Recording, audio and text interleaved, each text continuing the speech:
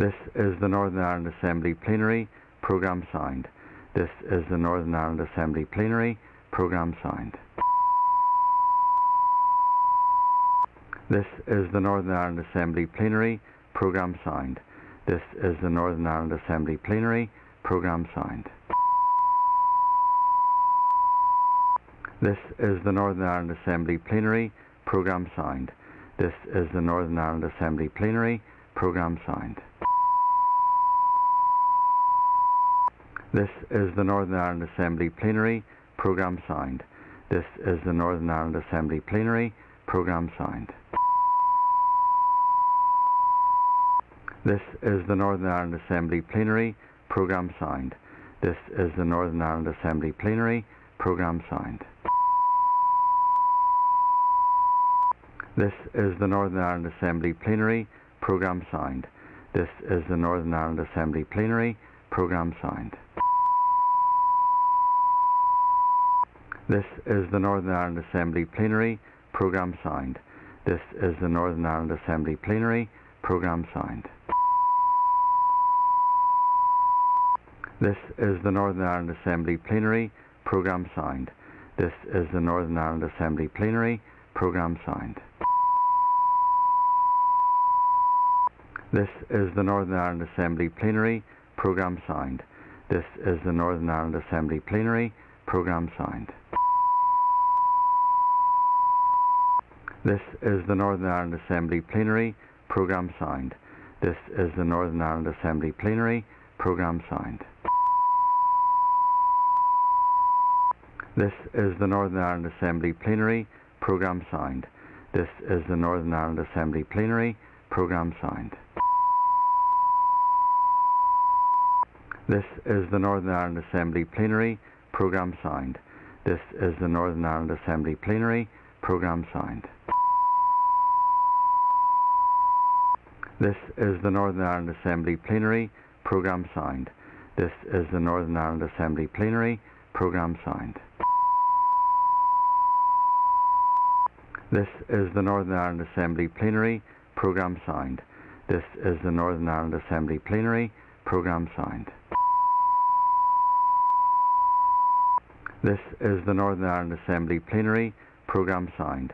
This is the Northern Ireland Assembly Plenary Programme signed. This is the Northern Ireland Assembly Plenary Programme signed. This is the Northern Ireland Assembly Plenary Programme signed. This is the Northern Ireland Assembly Plenary Programme signed. This is the Northern Ireland Assembly Plenary Programme signed. This is the Northern Ireland Assembly Plenary Programme signed. This is the Northern Ireland Assembly Plenary Programme signed. This is the Northern Ireland Assembly Plenary Programme signed. This is the Northern Ireland Assembly Plenary Programme signed. This is the Northern Ireland Assembly Plenary Programme signed. This is the Northern Ireland Assembly Plenary Programme signed.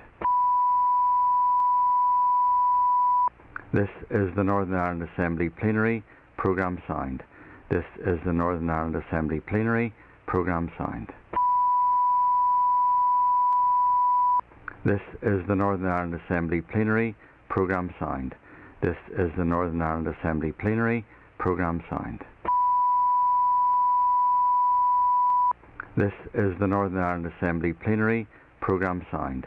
This is the Northern Ireland Assembly Plenary Programme signed. This is the Northern Ireland Assembly Plenary Programme signed. This is the Northern Ireland Assembly Plenary Programme signed. This is the Northern Ireland Assembly Plenary Programme signed. This is the Northern Ireland Assembly Plenary Programme signed. This is the Northern Ireland Assembly Plenary Programme signed. This is the Northern Ireland Assembly Plenary Programme signed. This is the Northern Ireland Assembly Plenary Programme signed. This is the Northern Ireland Assembly Plenary Programme signed. This is the Northern Ireland Assembly Plenary Programme Sound. This is the Northern Ireland Assembly Plenary Programme Sound. This is the Northern Ireland Assembly Plenary Programme Sound. This is the Northern Ireland Assembly Plenary Programme Sound. This is the Northern Ireland Assembly Plenary Programme Sound. This is the Northern Ireland Assembly Plenary Programme Sound. This is the Northern Ireland Assembly Plenary Programme Sound. This is the Northern Ireland Assembly Plenary Programme Sound. This is the Northern Ireland Assembly Plenary Programme Sound. This is the Northern Ireland Assembly Plenary Programme Sound. This is the Northern Ireland Assembly Plenary Programme Sound. This is the Northern Ireland Assembly Plenary Programme Sound. This is the Northern Ireland Assembly Plenary Programme Sound. This is the Northern Ireland Assembly Plenary Programme Sound. This is the Northern Ireland Assembly Plenary Programme Sound. This is the Northern Ireland Assembly Plenary Programme Sound. This is the Northern Ireland Assembly Plenary Programme Sound. This is the Northern Ireland Assembly Plenary Programme Sound. This is the Northern Ireland Assembly Plenary Programme Sound. This is the Northern Ireland Assembly Plenary Programme Sound. This is the Northern Ireland Assembly Plenary Programme Sound. This is the Northern Ireland Assembly Plenary Programme Sound. This is the Northern Ireland Assembly Plenary Programme Sound. This is the Northern Ireland Assembly Plenary Programme Sound. This is the Northern Ireland Assembly Plenary Programme Sound. This is the Northern Ireland Assembly Plenary Programme Sound. This is the Northern Ireland Assembly Plenary Programme Sound. This is the Northern Ireland Assembly Plenary Programme Sound. This is the Northern Ireland Assembly Plenary Programme Sound. This is the Northern Ireland Assembly Plenary Programme Sound. This is the Northern Ireland Assembly Plenary Programme Sound. This is the Northern Ireland Assembly Plenary Programme Sound. This is the Northern Ireland Assembly Plenary Programme Sound. This is the Northern Ireland Assembly Plenary Programme Sound. This is the Northern Ireland Assembly Plenary Programme Sound. This is the Northern Ireland Assembly Plenary Programme Sound. This is the Northern Ireland Assembly Plenary Programme Sound. This is the Northern Ireland Assembly Plenary Programme Sound. This is the Northern Ireland Assembly Plenary Programme Sound. This is the Northern Ireland Assembly Plenary Programme Sound. This is the Northern Ireland Assembly Plenary Programme Sound. This is the Northern Ireland Assembly Plenary Programme Sound. This is the Northern Ireland Assembly Plenary Programme Sound. This is the Northern Ireland Assembly Plenary Programme Sound. This is the Northern Ireland Assembly Plenary Programme Sound. This is the Northern Ireland Assembly Plenary Programme Sound. This is the Northern Ireland Assembly Plenary Programme Sound. This is the Northern Ireland Assembly Plenary Programme Sound. This is the Northern Ireland Assembly Plenary Programme Sound. This is the Northern Ireland Assembly Plenary Programme Sound. This is the Northern Ireland Assembly Plenary Programme Sound. This is the Northern Ireland Assembly Plenary Programme Sound. This is the Northern Ireland Assembly Plenary Programme Sound. This is the Northern Ireland Assembly Plenary Programme Sound. This is the Northern Ireland Assembly Plenary Programme Sound. This is the Northern Ireland Assembly Plenary Programme Sound. This is the Northern Ireland Assembly Plenary Programme Sound. This is the Northern Ireland Assembly Plenary Programme Sound. This is the Northern Ireland Assembly Plenary Programme Sound. This is the Northern Ireland Assembly Plenary Programme Sound. This is the Northern Ireland Assembly Plenary Programme Sound. This is the Northern Ireland Assembly Plenary Programme Sound. This is the Northern Ireland Assembly Plenary Programme Sound. This is the Northern Ireland Assembly Plenary Programme Sound. This is the Northern Ireland Assembly Plenary Programme Sound. This is the Northern Ireland Assembly Plenary Programme Sound. This is the Northern Ireland Assembly Plenary Programme Sound. This is the Northern Ireland Assembly Plenary Programme Sound. This is the Northern Ireland Assembly Plenary Programme Sound. This is the Northern Ireland Assembly Plenary Programme Sound. This is the Northern Ireland Assembly Plenary Programme Sound. This is the Northern Ireland Assembly Plenary Programme Sound. This is the Northern Ireland Assembly Plenary Programme Sound. This is the Northern Ireland Assembly Plenary Programme Sound.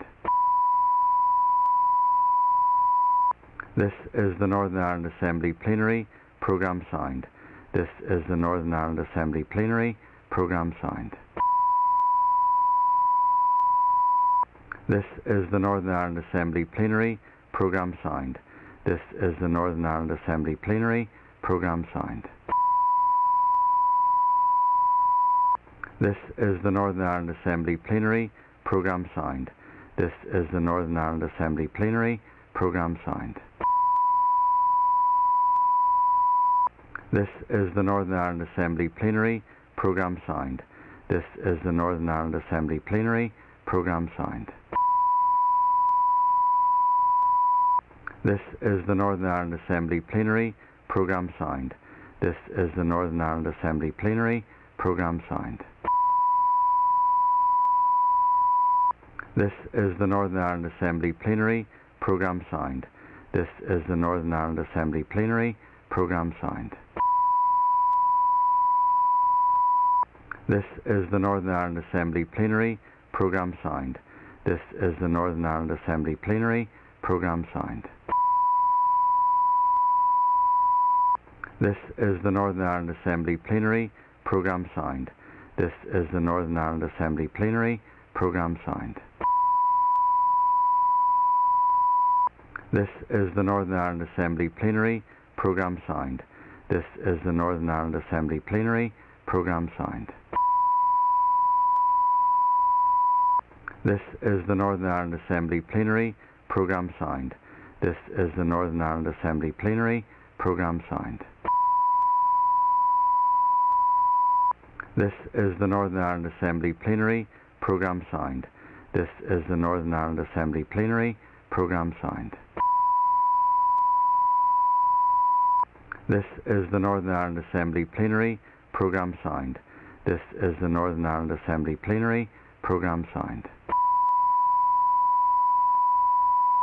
This is the Northern Ireland Assembly Plenary Programme Sound. This is the Northern Ireland Assembly Plenary Programme Sound.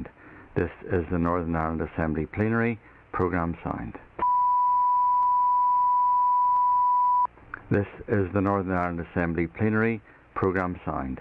This is the Northern Ireland Assembly Plenary Programme Sound. This is the Northern Ireland Assembly Plenary Programme Sound. This is the Northern Ireland Assembly Plenary Programme Sound. This is the Northern Ireland Assembly Plenary Programme Sound. This is the Northern Ireland Assembly Plenary Programme Sound. This is the Northern Ireland Assembly Plenary Programme Sound. This is the Northern Ireland Assembly Plenary Programme Sound. This is the Northern Ireland Assembly Plenary Programme Signed. This is the Northern Ireland Assembly Plenary Programme Signed. This is the Northern Ireland Assembly Plenary Programme Signed.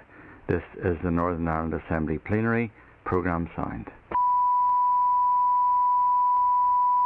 This is the Northern Ireland Assembly Plenary Programme Signed.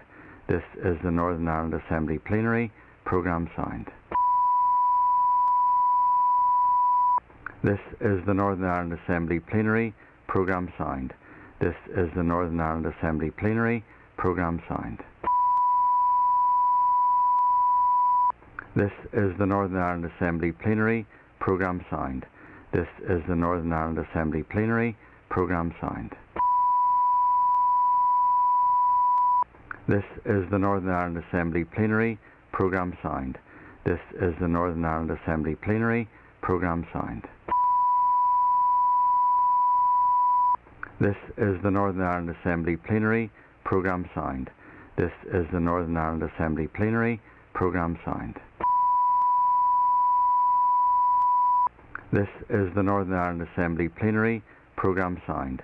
This is the Northern Ireland Assembly Plenary Programme Signed. This is the Northern Ireland Assembly Plenary Programme Signed. This is the Northern Ireland Assembly Plenary Programme Signed. This is the Northern Ireland Assembly Plenary Programme Signed. This is the Northern Ireland Assembly Plenary Programme Signed. This is the Northern Ireland Assembly Plenary Programme Signed. This is the Northern Ireland Assembly Plenary Programme Signed.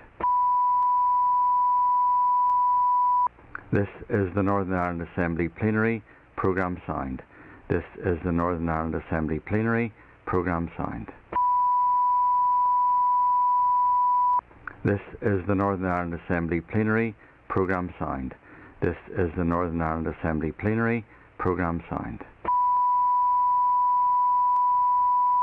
This is the Northern Ireland Assembly Plenary Programme Signed. This is the Northern Ireland Assembly Plenary Programme Signed. This is the Northern Ireland Assembly Plenary Programme Signed. This is the Northern Ireland Assembly Plenary Programme Signed. This is the Northern Ireland Assembly Plenary Programme Signed. This is the Northern Ireland Assembly Plenary Programme Signed. This is the Northern Ireland Assembly Plenary Programme Signed. This is the Northern Ireland Assembly Plenary Programme Signed. This is the Northern Ireland Assembly Plenary Programme Signed. This is the Northern Ireland Assembly Plenary Programme Signed. This is the Northern Ireland Assembly Plenary Programme Signed. This is the Northern Ireland Assembly Plenary Programme Signed. This is the Northern Ireland Assembly Plenary Programme Signed. This is the Northern Ireland Assembly Plenary Programme Signed.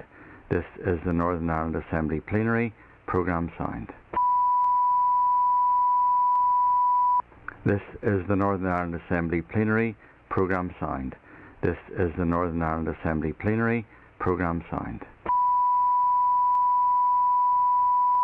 This is the Northern Ireland Assembly Plenary Programme Signed. This is the Northern Ireland Assembly Plenary Programme Signed. This is the Northern Ireland Assembly Plenary Programme Signed. This is the Northern Ireland Assembly Plenary Programme Signed. This is the Northern Ireland Assembly Plenary Programme Signed. This is the Northern Ireland Assembly Plenary Programme Signed. This is the Northern Ireland Assembly Plenary Programme Signed. This is the Northern Ireland Assembly Plenary Programme Signed. This is the Northern Ireland Assembly Plenary Programme Signed. This is the Northern Ireland Assembly Plenary Programme Signed. This is the Northern Ireland Assembly Plenary Programme Signed. This is the Northern Ireland Assembly Plenary Programme Signed. This is the Northern Ireland Assembly Plenary Programme Signed. This is the Northern Ireland Assembly Plenary Programme Signed. This is the Northern Ireland Assembly Plenary Programme Signed. This is the Northern Ireland Assembly Plenary Programme Signed. This is the Northern Ireland Assembly Plenary Programme Signed. This is the Northern Ireland Assembly Plenary Programme Signed. This is the Northern Ireland Assembly Plenary Programme Signed. This is the Northern Ireland Assembly Plenary Programme Signed. This is the Northern Ireland Assembly Plenary Programme Signed. This is the Northern Ireland Assembly Plenary Programme Signed. This is the Northern Ireland Assembly Plenary Programme Signed. This is the Northern Ireland Assembly Plenary Programme Signed. This is the Northern Ireland Assembly Plenary Programme Signed. This is the Northern Ireland Assembly Plenary Programme Signed. This is the Northern Ireland Assembly Plenary Programme Signed. This is the Northern Ireland Assembly Plenary Programme Signed. This is the Northern Ireland Assembly Plenary Programme Signed. This is the Northern Ireland Assembly Plenary Programme Signed. This is the Northern Ireland Assembly Plenary Programme Signed. This is the Northern Ireland Assembly Plenary Programme Signed. This is the Northern Ireland Assembly Plenary Programme Signed. This is the Northern Ireland Assembly Plenary Programme Signed. This is the Northern Ireland Assembly Plenary Programme Signed. This is the Northern Ireland Assembly Plenary Programme Signed. This is the Northern Ireland Assembly Plenary Programme Signed. This is the Northern Ireland Assembly Plenary Programme Signed. This is the Northern Ireland Assembly Plenary Programme Signed. This is the Northern Ireland Assembly Plenary Programme Signed. This is the Northern Ireland Assembly Plenary Programme Signed. This is the Northern Ireland Assembly Plenary Programme Signed. This is the Northern Ireland Assembly Plenary Programme Signed. This is the Northern Ireland Assembly Plenary Programme Signed. This is the Northern Ireland Assembly Plenary Programme Signed. This is the Northern Ireland Assembly Plenary Programme Signed.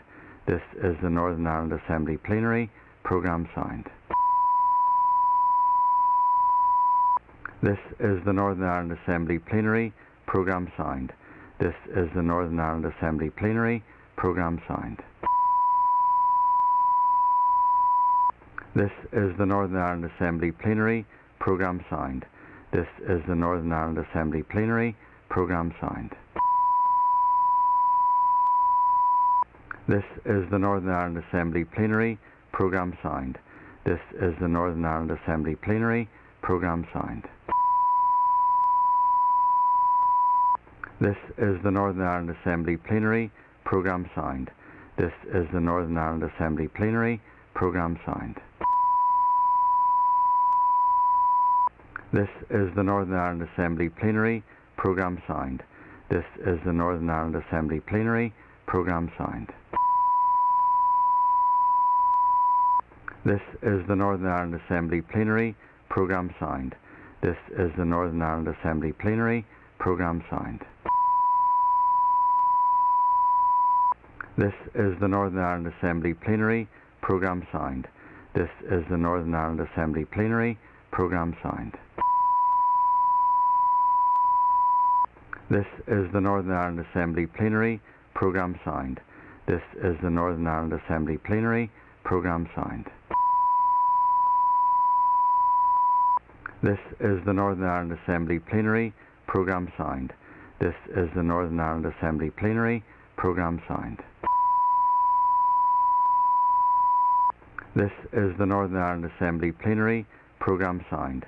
This is the Northern Ireland Assembly Plenary Programme Signed. This is the Northern Ireland Assembly Plenary Programme signed. This is the Northern Ireland Assembly Plenary Programme signed.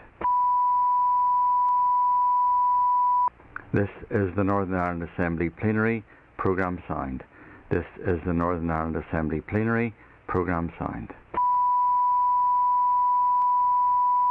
This is the Northern Ireland Assembly Plenary Programme signed. This is the Northern Ireland Assembly Plenary Programme signed. This is the Northern Ireland Assembly Plenary Programme signed.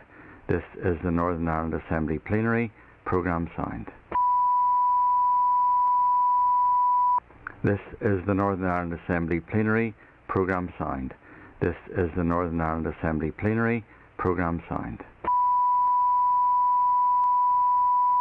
This is the Northern Ireland Assembly Plenary Programme signed.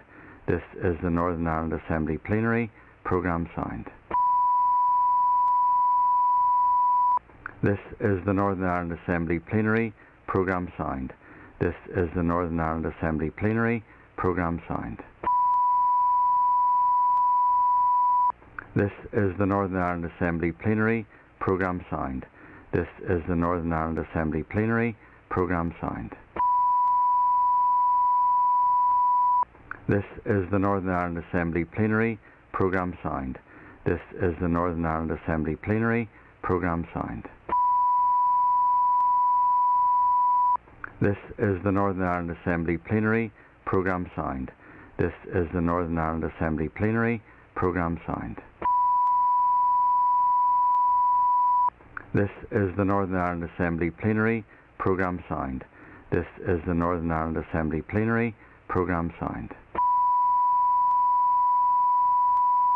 This is the Northern Ireland Assembly Plenary Programme signed. This is the Northern Ireland Assembly Plenary Programme signed. This is the Northern Ireland Assembly Plenary Programme signed. This is the Northern Ireland Assembly Plenary Programme signed. This is the Northern Ireland Assembly Plenary Programme signed. This is the Northern Ireland Assembly Plenary Programme signed. This is the Northern Ireland Assembly Plenary Programme signed. This is the Northern Ireland Assembly Plenary Programme signed. This is the Northern Ireland Assembly Plenary Programme signed. This is the Northern Ireland Assembly Plenary Programme signed. This is the Northern Ireland Assembly Plenary Programme signed. This is the Northern Ireland Assembly Plenary Programme signed.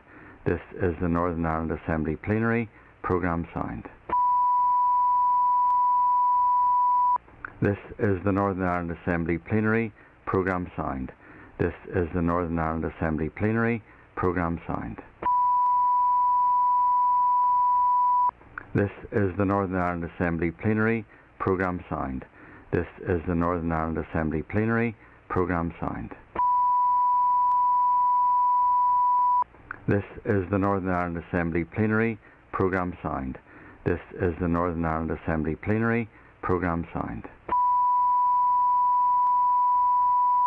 This is the Northern Ireland Assembly Plenary Programme signed.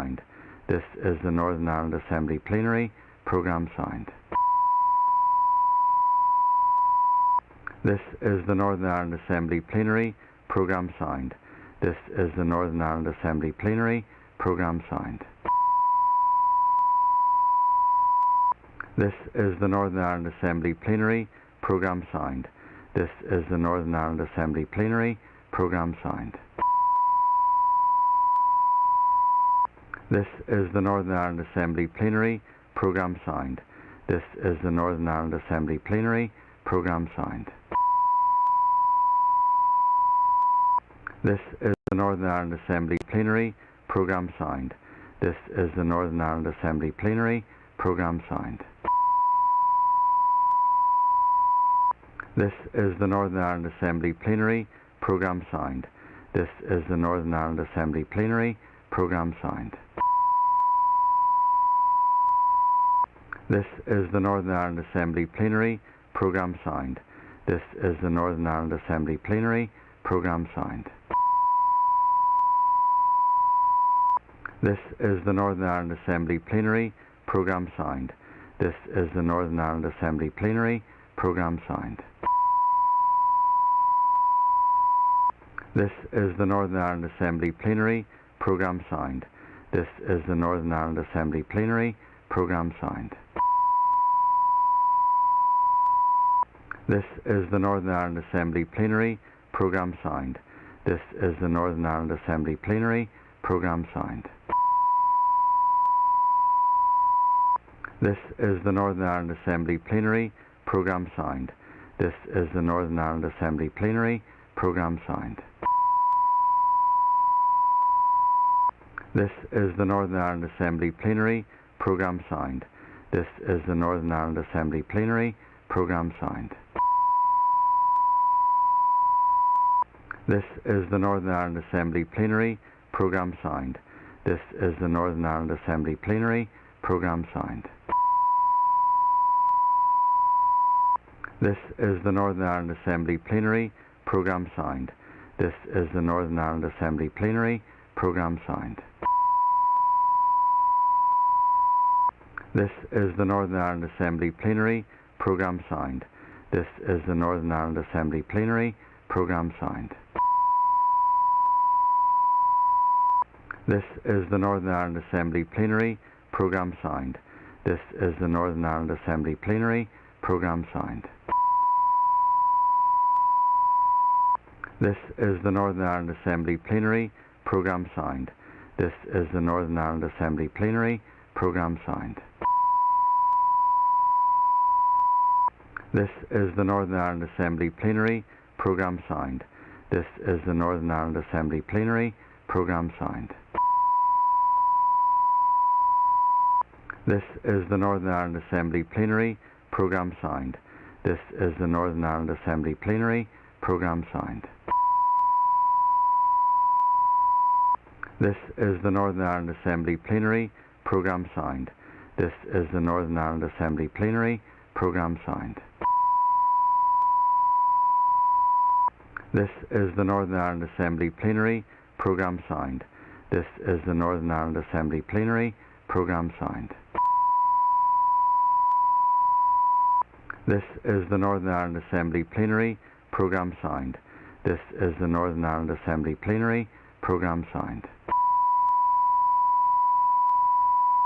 This is the Northern Ireland Assembly Plenary Programme Signed. This is the Northern Ireland Assembly Plenary Programme Signed. This is the Northern Ireland Assembly Plenary Programme Signed. This is the Northern Ireland Assembly Plenary Programme Signed. This is the Northern Ireland Assembly Plenary Programme Signed. This is the Northern Ireland Assembly Plenary Programme Signed. This is the Northern Ireland Assembly Plenary Programme Signed. This is the Northern Ireland Assembly Plenary Programme Signed. This is the Northern Ireland Assembly Plenary Programme Signed. This is the Northern Ireland Assembly Plenary Programme Signed.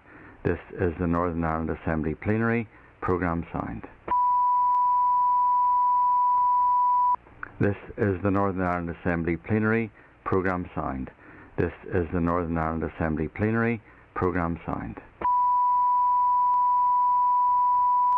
This is the Northern Ireland Assembly Plenary Programme Signed. This is the Northern Ireland Assembly Plenary Programme Signed. This is the Northern Ireland Assembly Plenary Programme Signed. This is the Northern Ireland Assembly Plenary Programme Signed. This is the Northern Ireland Assembly Plenary Programme Signed. This is the Northern Ireland Assembly Plenary Programme Signed. This is the Northern Ireland Assembly Plenary Programme Signed. This is the Northern Ireland Assembly Plenary Programme Signed. This is the Northern Ireland Assembly Plenary Programme Signed. This is the Northern Ireland Assembly Plenary Programme Signed. This is the Northern Ireland Assembly Plenary Programme Signed. This is the Northern Ireland Assembly Plenary Programme Signed. This is the Northern Ireland Assembly Plenary Programme Sound. This is the Northern Ireland Assembly Plenary Programme Sound. This is the Northern Ireland Assembly Plenary Programme Sound. This is the Northern Ireland Assembly Plenary Programme Sound.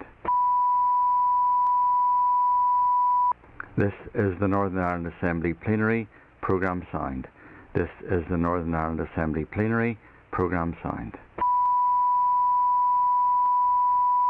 This is the Northern Ireland Assembly Plenary Programme Sound. This is the Northern Ireland Assembly Plenary Programme Sound.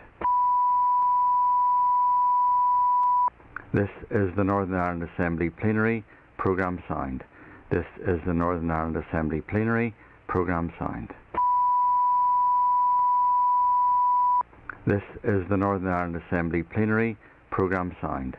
This is the Northern Ireland Assembly Plenary Programme Sound. This is the Northern Ireland Assembly Plenary Programme Sound. This is the Northern Ireland Assembly Plenary Programme Sound. This is the Northern Ireland Assembly Plenary Programme Sound. This is the Northern Ireland Assembly Plenary Programme Sound. This is the Northern Ireland Assembly Plenary Programme Sound. This is the Northern Ireland Assembly Plenary Programme Sound. This is the Northern Ireland Assembly Plenary Programme Sound. This is the Northern Ireland Assembly Plenary Programme Sound. This is the Northern Ireland Assembly Plenary Programme Sound. This is the Northern Ireland Assembly Plenary Programme Sound. This is the Northern Ireland Assembly Plenary Programme Sound. This is the Northern Ireland Assembly Plenary Programme Sound. This is the Northern Ireland Assembly Plenary Programme Sound. This is the Northern Ireland Assembly Plenary Programme Sound.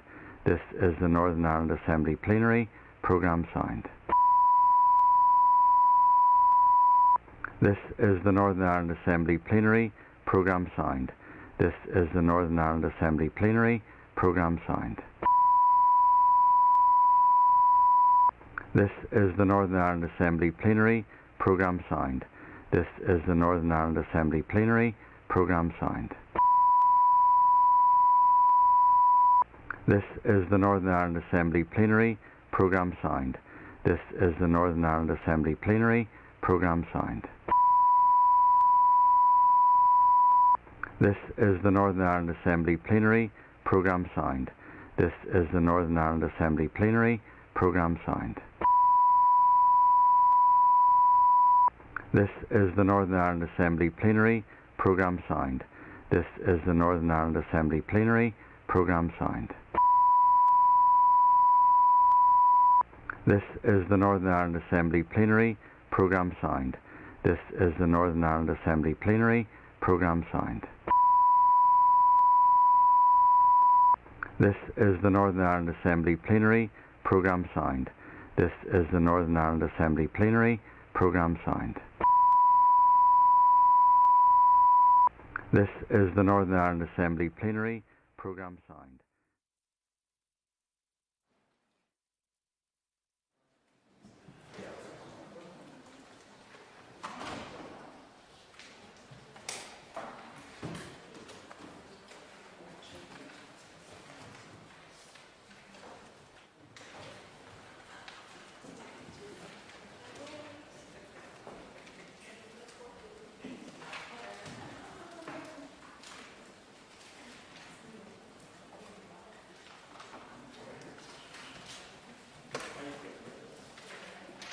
Members, the sitting is resumed. It is time for questions to the Minister for Infrastructure, and I call Christopher Stalford.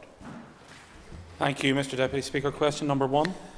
Gurmagad agus Nishiram Sarah Naira Infrastructure, Nicola Mallon. I now call Minister for Infrastructure.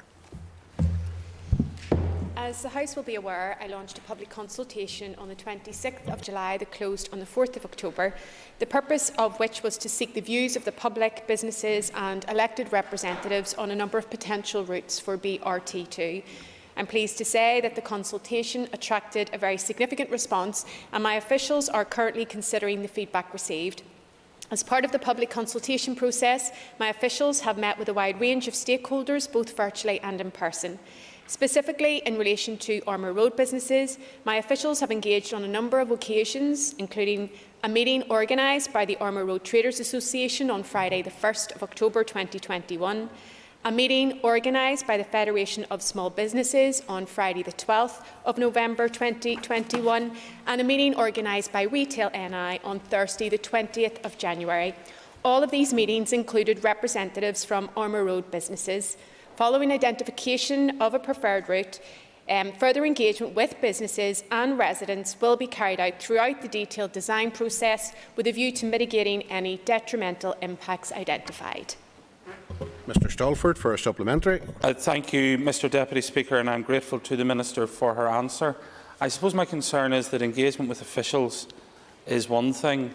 What I would like, and I'm sure the Minister won't have any objection to this, I think it would be good for the Minister herself to come and meet with business leaders and business owners on the Ormer Road and see for herself just the sort of issues that they're raising.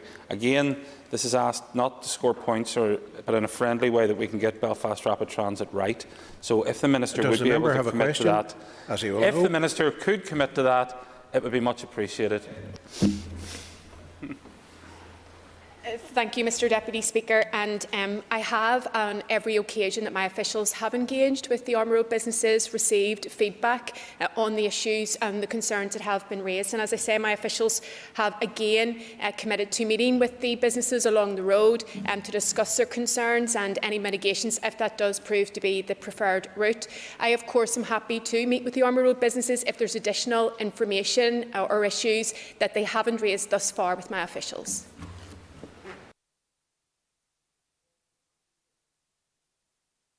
Thank you, Mr Deputy Speaker. And I welcome the Minister's commitment to to BRT, which could be transformational for South Belfast and indeed the north of the city.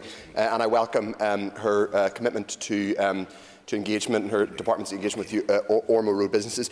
Can I ask, I'm delighted that she has committed that her department is going to reassess the case for extending the glider to Carryduff. That could be transformative for that community at the south of the city. Can I ask that she asks her department to look with favour, as it were, on that extension, because I think it's totally critical for the people and businesses of Carryduff? The routes brought forward for public consultation were developed in collaboration with expert transport consultants, and they were considered to offer the optimal options for extension of the rapid transit network. The suggestions of extending the routes beyond the proposed endpoints, both in South Belfast and to Glengormley in North Belfast, were raised during the public consultation exercise, and I have asked the consultants to consider these matters further.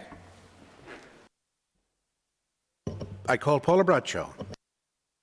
And thank you, Minister, for the update this morning. During the adjournment debate that my colleague Christopher Stalford organised late last year, I raised the issue of the lack of transport infrastructure into Beaver Estate. Is that being considered as part of this consultation process? Thank you. I thank the member for her question, and certainly if it was an issue that was raised within the public consultation process, it will be given consideration to by my officials. Éireann Karen Lee Cullen, Fáinne I call Karen Lee Cullen. Thank you very much, Minister, for your response in relation to South Belfast.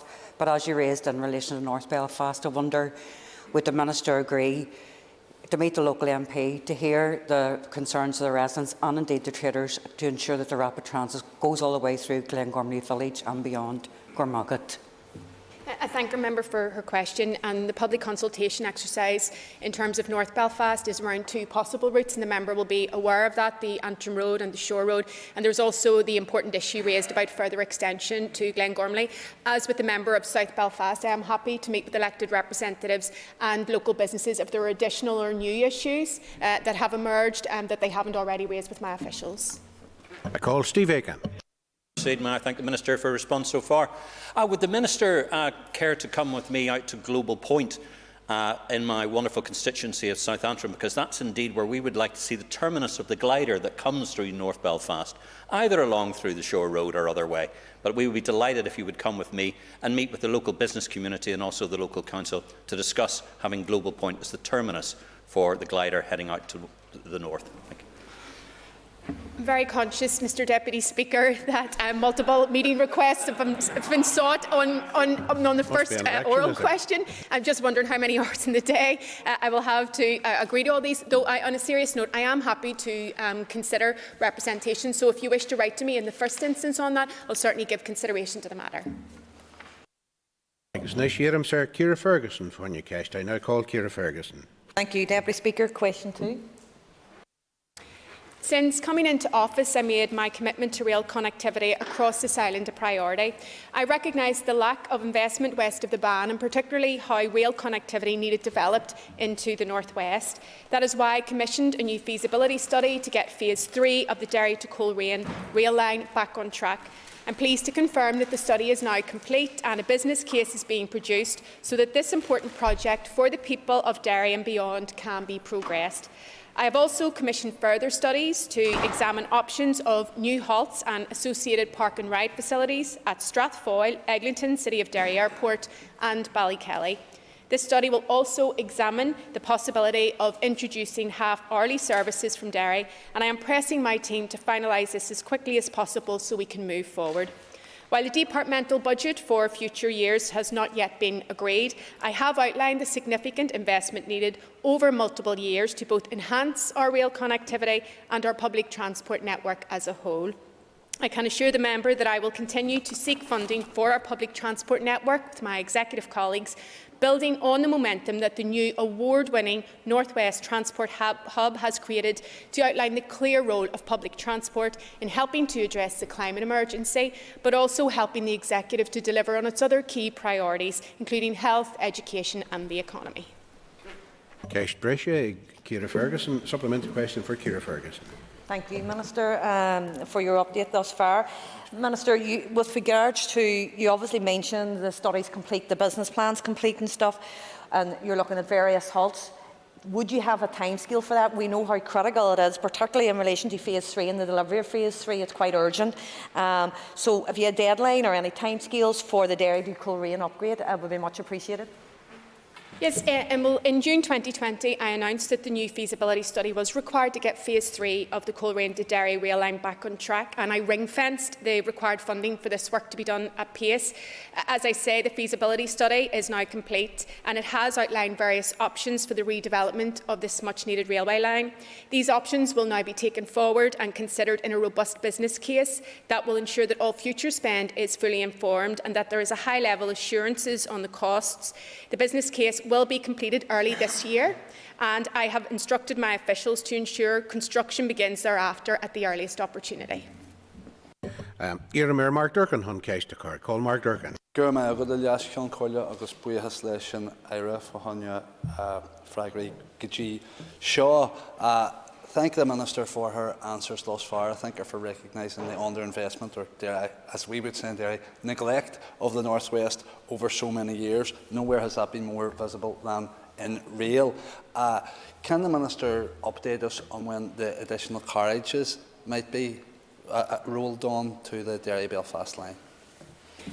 Yes, the member will know I invested £66 million in the purchase of 21 new train carriages, and this was to ensure that we would have longer trains facilitating passengers across our key routes. Derry is rightly identified as one of those, and the intention is that they would be into operation in the spring of this year. I call George Robinson. Mr Deputy Speaker. Mr Deputy Speaker, could the Minister give me any update on the Ballykelly halt, particularly the location of the much-needed halt?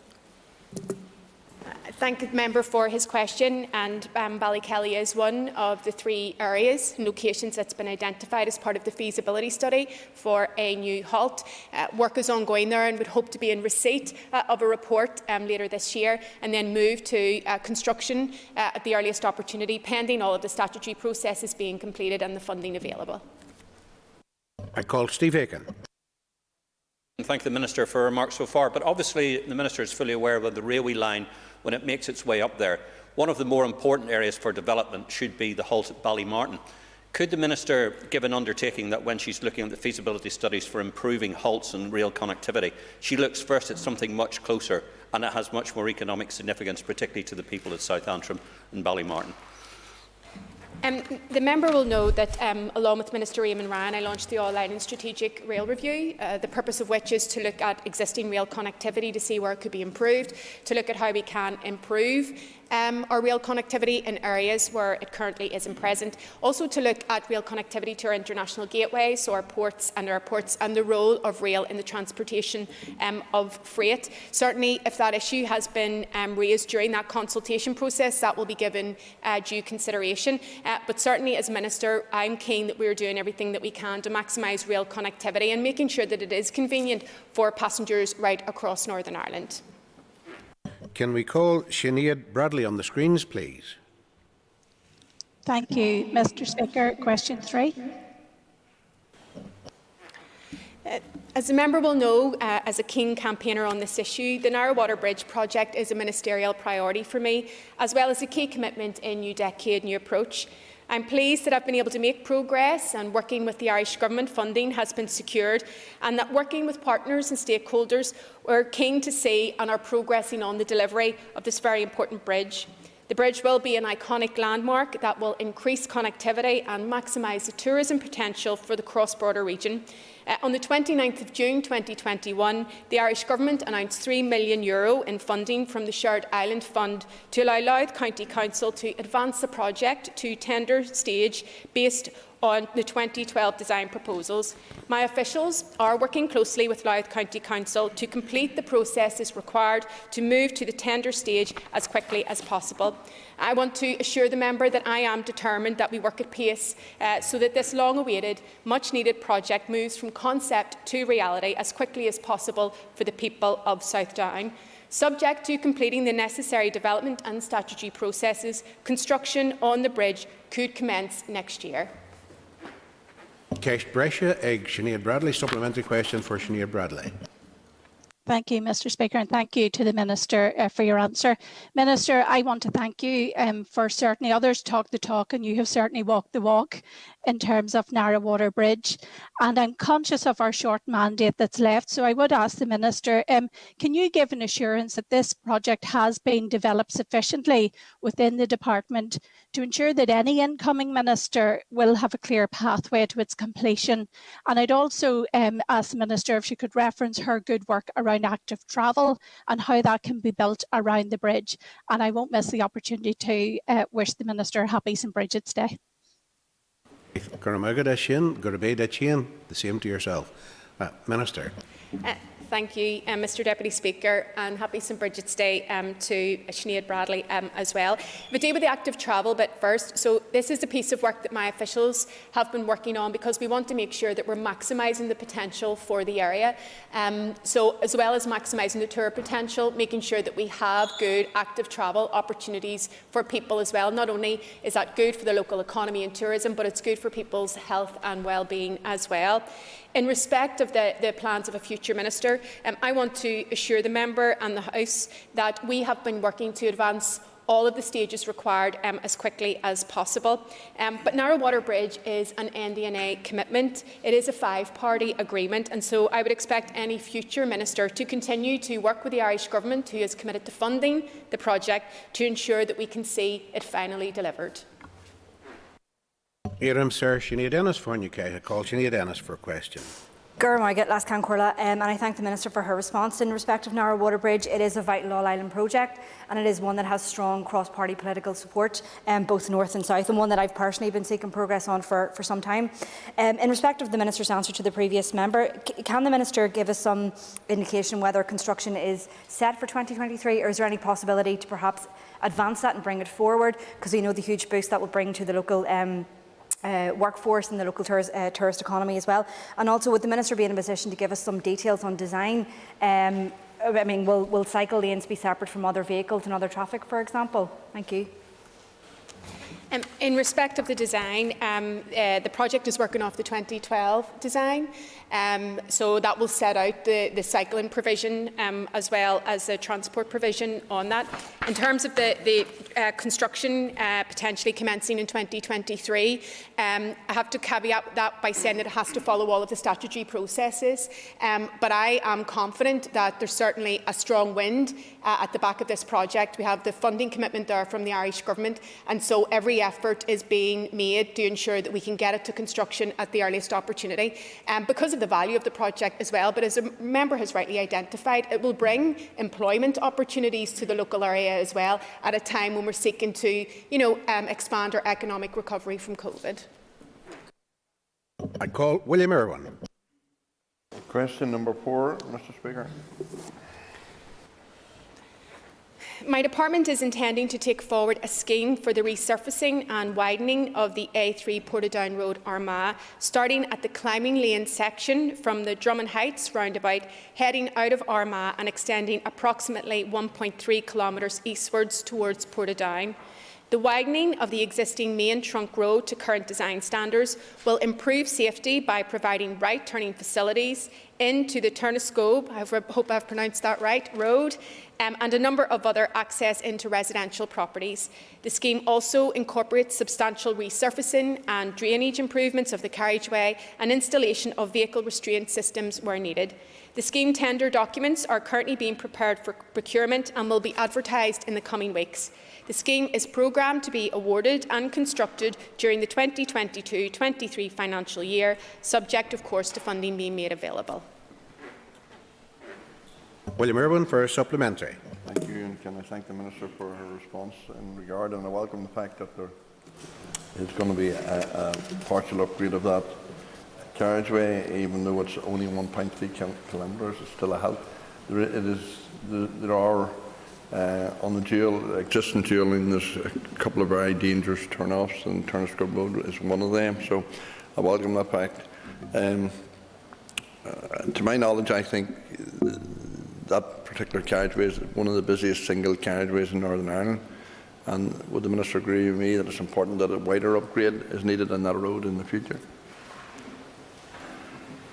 I'm not particularly familiar with the actual layout of the road, but as you say, I'm pleased to see that we are making some improvements. But as always, I press my officials to make sure that we're maximising our efforts in terms of improving our road network, with road safety as a key aspect and consideration within that.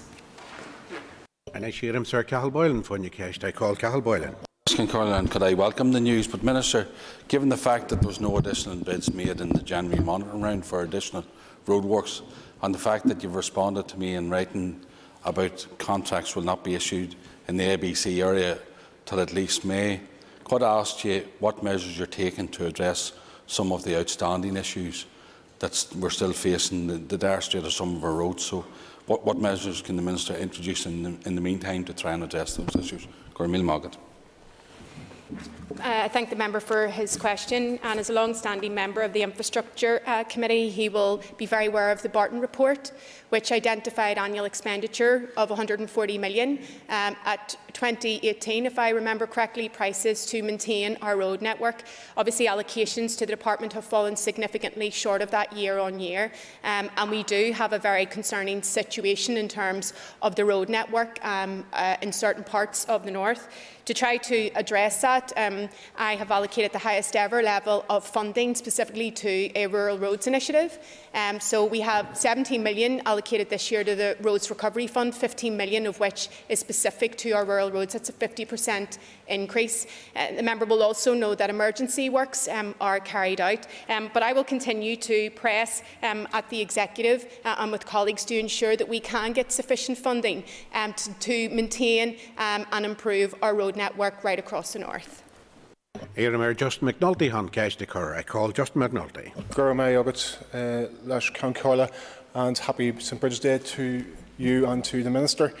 Minister, fantastic news to hear of the widening and the resurfacing of the Armagh to Portadown A3 dual carriageway from Armagh towards Portadown, and the Turnescobe Road you mentioned, the junction near which there is a house which requires a crash barrier. I hope that can be factored into the design of that road improvement works.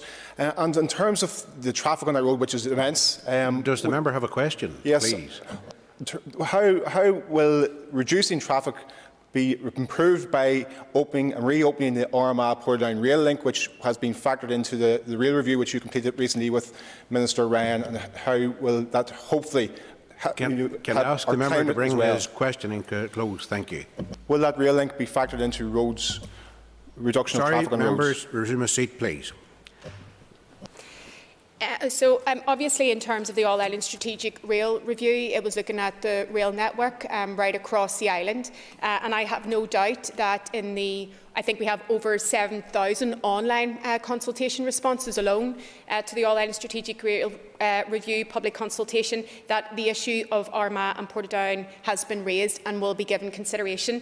The member will also know that in addition to that, I offered part funding for a feasibility study into the Portadown Armagh link. My understanding is that the Council has appointed consultants and that it expects findings to be published in the spring. I call Roy Beggs. I would just like to follow up that by saying it is vital that there are rail links re-established. So, Minister, are you prioritising in your rail investment those rail routes which are relatively low-hanging fruit and which can be redeveloped at minimal cost, given that the existing rail bed is already in place? Of course, all of these issues will be given consideration as part of the All-Ireland Strategic Rail Review, because it's about setting out a strategic approach and evidence-based approach to investment in our rail network. I have no doubt that the issues that the member described as low fruit will be given consideration as part of that and will be informed by the investment decisions that are made by Ministers North and South in terms of rail connectivity across the island. Call Andrew Muir. This House is currently debating a climate change bill. Can the Minister detail to me what impact she feels the climate change legislation under consideration will have upon new road building projects in Northern Ireland, and how would road safety be considered as part of that? I'm sure the Minister realises it's not related to the specific question, but it's at the Minister's discretion whether to answer or not. Thank you. Of course, there are two bills that are currently making their way through the House with differing targets, and that will have to be factored in. But there is no doubt that the climate crisis will significantly alter how we do business as a government. It will impact on where we invest and how we invest. It will require much greater investment in active travel infrastructure, much greater investment in our public transport network. I've laid out before to the House the actions that we're taking as a department in terms of the electric charging infrastructure as well. So certainly it will have an impact, and it will be one of the biggest challenges facing the new executive and parties right across this House. Okay. I now call Keith Buchanan. Speaker, question 5, please. My department is not currently under any statutory obligation to carry out any dredging at the mouth of the River Blackwater. Any work undertaken or contributed to by my department would be on a purely discretionary basis and would need to demonstrate clear benefits for the community and value for money. That being said, my officials are investigating what my department would be in a position to do to facilitate progress with regards to this issue. To this end, officials have been engaging with key stakeholders on the subject of dredging the mouth of the River Blackwater, meeting them on the 10th of December and again on January the 27th. Conversations about what is required and how my department can assist are ongoing. This will need to be informed by preliminary investigative work such as the bathymetric and wildlife habitat surveys to determine specific requirements. I do recognise the importance of this river as a gateway to Lough Neagh, and I am keen to do what I can to address any specific barriers in relation to dredging, maintaining water levels and navigational markers that have been identified as impeding the loch's potential to contribute to the local community. My officials will continue to liaise closely with local stakeholders, and I have asked to be kept informed of progress as we seek to work together to further the aims of this project. Supplementary for Keith Buchanan. Thank you, and thanks, Minister, for answers so far. Minister, we heard earlier from Minister Poots, who referenced to Lough Neagh and Lough Neagh Rescue during a statement. Is the Minister aware that currently the Lough Neagh Rescue boat cannot go down the Blackwater because it's approximately 450 mm of water, or a foot and a half in old money? Does this concern you? And are you content then to press on to solve this problem? As I said, my officials have been meeting with stakeholders just last week to discuss ongoing discussions on a potential way forward. And I have also indicated that I'm willing to consider part funding suitable projects from my Blue-Green Infrastructure Fund should an appropriate business case for funding be forthcoming. So I want to assure the member that my officials will continue to closely engage. I will continue to closely follow it. And my offer stands in terms of potential funding from my Blue-Green Infrastructure Fund. Mr. John O'Dowd for Honey Case. They call John O'Dowd. Since my late great mother was called Bridget, I think it's only appropriate that I wish you all Bannaty na Fila Bridge, a happy St Bridget's Day.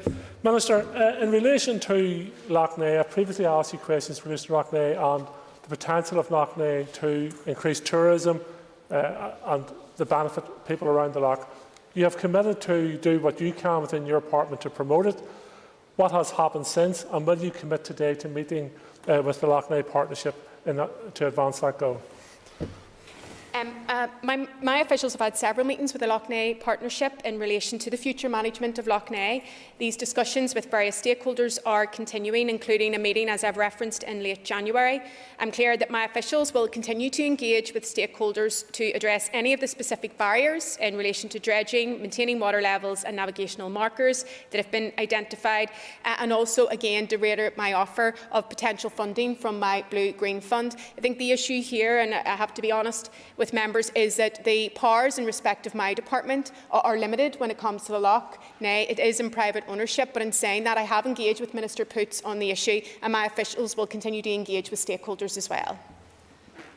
Daniel McCrossan for New Case. I call Daniel McCrossan. Thank you, Mr Deputy Speaker, and thank you, Minister. Question 6, please. There has been significant investment west of the Ban by my department. My department is investing in the construction of 2 very significant dualling schemes on the A6. The 15-kilometre Randalstown to Castledawson scheme, which was fully open to traffic in May 21, and the 25.5-kilometre Drumahoe and Dungiven scheme, which is very well advanced and on course to complete later this year. The most significant road scheme under development west of the Ban is the flagship A5 project, for which my department is working at pace on the publication of a new environmental statement addendum, and I remain fully committed to progressing this project as quickly as possible. There are a number of other strategic road infrastructure projects being developed by my department that are west of the Ban and include the A4 Enniskillen Southern Bypass, the A29 Cookstown Bypass, the A32 Omagh to Enniskillen Road Upgrade and the A2 Buncrana Road Improvement Scheme. In addition, my department continues to progress roads and active travel investment in these areas, which includes schemes on the Dublin Road and at O'Kane Park in Omagh, as well as a junction improvement scheme at Bells Park Road, Orchard Road near Strabane. The long-sought weight restriction through Clady has come into effect with the placing of signs this week. Flood alleviation schemes continue to progress, including engagement with our partner consultant to revisit the most recent flood study for Omagh Town, the feasibility study for the Strabane significant flood risk area, the design of proposed flood alleviation schemes for both Drumahoe and Eglinton, and my officials have also completed a feasibility study for the Derry City area. For transport, I have funded a number of projects west of the Ban since January 2020, including Phase 2 external works of the North West Transport Hub, replacement of the bearings for the Ban Bridge Coleraine and for the Bellarina Permanent Way Storage and Stabling Facility. This is also in addition to my investment in terms of zero-emission bus fleet in Derry, and there's also been significant investment in terms of our water and wastewater infrastructure.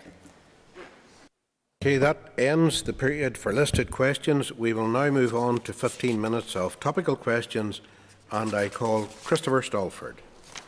Thank you, Mr Deputy Speaker. Sir, the bus lane or the cycle lanes on Donegal Road, whilst well-intentioned, have not achieved the desired outcome.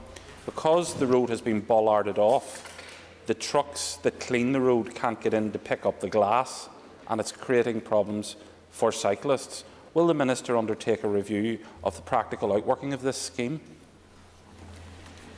My department has undertaken a review of the pop-up cycle lanes that were installed as part of our response to COVID, but I'm happy to pick up on the individual issues that the member has raised and come back to him in writing. Supplementary question for Christopher Stalford. And now pivoting to the other end of the constituency, the Minister will be aware that you have to wait roughly 30 to 45 minutes for a bus in the Beaver Estate, and they don't go directly into the centre of the town. Can I ask her to look carefully at this about improving the frequency and access of buses to the Beaver Estate? Of course, the member will know that I'm very keen to expand our public transport network in terms of frequency and its extension to locations. Often these are an operational matter for TransLink, but if the member is content to write to me to provide further details, certainly I can pass that to TransLink, or he may wish to raise that with TransLink direct, and if necessary, come back to me afterwards. Cont'd Gurley Flynn. Question for Early O'Flynn. Thank you, Alas Concolia. The Minister will be aware that a survey was carried out to assess the lands at the Hannistown Community Village at the end of 2020, and I'm just wondering if the Minister can provide any update on the available capital budget which might help in progressing this scheme. Thank you. I thank the member for her question, and I met with members of the Community Association to discuss this with officials, and my officials subsequently attended a public meeting on the issue. I'm sure the member was there. I have made it clear to my officials that this needs to be progressed quickly. For me, this encapsulates a lot of what the Blue-Green Infrastructure Fund is about. I'm bewildered that it doesn't have a footway running through the village, and certainly I've made it clear to my officials that we need to be working hard to address that. There are a number of statutory processes that have to be completed, and the Community Association representative has written to me recently on the matter, and I hope to write to him to provide him with a further update. Supplementary question for Leah Flynn. Yep, I'd like to thank the Minister very much for that detailed answer, and obviously there is a lot of health benefits around, what that footway will bring to that local community and the fact that they've went this long without one. But Minister, you had mentioned around a number of statutory processes that you now need to follow up on. Can the Minister give any sort of timeline as to when the footway could or may be delivered? Thank you. I'm happy to provide detail in writing to the member. I've asked officials to do exactly that so that I can provide an informed response to the Community Association, so I'm happy to also provide you with the same information. Joanne Bunting for a question.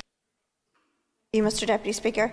You'll be aware that it's now a number of months since MOT test centres have been open and operational, yet many are still waiting 2, 3 and 4 months to get an appointment. When does the Minister anticipate that these long waits will end? The member will be aware that on the 26th of July the DVA reinstated normal vehicle test times, and this has increased capacity across the network of test centres. From the 1st of September to the 31st of December 2021, the DVA conducted 264,540 full vehicle tests, which is 8% more than the 5-year average for those months. As of the 31st of January, so yesterday, the DVA has confirmed that just over 55,000 vehicle test appointments were available across its network of centres up to the 31st of May 2022. The DVA has steadily increased its vehicle testing capacity by adopting a range of measures, including the recruitment of additional vehicle examiners, the use of overtime to provide cover for leave and sick absence, and a reduction of the vehicle test appointment time. The DVA is also offering vehicle test appointments on a Sunday and bank holidays at most test centres. Following conversion of an adjoining building at the new building's test centre, additional test capacity is now available to meet demand in the North West. The DVA is monitoring the applications received and tests carried out, and expect waiting times to reduce over time through the actions they have taken to increase vehicle testing capacity across the network. Joanne Bunting for a supplementary. Thanks, Mr Deputy Speaker. I note that the Minister didn't quite get to the detail of when she anticipates it will end, but I suppose now we're in a situation where people are going to face sanction because they're not able to tax their car because they can't MOT their car. So what's she doing to mitigate this?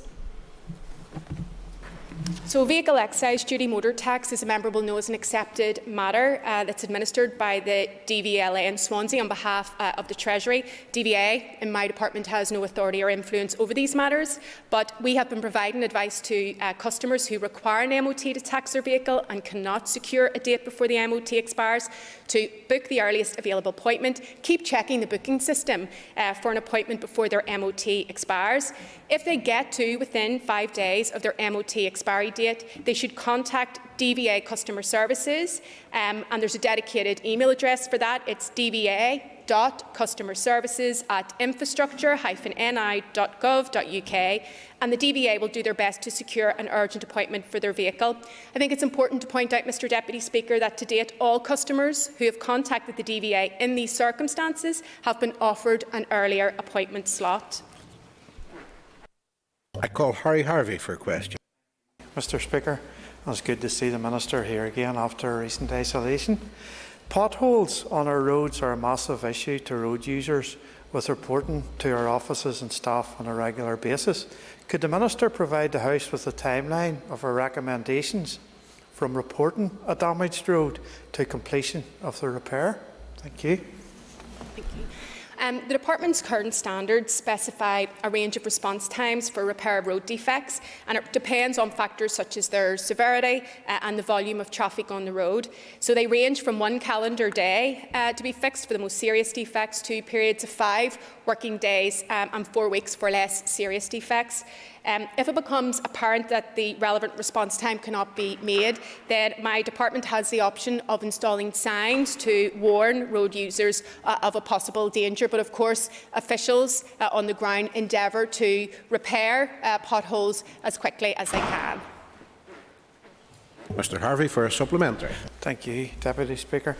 Minister, I'm just wondering if you managed to improve and indeed shorten this timeline since taking up your time in office, and would you say there's still room for improvement? Thank you.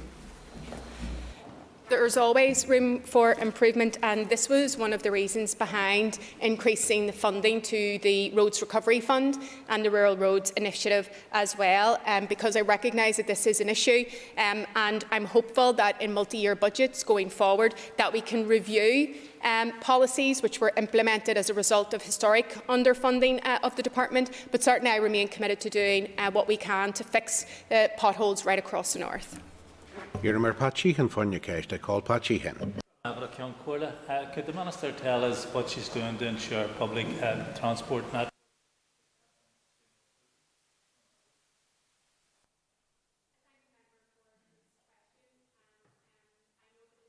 Very supportive of the public transport network and has made many calls to see it expanded right across the north. He's right to point out the issue of efficiencies, and he may be aware that during the pandemic TransLink made savings of £20 million. I suppose the focus up to this point in time has been ensuring that we can maintain our existing public transport network given the dramatic reduction in passenger numbers. But of course I will continue to make the case, press TransLink to ensure that it is as efficient as possible, but also make the case at the Executive so that we can have investment to expand both our road and rail public transport networks. Yes, Pachihan, supplementary question for Pachihan.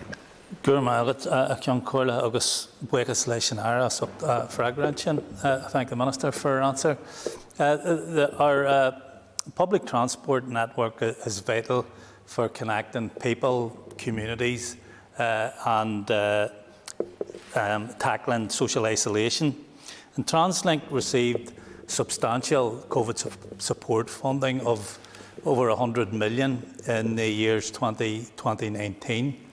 And there's an increase in the resource budget of between 14 and 15 million in the draft budget for next year. So could the Minister tell us if the Department of Infrastructure will prioritise public transport within its budget and to ensure no cuts happen on any vulnerable services, particularly those in remote rural areas? I thank the member for his question. TransLink was allocated significant funding during the pandemic, but when it compares to the funding that was provided to transport in England, Scotland, Wales and the South, it fell short. It's actually at the bottom of that table. But of course, in my department, while I'm the Minister, I'm clear that I will continue to prioritise public transport. I suppose the difficulty that we will have is that our ambition to expand it will be curtailed if sufficient allocation isn't brought across to the department. But I, of course, will continue to make that case, and I hope other parties join me in that endeavour. Call Robbie Butler for a question. Mr Speaker, thank you, Minister. I wrote to your department, I think in April of last year, with regard to a pathway of footway in Lagan Valley, which runs adjacent to Laurel Hill School. It's heavily used by pedestrians. Could you give me maybe an update of any considerations that has been made in regards to that? I don't have the specific details of that particular request, but what I am happy to do is to go back to officials and to ask them to assess that and to provide you with an update in writing. Supplementary for Mr Butler. Thank you, Mr Deputy Speaker. With regard to the initial request, it was on the back of an assault that was made on a jogger. The pathway is used profusely. In fact, it's the preferred pathway as opposed to the public pathway. But under the active travel scheme, would it be something perhaps where the funding may be found? And I know that a lot of cyclists and stuff, I don't know your priority with regard to that active travel scheme. Perhaps that's an avenue that might be worthwhile pursuing. Well, certainly one of the objectives of the Blue-Green Infrastructure Fund is to ensure that we can have much better active travel facilities for citizens, active travel that is safe, but also where more people are encouraged to use it. So certainly from a policy perspective, it would fit with the fund. What we have been doing is working with local councils. Rather than impose change on high, we've been asking local councils to identify active travel schemes that they could bring forward for funding from the Blue-Green Infrastructure Fund. I'm sure you'll make representations, if you haven't already done so, to your local council, but I will speak to our active travel branch as well. Carol Nicullen for you, I called Carol Nicullen for and I know this is something very close to the Minister's heart, but could she give us an update on the suicide prevention infrastructure structures, such as talking about putting on the bridges in North Belfast, looking at Westlink and others? I thank the member for her question, and this is a really important issue right across North, but particularly in the constituency of North Belfast. In terms of this particular project, my department, through its consultant partner, has completed initial design work for suicide prevention barriers for the pilot sites at Divis and Clifton Road bridges.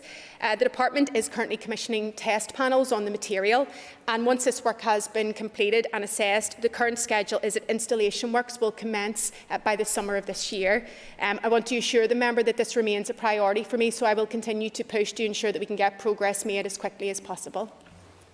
Carol Nicullen. I appreciate the response that the Minister's given, and it is completely appropriate that you look at the areas of West Belfast and North Belfast, regrettably 2 areas that have suffered disproportionately for people through suicide. But the Minister will be aware, even within our own constituency capacity as an MLA, that there are other bridges where there have been several attempts in our constituency, looking at Hightown and Arthur Bridge and others. So perhaps if the Minister could even provide me an update in writing regarding those, I'd appreciate it. And that is an extremely important issue that the member raises. I would like to, first of all, I don't think that the infrastructure that has been built was the right type of infrastructure in the first instance, and I think action should have been taken before this. I suppose the challenge here has been piloting to make sure that it works, so that if it is proven to work and achieves those objectives and acts as a deterrent, then we can roll that out in other areas. So the focus has been on making sure that we get the pilot right, we know what works, and then we can hopefully see that rolled out to other locations. Time for a very brief question from William Irwin. Mr Deputy Speaker, and can I ask the Minister how much extra funding was allocated to her department in the latest monitoring round, and how much of that is going to be earmarked for the very bad state of rural roads? I thank the member for his question. From memory, I think I was allocated £56 million in January monitoring resource, 3.6 or 3.8 for the A5. Subsequent to that, I have made additional bids that is under consideration by the Finance Minister and the wider Executive. In respect of January monitoring and roads, given the legal challenges that have come into play, it hasn't been possible at this late stage to make an additional capital bid for roads. We did do that during the year. Unfortunately, not all were successful, but given we're at such a late stage in the financial year, it hasn't proved possible this time round. But of course, I've asked my officials to continue to review that to ensure that where we can, we are making bids and we are doing what we can to maximise the effort that's being made on our roads. Okay, members, time's up. If we just take our ease till we move to the next item of business again. Thank you.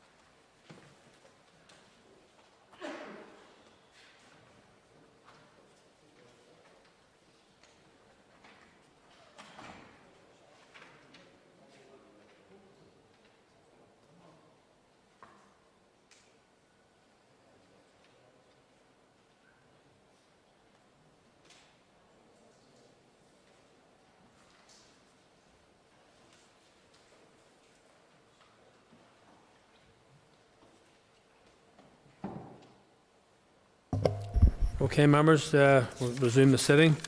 We'll resume consideration stage of Climate Change Number 2 Bill, and we're on Group 1 of amendments. Now, I understand that before the break, Claire Bailey was speaking and hadn't intended to conclude her remarks on other amendments in that particular group.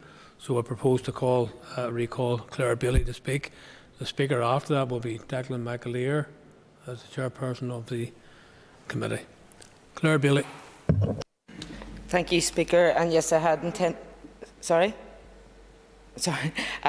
to speak to the grouped amendments, and I had finished speaking to the particular amendment to you just before the break. So I would like to just address the other amendments in that group that we have tabled, and turning first then to amendments 7 and 8 that we have tabled, and they're in relation to interim targets for the years 2030 and 2040, and I just want to state that we will not be moving these amendments, and that the Green Party will instead be supporting Amendment 6 brought forward by Sinn Féin, that the interim targets for these years be set in line with the overall target within 24 months of the bill receiving royal assent.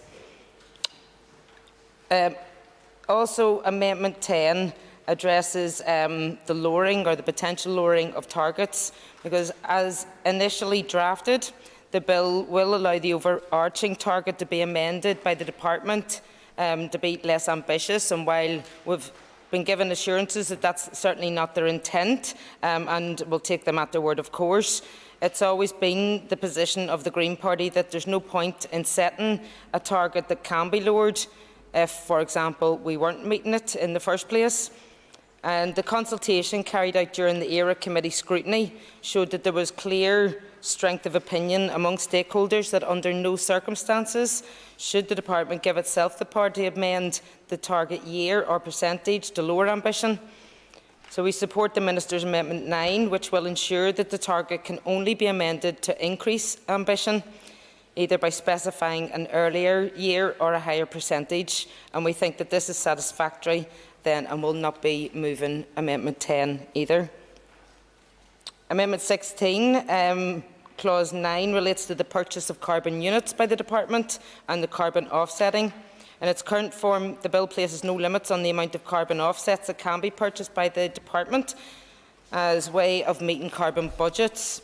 And our Amendment 16 seeks to deal with something really vital to the operation of this legislation. It places a limit on using the purchase of carbon credits as a way of meeting our targets. The Department cannot say that they have met their targets, for example, if this is met through buying carbon credits. So we cannot enter this process of decarbonisation with the intention that we will meet our targets through clever accounting, carbon offsetting in other countries and other market-based solutions. The idea that we can purchase our way out of a climate emergency makes a real mockery of our commitment to tackle the crisis in legislation. Reductions in emissions must happen within Northern Ireland. So Amendment 16 sets strict limits on offsets and carbon credits and how they're used to, just a second please, and how they're used to balance budgets by capping how many carbon units can be credited to the net Northern Ireland emissions account for a particular period at 25% of the total emissions for that period. And while Clause 9 provides for DAERA to set such a limit by regulations, this gives far too much power to one minister and one department. The limit must be included on the face of the bill, and I encourage all members to support Amendment 16 in order to ensure that this is the case. Sorry, I'll give way. The member has said that the reductions must occur within Northern Ireland. Can I pose the question, what if decisions in Northern Ireland actually results in increased emissions elsewhere? So the net global output, will it be increased? How is her proposals working into that scenario? I don't know what that scenario is, but thank the member for that one. If the member may. Yep. As has been highlighting, Northern Ireland agri-foods have a lower greenhouse gas content or cause behind them than many of the food products that are produced elsewhere in the world. I know, for example, the average milk intensity of milk production in Northern Ireland is 1.279 kilograms CO2 emissions per kilograms energy corrected milk, whereas in the average global factor is 2.5, twice the amount. So by being hard on our farmers, you're having no control on production elsewhere in the world, and world emissions will increase. Thank you for that, and I think he's come back to the conversation, or the part of the conversation before this one, but you know, climate doesn't care about the efficiency per unit produced. What matters is the total amount of emissions, and it's our total amount of emissions that we must be looking to reduce. And again, I'll go back to what I said to the member before, that it is the post-Brexit trade deals that is the biggest threat, rather than climate targets and climate action for the circumstance that he is speaking to. But I want to move then to Amendment 34, and that is looking at nitrogen balance sheets.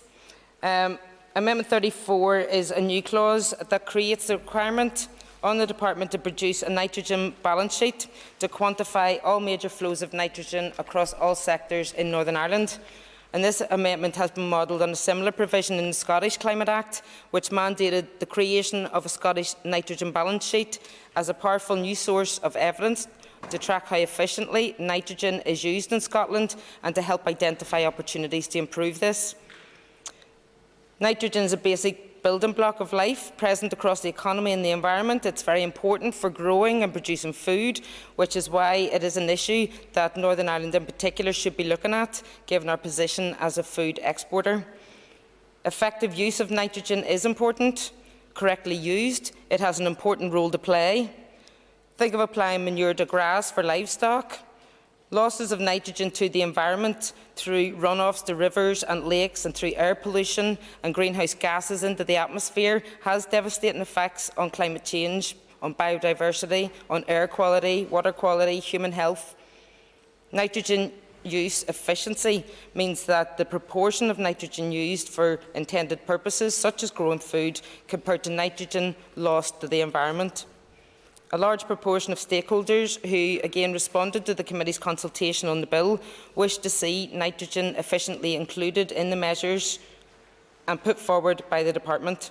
However, this was not brought forward as the Minister felt that it would better fit a separate law covering biodiversity and ecosystem health. So we feel that nitrogen causes catastrophic damage to waterways, to biodiversity and to ecosystems.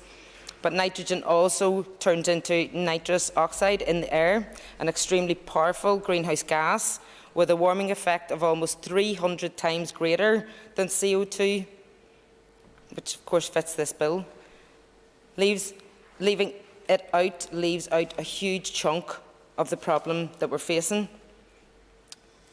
What we're hoping with this amendment is that it will help us to develop a vitally important evidence base. It will help us to determine a baseline for our nitrogen use.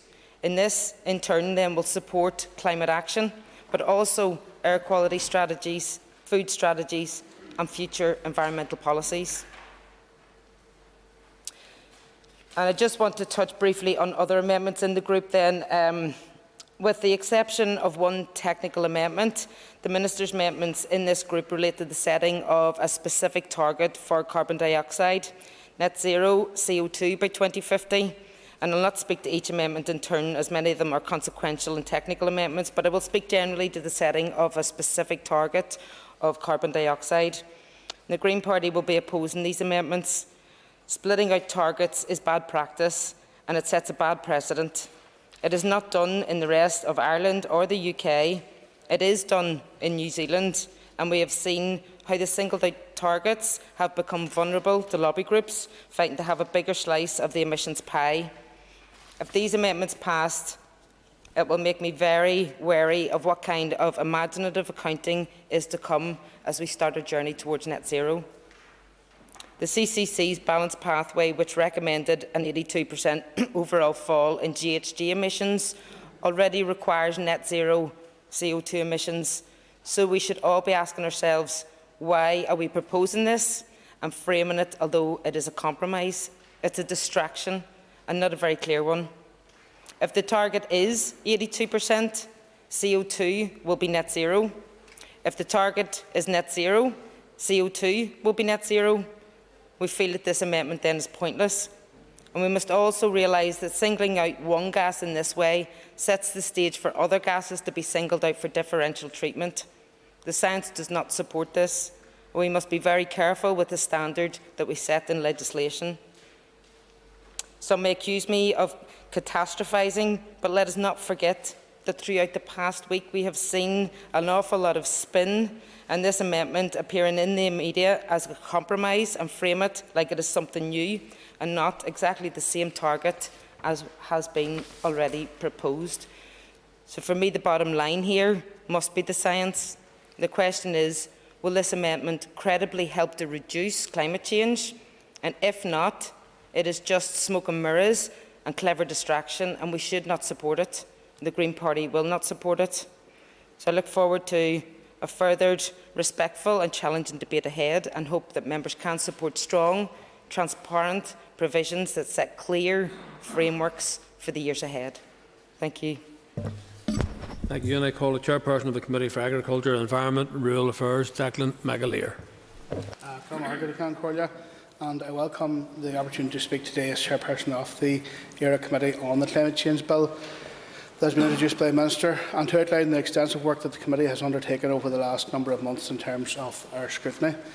Climate change is arguably the most important issue facing society today, and this House will be aware of the increasing number of natural disasters and extreme weather events being reported around the globe, leading to ecological devastation and loss of life. Christian Aid recently reported that the top 10 worst climate disasters last year accounted for over 1.5 billion in economic losses and thousands of deaths. We're also seeing the effects of climate change locally, with the average annual temperature rising by about 9% since the 1960s, and an increasingly milder and wetter climate. The evidence is unequivocal. We are responsible for the harm caused to the planet. Human activity and the generation of greenhouse gases from industry, travel and consumption has caused profound global warming over the last 200 years, leading to changes in the natural environment and our weathering patterns. The challenge is clear and stark. We all have a responsibility to do our part in order to mitigate future environmental harm. Both large and small nations, young people and older generations must change how we live, work and travel in order to avoid irreversible harm to the planet and avoid future devastation. At the COP26 conference in November, we heard about the profound impact that climate change has had in other parts of the world and the imminent risks of the complete loss of animal and plant species due to climate change and threats to people's homes and livelihoods. The Committee recognises the challenges posed by climate change and the pledge from nations across the globe to take stronger action in order to meet the Paris Agreement objective of maintaining global warming at well below 2 degrees Celsius by 2050. That is why it is crucially important that we establish local climate change legislation in order to provide an effective and deliverable framework to reduce our greenhouse gas emissions and do our fair share in the global movement to mitigate climate harm. The Committee acknowledges that all sectors of the local economy will be affected by the climate change law and that all industries will have to adapt new ways of working and introduce innovations in order to reduce their impact. This won't be easy. The task will be hard and long, and it is important that the laws we put in place provide appropriate safeguards to protect those in society who will be the most affected by the transition, as well as enable effective and ambitious change. Given the profound and wide-ranging implications of the bill, the Committee undertook an extensive call for evidence to seek views from the public and stakeholders in its proposals. Overall, we received over 1,000 responses to our call, comprising returns from citizens as well as organisations representing the agri-food, environment, energy, building, transport and the business sectors. And I should say as well, we had some very fantastic, robust engagements with local schools. We engaged with around 300 pupils. And the Committee was struck by the almost universal desire from stakeholders to see climate change law introduced here, and the profound frustration due to the fact that we are the only part of these islands which does not have climate change legislation in place. This is something we need to rectify, and the Committee welcomes the progression of legislation to address this gap. We heard a number of key messages from those who responded to our call for evidence, including the majority of respondents welcome the bill's introduction, but many have concerns about its ambition, particularly the overall emissions target, and prefer to see a net zero position legislated for. However, others welcome the at least 82% reduction target by 2050, as this is in line with the advice from the UKCCC. Most people support the proposed system of carbon budgeting, but there were concerns raised about some of the provisions that would enable adjustment of these. These were significant concerns about the lack of provision. There were significant concerns of the lack of provision for a just transition to support different industries to make the move to greener, climate-friendly practices. The overwhelming majority of respondents want to see greater collaboration between jurisdictions on a transboundary basis to address climate change because it cannot be tackled by working in isolation. There is significant support for the establishment of a locally based entity to provide independent advice and scrutiny of climate change policy and government action. In addition, the committee held a number of oral evidence sessions with 20 stakeholders representing the local agri-food industry, environmental groups, local government, small businesses, rural communities and waste management sectors. We also received oral briefings from the Department and engaged closely with officials over the course of our deliberations to clarify points of issue and flesh out some of the concerns raised. We also took evidence from the UKCCC to hear their advice and projections for a reduction of greenhouse gas emissions locally, and from the Scottish Just Transition Commission to learn how they have embedded these principles in policy there. Through our engagements, we heard from respected academics in the field of climate change law and governance about the importance of establishing robust local legislation with sufficient ambition in order to boost our environmental reputation and ensure that our economy does not fall behind our neighbours, as businesses increasingly seek to out investment opportunities in green growth markets. In order to inform our views, we commissioned briefings from colleagues in the Research and Information Service on the bill itself and how it compares to other legislation, as well as the potential financial impacts of pursuing different emission targets. The committee recognises the need for climate change legislation here and considers that the amendments which we have recommended the Department will significantly strengthen the bill and will embed the principles of just transition and transboundary working at the heart of the legislation, as well as committing the Department to scoping the future introduction of a locally based entity for independent scrutiny and advice. This will ensure the bill provides an effective framework for all sectors of the economy to move forward to reduce emissions in a just, fair and transparent manner, and ensure that the needs of the most vulnerable sectors of society are taken into account in the deployment of strategies to meet climate action. We all have a responsibility to change in order to avoid irreversible harm to the planet. We owe it to children, young people and future generations to ensure that we take the necessary steps to mitigate climate change now so that they are not left in an even worse situation and the need for more radical change. The committee, and I'm sure most of the House, welcome the progression of local climate change legislation that will allow our businesses, agriculture sector, industry and public service to move forward with policies and plans and play their part in the global effort to reduce climate harm. In terms of the Group 1 amendments, so in that context I turn to the committee's views on the bill itself and proposed amendments which were recommended by the committee in Group 1. Clauses 1 to 3 set out greenhouse gas emissions targets to achieve at least 82% reduction by 2050 and interim targets for 2040 and 2030 in line with advice from the UKCCC. The committee recognises the strong divergence of opinion on these targets, with many stakeholders feeling they do not go far enough and others considering that they are based on sound scientific advice. Members also recognise that representatives of the agri-food sector have been particularly vocal in their calls to support the bill's emission targets because they will maintain our ability to produce high-quality meat and dairy products. In the event, the committee did not come to a unanimous position on the overall emissions target, but the majority supported the bill's provisions.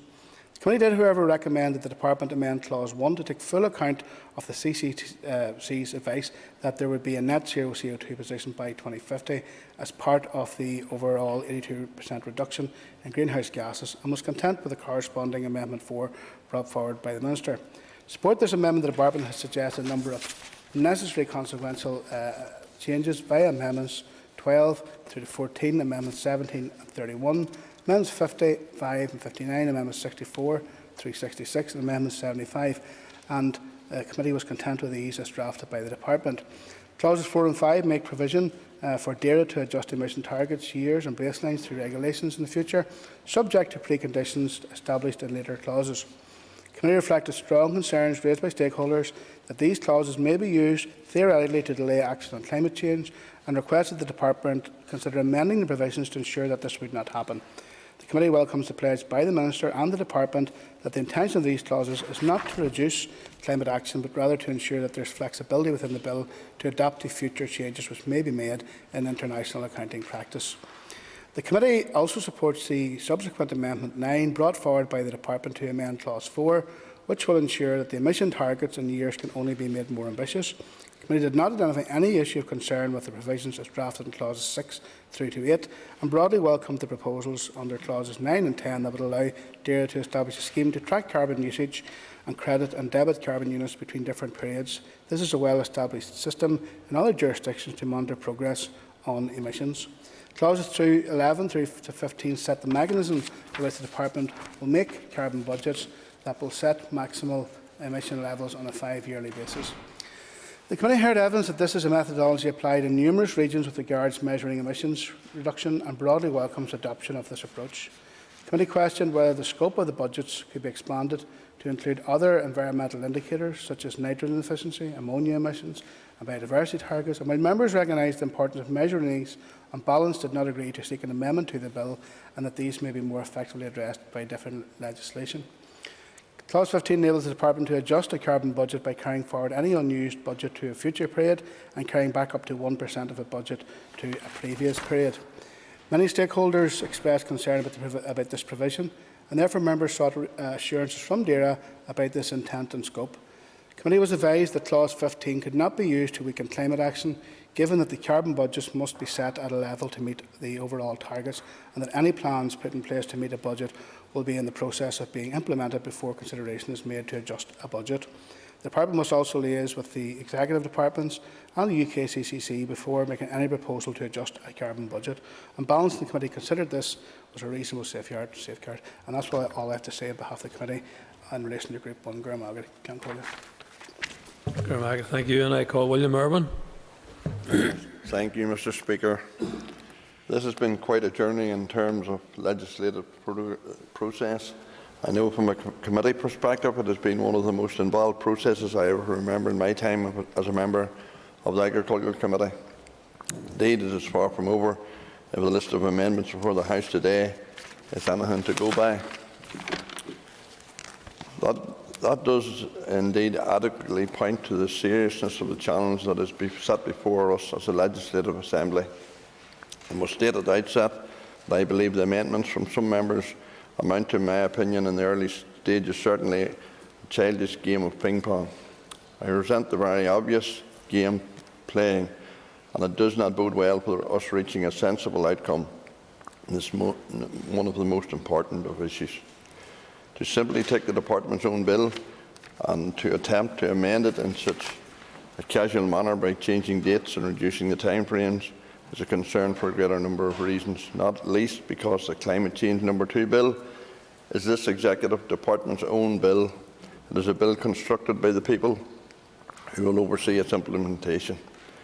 To therefore casually insert amendments in this fashion simply rides roughshod over the Department and the net result, particularly around the time targets of such amendments were pushed through, would be the well-forewarned decimation of our agri-foods industry. It would also, as a recent communication from the Climate Change Committee alludes, plunge Northern Ireland into a cost nightmare where costs associated with a ridiculous proposal of net zero by 2045 would be to the tune of billions of pounds extra. This extra money does not exist. The Department believes that the extra cost of a net zero by 2045 target would be in the region of 5.5 billion, which would be on top of the cost for net zero target in 2050. This gets more fanciful by the minute, and some members in this House continue to push Northern Ireland closer to an economic cliff edge. That is not a firm footing on which to move forward, and I again urge the parties in opposition to this bill to reconsider their views. Indeed, I find it interesting that the Speaker of the House has even thought it important to write to MLAs over the uniqueness of this situation. It is far from favourable to have two competing bills. However, the situation remains that two bills are on the table, and I wish to state my support for the bill before the House today and for its consideration stage in the name of Minister of Agriculture, Mr Edmund Poots, MLA.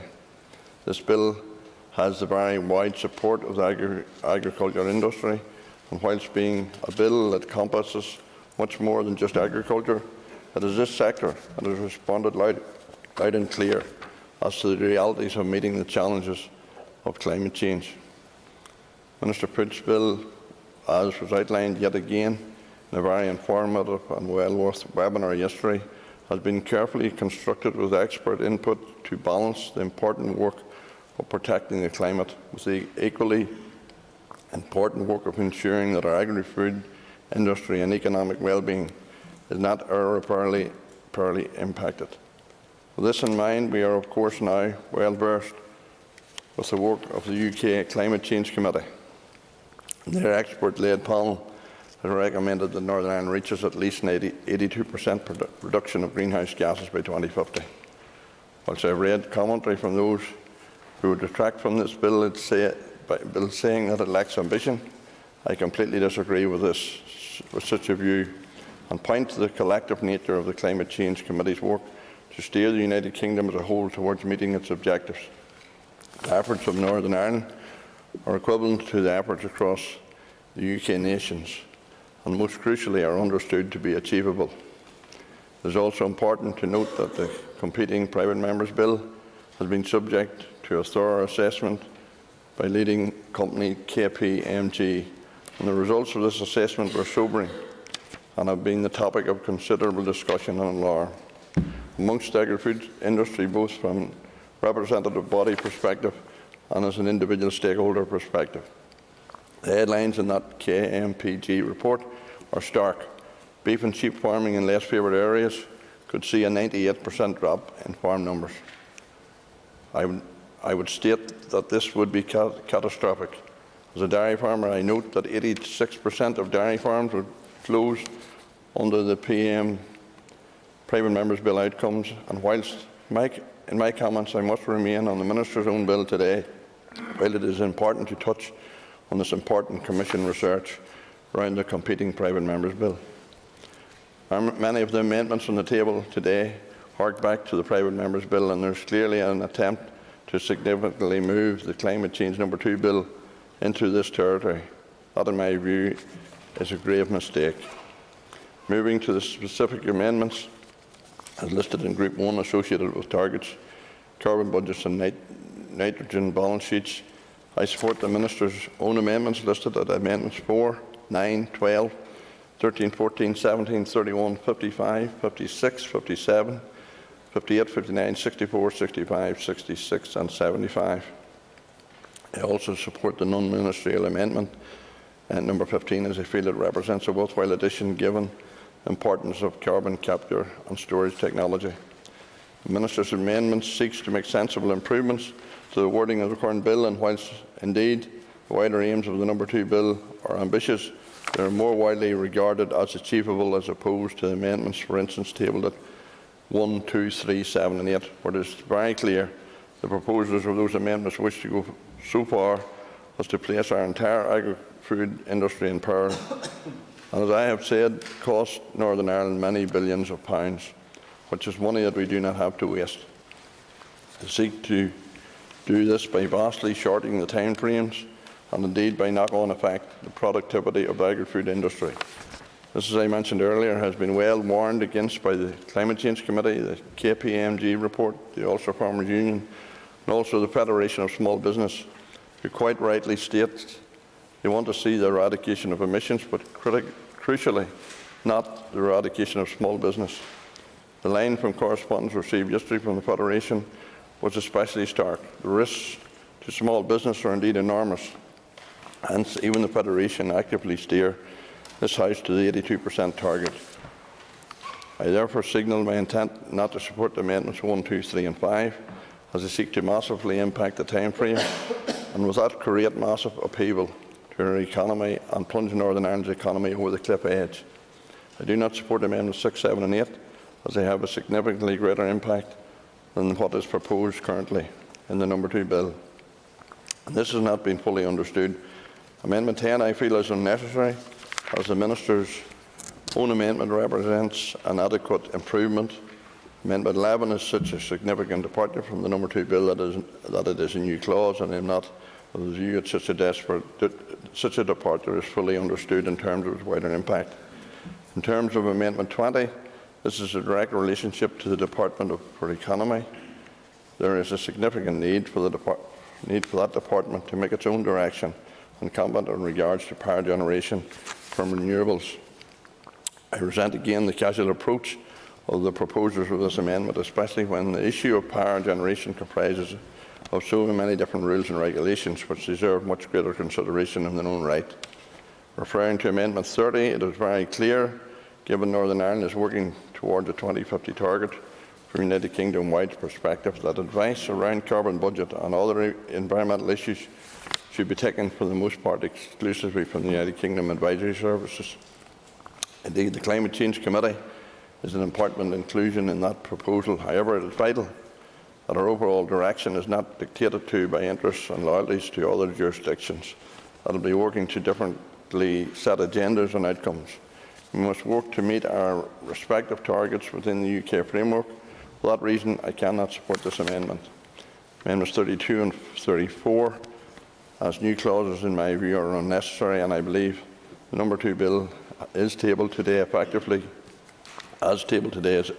covers the areas under carbon budgets, with the Minister's own Amendment 38 adequately covering these main points. On departmental coordination and multi-sectoral impacts, the number 2 bill clearly affords within it the necessary latitude to be reflective and responsive to the circumstances prevailing at that particular time. Amendment 35 is unnecessary, as I believe it goes without saying that individual department efforts would be complementary to the regional direction of travel. This has been a lengthy debate so far, and I draw my remarks to a close on the first group of amendments. Thank you, Mr. Speaker. Thank the member, and I call Cara Hunter. Thank you, Mr. Speaker, and I welcome the opportunity today to contribute on the Climate Change Bill discussion and to speak on Group 1 on targets, carbon budgets and nitrogen balance sheets. And I also welcome that this is an untimed debate so that many can contribute and have their say. As one of the youngest MLAs within this Assembly, I engage heavily with the younger generation and climate activists of all ages. And I know how much today and the consideration of this climate change legislation today means to them. Ahead of this bill, throughout engagement with a number of sectors, I believe this to be an exciting time in our history here, as I have seen how keen our citizens, our businesses and our sectors are keen to diversify, to innovate and to learn how to tackle the climate crisis. We want to ensure this legislation with our amendments today are strong and fair. Later today, we will discuss the importance of a well-funded, just transition, oversight and clear policies across government departments. But now I'll move to some of the amendments. Above all else, I believe we across this House today can contribute to the creation of clear and effective climate legislation. Today, the SDLP will be supporting Amendment 9 and, if moved, 10, so that emissions targets can only be brought forward and not pushed back, and for any year only a higher percentage target. We feel this reflects the urgency of the climate crisis and holds the government departments to account. Protecting our environment should be a priority for our government here. We have seen how thousands of young people on this island of Ireland, many of whom are too young to vote, have shown us through protest, speeches, petitions and hosting climate change events just how much this topic means to them. Some do argue that the North is small, but I believe we can make a huge and positive step by creating appropriate legislation. I welcome Amendments 32 and 35, which details the Department's accountability for a number of key factors when setting carbon budgets, such as scientific knowledge of climate change, technology relevant to climate change, and most importantly, the likely impact on rural jobs and rural employment opportunities. Any decisions made on climate change must include a fair and just transition. The SDLP is committed, as always, to work with our rural communities and to bring the change that we need. Lastly, I believe firmly today is our chance for change. I welcome the opportunity to speak on this legislation and contribute later today on Group 4, where the SDLP will raise that to meet targets ethically, a just transition is absolutely necessary, and how we believe that we can do that through an advisor, correct coordination and appropriate fundamental just transition principles. Thank you. Thank the member, and I call Steve Egan. Thank you very much indeed. I think it's useful at this point to set out the Ulster Unionist position on this climate change bill number 2, indeed the climate change bill number 1. And I think behind the scenes I have been, and indeed our party has been, encouraging both the proposers of climate change bill number 1 and number 2 to come closer together. Because to many people outside there's a degree of absurdity that the Northern Ireland Assembly is indeed debating 2 climate change bills, when in fact what we should be doing is debating 1 climate emergency bill, because that is the situation we're in. It is our party's position that we wish to amend and support amendments of both bills so they read as closely together as possible. But those bills should be in a situation which allows our nation, the United Kingdom, to reach its net zero contribution by 2050, but done in a way that Northern Ireland's aggregate business and other sectors of the economy aren't badly damaged. And that to us means that we need to get into a position where we do need to get to 82% or better by 2050. So our party will be supporting those proposals made by the Minister to get to that point. Certainly. I'm just interested in the comment which the member has made, because on the 22nd of March last year, you posted a video on your party's Twitter feed in which you said, this bill is something which we've long waited for. We would like it to be more ambitious. We'd like to get to net zero carbon by 2035.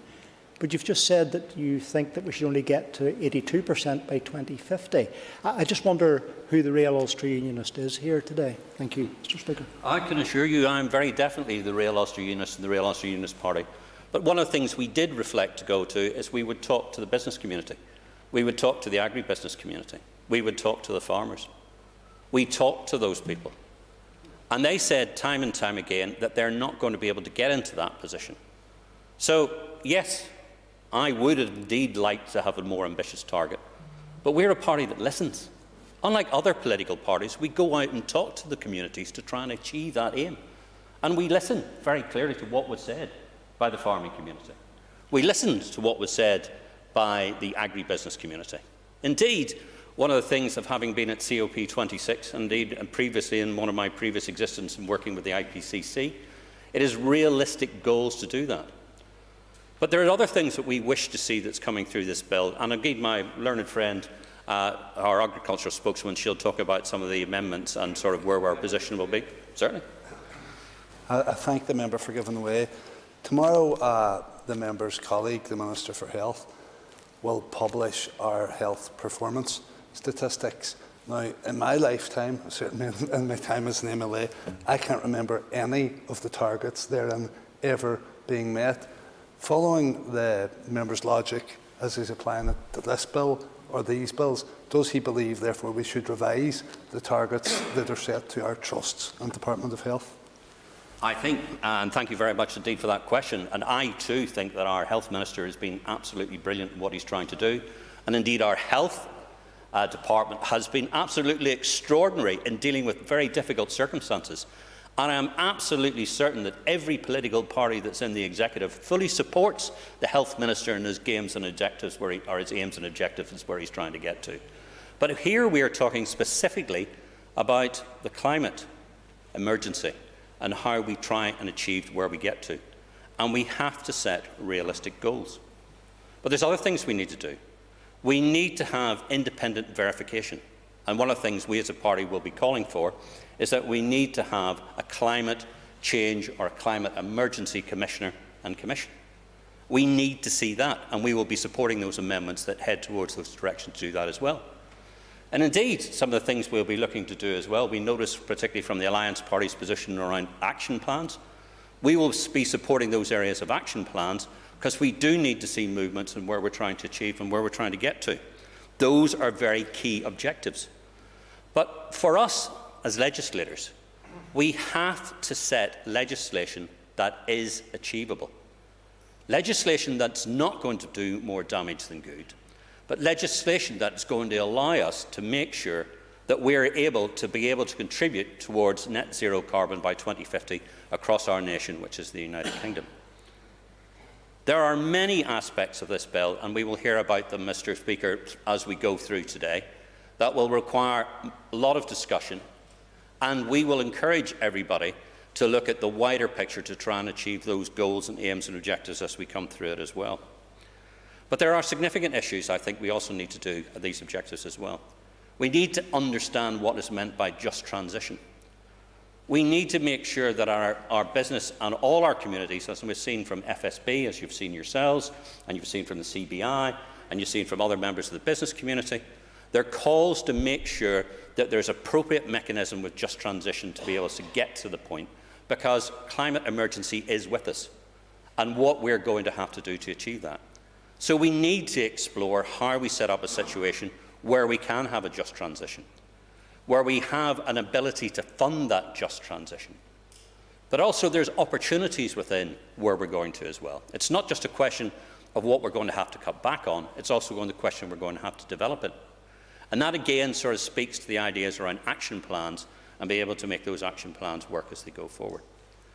So, Mr. Speaker, when we look at the raft of amendments that we're expecting to see across this bill as we come through, we need to be able to make sure as legislators we create, and it will be 2 bills, we make 2 climate emergency bills that enable us to make sure that we achieve the goals and objectives without fundamentally damaging our economy while we're doing it. And I think if the rest of this Assembly, because I can't think,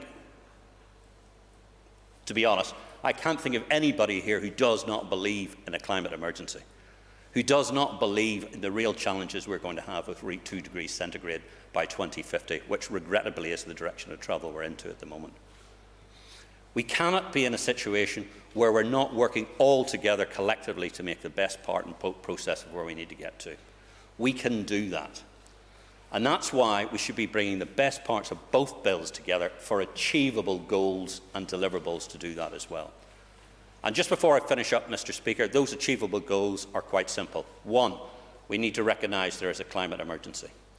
2, we need to have an independent verification method under a commission and a commissioner.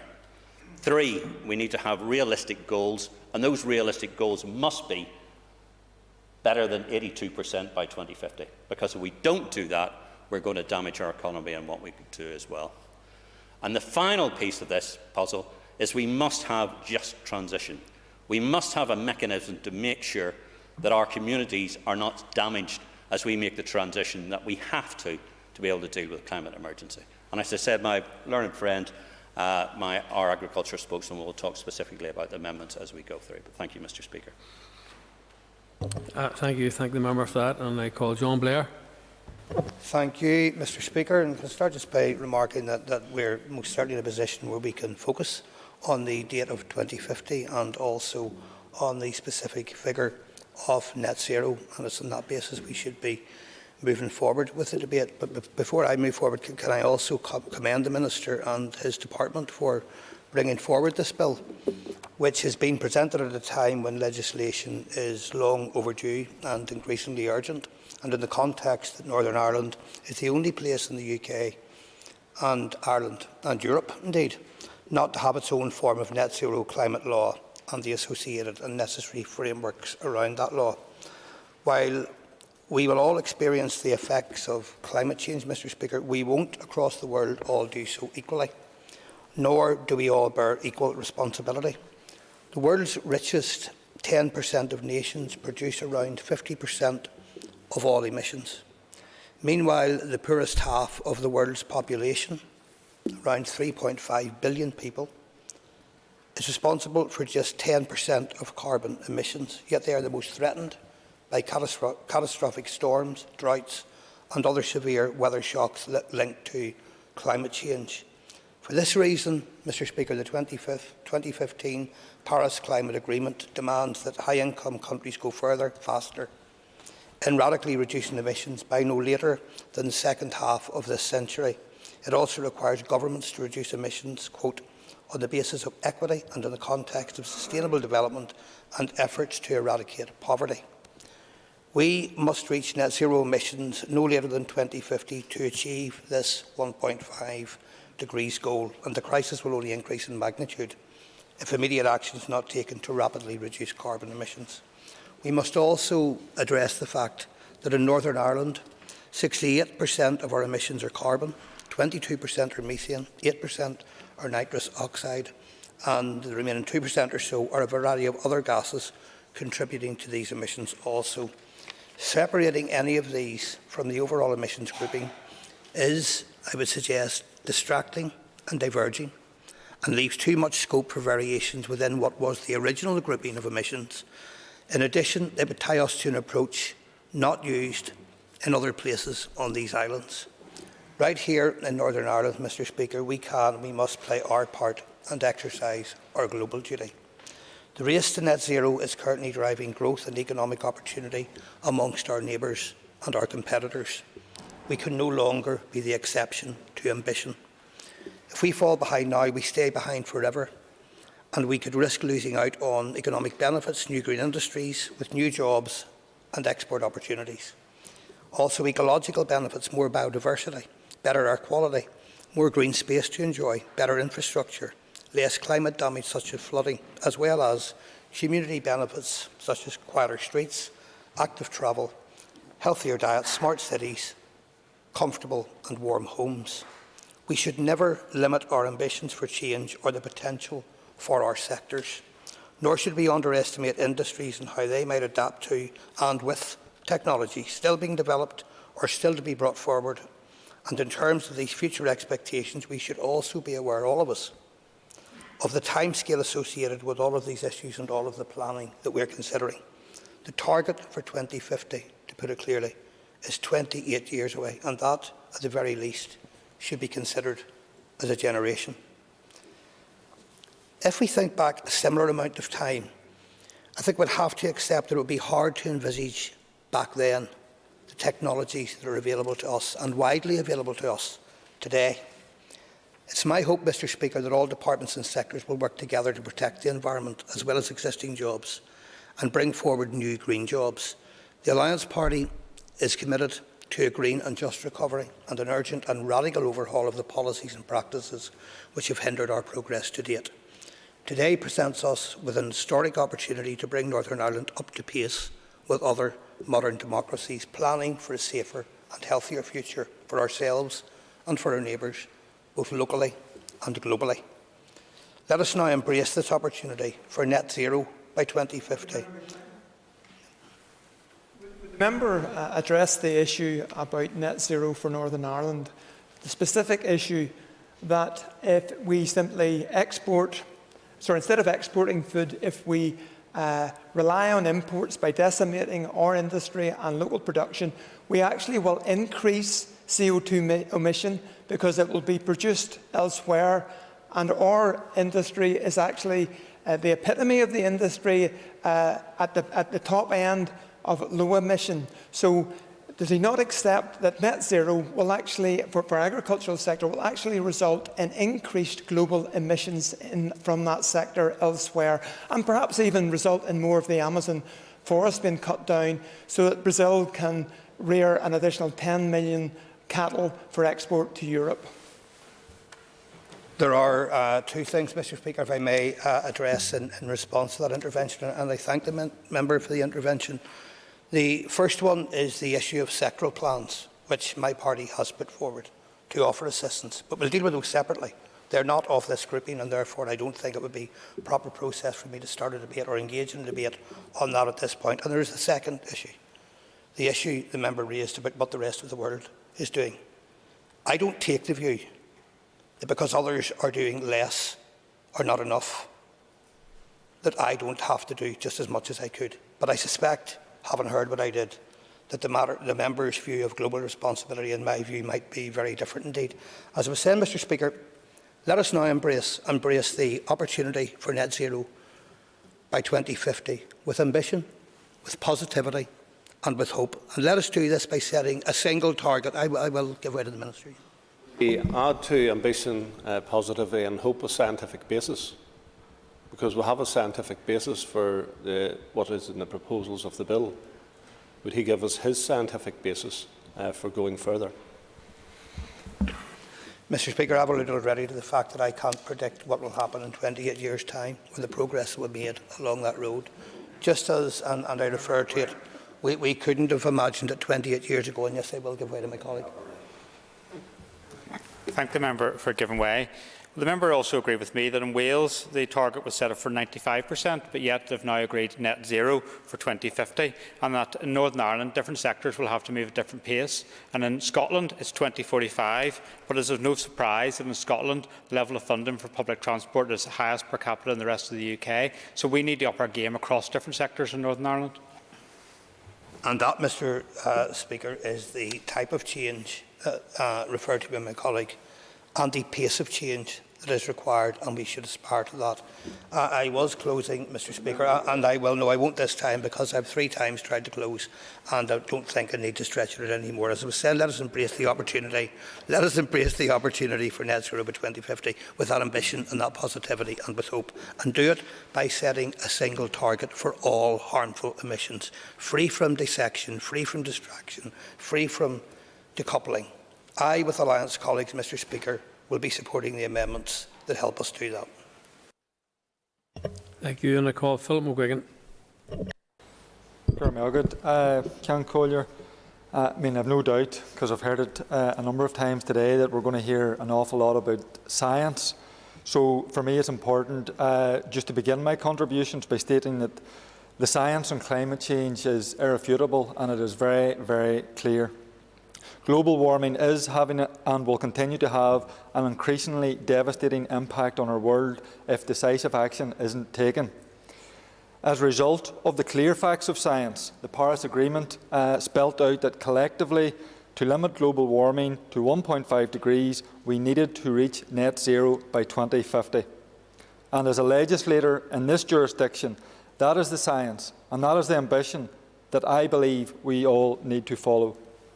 5 months ago, the international climate scientific community released its 6th assessment report on climate and revealed that globally we are already on track to miss the Paris target. The 234 scientists from 66 countries that compiled that report from more than 14,000 scientific papers were unanimous in their decision that the world's governments are not doing enough and are not doing it fast enough. That was the stark scientific assessment just 5 months ago. So, Minister, 82% isn't going to cut it, I'm afraid. We, here in the North, cannot allow ourselves to be climate laggards. Global warming isn't something for others to tackle on our behalf, nor is it a problem that only impacts on those living elsewhere. The 3rd Climate Change Risk Assessment report released in June last year identified 61 specific threats to the North that are caused by climate change. More than half were categorised as being in the most immediate level of urgency, while all but 11 have increased in urgency since the last report. Those things included, but not limited to, wildfires, flooding, coastal erosion, saltwater intrusion, threats to natural carbon sinks, and an increase to pests, pathogens and invasive species. So those things, along with the extreme weather events that we all recognise, will continue to impact on us if they are not addressed. So on the basis of science, I will be supporting Amendment 2 that sets a net zero emission target by 2050 and all those amendments that flow from it. I wish he had done it sooner, but I do welcome the fact that the Minister and the Department has brought forward climate legislation. That doesn't mean that it could not be better. And I hope through amendments today and tomorrow that we not only move to a step closer to having an historic climate bill, but one that we can all be proud of. Yep. Member for giving way. And I have to say, I listened to his arguments in relation to the science. Obviously, the member is more interested in the optics, because when he went to COP in Glasgow, he used his bicycle. However, I suspect he used his car to come here today. So political opportunism won't save farms in Northampton. And when is the member opposite and his party going to show that they genuinely support farmers in less favoured areas? And of course the member ran away from a meeting in his own constituency in terms of addressing the issues. So maybe the member could come clean, tell this House, but more importantly, tell his constituents in Northampton, is he for farming or is he for political optics? I thank the member, I suppose, for his intervention. I mean, in terms of political opportunism, the member makes a very important and valid point. And it was made earlier by Andrew Muir. We need to do things much better than we're currently doing. For rural communities, which is why a just transition is vitally important, we need to ensure that no community is left behind. I want to be able to cycle to my place of work here today, but because of our infrastructure and lack of accessible public transport, I'm unable to do it. That is the reason why I use a car today. And hopefully, in 15 years, if this climate bill is passed, I will be able to cycle to my place of work. In terms of agriculture, I've talked about science. I'm glad that the members opposite have discovered science. I see that they've also discovered the meaning of the word irony. In reality, the member talks about the agricultural community. I should declare an interest because I have family members, immediate family members who are farmers. I represent a rural community and at times was brought up on a farm. I'm not the one, unlike the members opposite who introduced Brexit, forced Brexit upon us.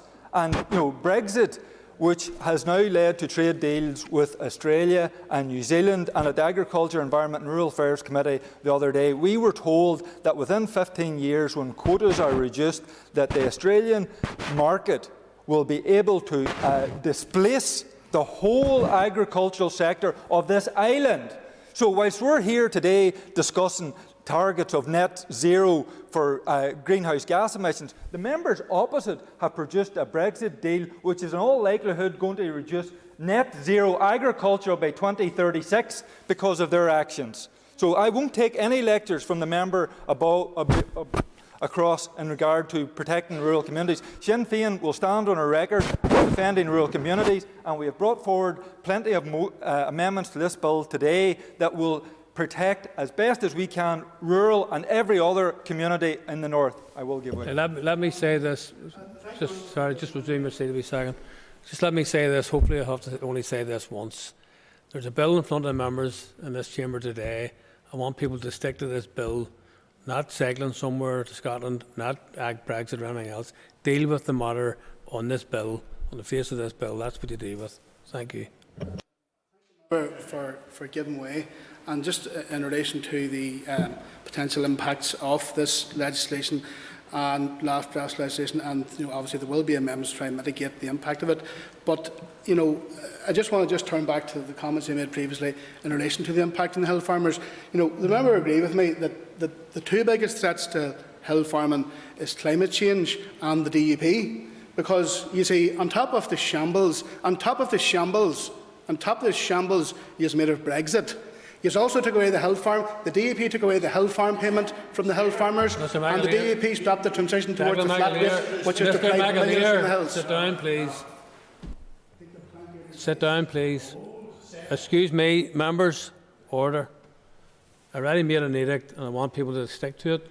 I don't want to have to repeat that to members, because I will silence them.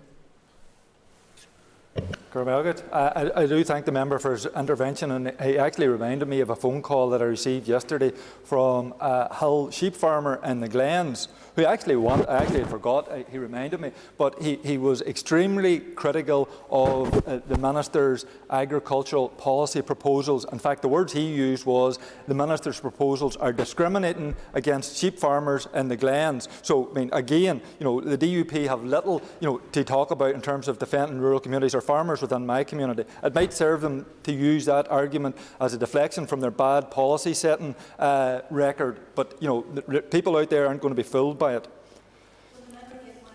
Go ahead. Thank you for giving way. The member talks about Sinn Féin protecting rural communities. I am very proud of Northern Ireland. I'm very proud of our rural communities, and I'm very proud of our farming and agri-food sector. And today, the Ulster Farmers Union is telling us that if we support Bill number 1, or even some of the amendments that you're clearly going to support in relation to the Minister's job, that could, in effect, jeopardise thousands of jobs in Northern Ireland in the agri-food sector. And I speak as a representative of Upper Bann, where a huge amount of the agri-food sector jobs are based. How is that looking after rural communities? I thank the member for her intervention. And during this campaign, or during this period, as a member of the ERA committee, I have sat through 6 to 8 months of taking evidence from right across the sectors, from business, from science experts, from the agri-food sector. So I have listened and been able to disseminate all the arguments that have come before me. I mean, I think others have made the point that we're not asking people here to do something above and beyond what is being achieved elsewhere without the destruction of agriculture, I should say. I mean, no, Sinn Féin, go ahead. Anyway, and just on that particular point, any of us who I have, like you and the chairman here, sat through many, many hours of taking evidence and listening to people and listening to the arguments that were being made, and I thank those people for doing it. In regard to the target of 2050, 100% by 2050, would the member give some indication as to, because it's just not going to affect agriculture and agri-food, they're going to bear the major challenge of those targets. Could the member advise us just what types of support, what types of education, now we may be straying slightly into what's coming later on with just transition, what types of science will be driving that to make sure that people will be able to arrive at those targets and will be able to change new ways of doing things, more, if you like, ambitious ways of doing things, and as we know, society changes with that. So can the member give me some indication as to how that would or could be done, please?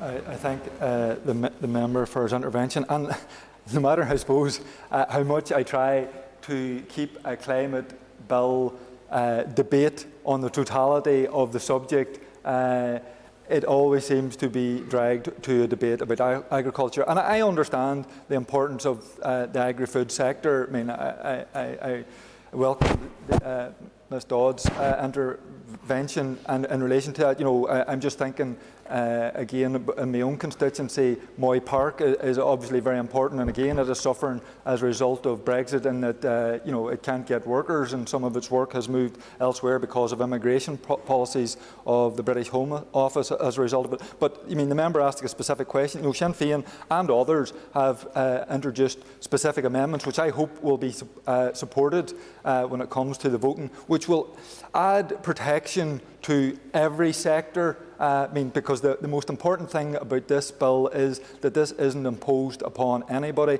and particularly the most vulnerable in our society aren't those who are made to pick up the pieces from it. So just transition, in my view, should be central to it, and we will be supporting amendments on just transition. Now, I'm going to make a few points before I give way again. We are also are proposing a Just Transition Commission, because people have asked, how does just transition work? Well, I think it's important that we bring the sectors together, including the agri-food sector and farmers and business and trade union and the public together, just to work out how exactly just transition will work for us with regard to this bill. In terms of specific things for agriculture, I mean, we have amendments and that... Go ahead. Sorry, no, it's a question about, one of the questions we have is what would a Just Transition Commission look like, and how would that be developed against the idea of having a Climate Change Commissioner and a Climate Change Commission, which would be part and parcel of it? Are you proposing a separate organisation or a separate structure? And if so, how could that, how would that would probably work against the idea of having a Climate Commissioner? But that's what I was... And it is a very pertinent question. Sorry, Mr McGuigan, the member's asked an important question, but it's at a later group. So if you could stick to the group that you're dealing with. Thank you. Yes, and those issues will be addressed at the later stage. In terms just of going beyond the Just Transition and Just Transition Commission, we are suggesting that when the department or departments are making and developing carbon budgets, they must take account of, for example, the competitiveness of a particular sector of the economy, so that could apply specifically to agriculture. The specific economic and social role of agriculture, including with regard to the distinct characteristics of biogenic methane, is another package that would have to look at. The risk of substantial and unreasonable carbon leakage. You know, the member across has made that point a number of times, and we're not suggesting that we do anything to impact on our agriculture industry and then import beef. I think that's important. But clearly and key to all of this is amendments that we are proposing throughout the legislation, and it is about adding the protection of public and sectoral consultation and an assembly vote. I think. Go ahead. As a co-sponsor of Ms Bailey's bill, a bill which was produced to this House with no economic assessment, still with no economic assessment. There now is an economic assessment produced on behalf of the Farmers Union. It's the only game in town as far as economic assessment is concerned. Does he or does he not accept it? Because he declined to come to Lochgiel to even discuss it. Yeah, I take that point. I mean, both members have made this as if it's some kind of grand announcement that I didn't attend the UFU meeting in Lochgiel. They failed to inform the members here that I sent my constituency manager along to represent me at the meeting. I rung the gentleman whose farm the meeting was on to apologise. I gave him a reason why I wasn't able to go, asked him if he could arrange the meeting that I would attend, asked him to give my phone number out to the farmers who were there to give me a call. I've been taking calls all week from agriculture. So, I don't know what point it is you're trying to make that I didn't attend a meeting when I sent a representative on my behalf. No, it's not really... It's not really well in terms of the economic. I mean, I'm not going to disparage any account, but I do note that the KPMG did do a similar assessment of agriculture in the south, and I mean, I've made the point that in the south they're a step ahead of us in terms of 2050 moving towards net zero. They have produced a plan, and I can read exactly from what their plan is by 2030, where they intend to reduce agriculture emissions by between 22 and 30%. So measures include I'm going to read this out, measures include release uptake of GHG efficient farming practices, reducing fertiliser use and increasing the use of clover and multi-species swards, improving animal breeding and reducing the crude protein in the diet, as well as earlier finishing of animals and increase in organics. This will be backed by a research programme to bring new technologies and feed additives on stream to aid in reaching our ambitions. So, there is what they're doing in the south over the next 10 years to reduce their emissions within agriculture. So if anybody is telling me, either KPMG or the Ulster Farmers Union, that we can't do that here in the north over the next 10 years, well, my God, I'm sorry. I'm not giving any more way. I've lost my place now. I have no idea where I'm at. So, as I was saying, you kind of dragged into a debate on agricultural policy. I have made the point that that's the Minister's department. I wish he would do a better job of it than he currently is for the hill farmers in the Glens and North Antrim. But tackling climate should be a positive discussion. It's a positive thing to do and will bring many more benefits than negatives to the people that we represent. The citizens of the North are entitled to the best air quality possible, rivers and lakes free from pollution and a thriving biodiversity. Tackling climate change is necessary to create a resilient and sustainable future. But at the same time, it also provides economic opportunities flowing from creating a growing green economy. This debate isn't about agriculture or its future. Today is about the Assembly hopefully agreeing to move forward on landmark and historic legislation on the North's fight back against global warming, but also legislation that will show the importance that we put on our people, our communities, the way we will live our lives, and the type of future we want to provide for our children and our grandchildren.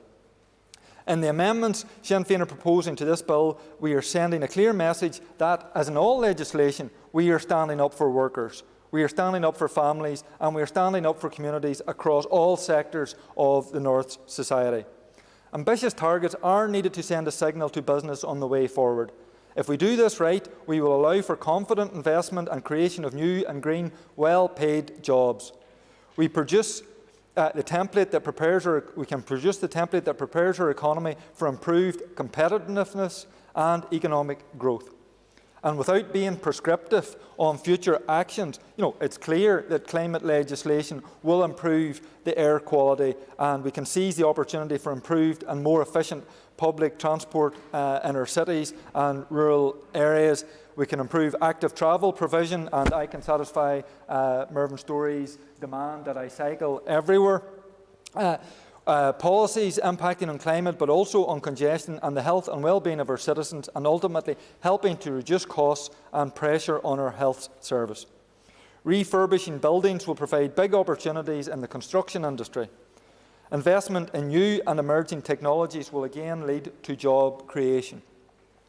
In a winter that we have experienced of rising fuel costs that is severely impacting on the quality of life of our most vulnerable, who could argue against greater investment in renewable energy sources? Helping to ultimately reduce costs to our consumers, but also offering secure supplies to all our citizens. Producing more energy locally from green sources, from renewable sources instead of fossil fuels must be the way forward.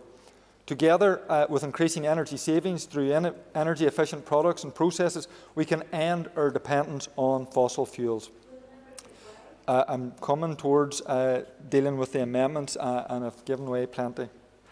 This and much more this is all feasible and affordable.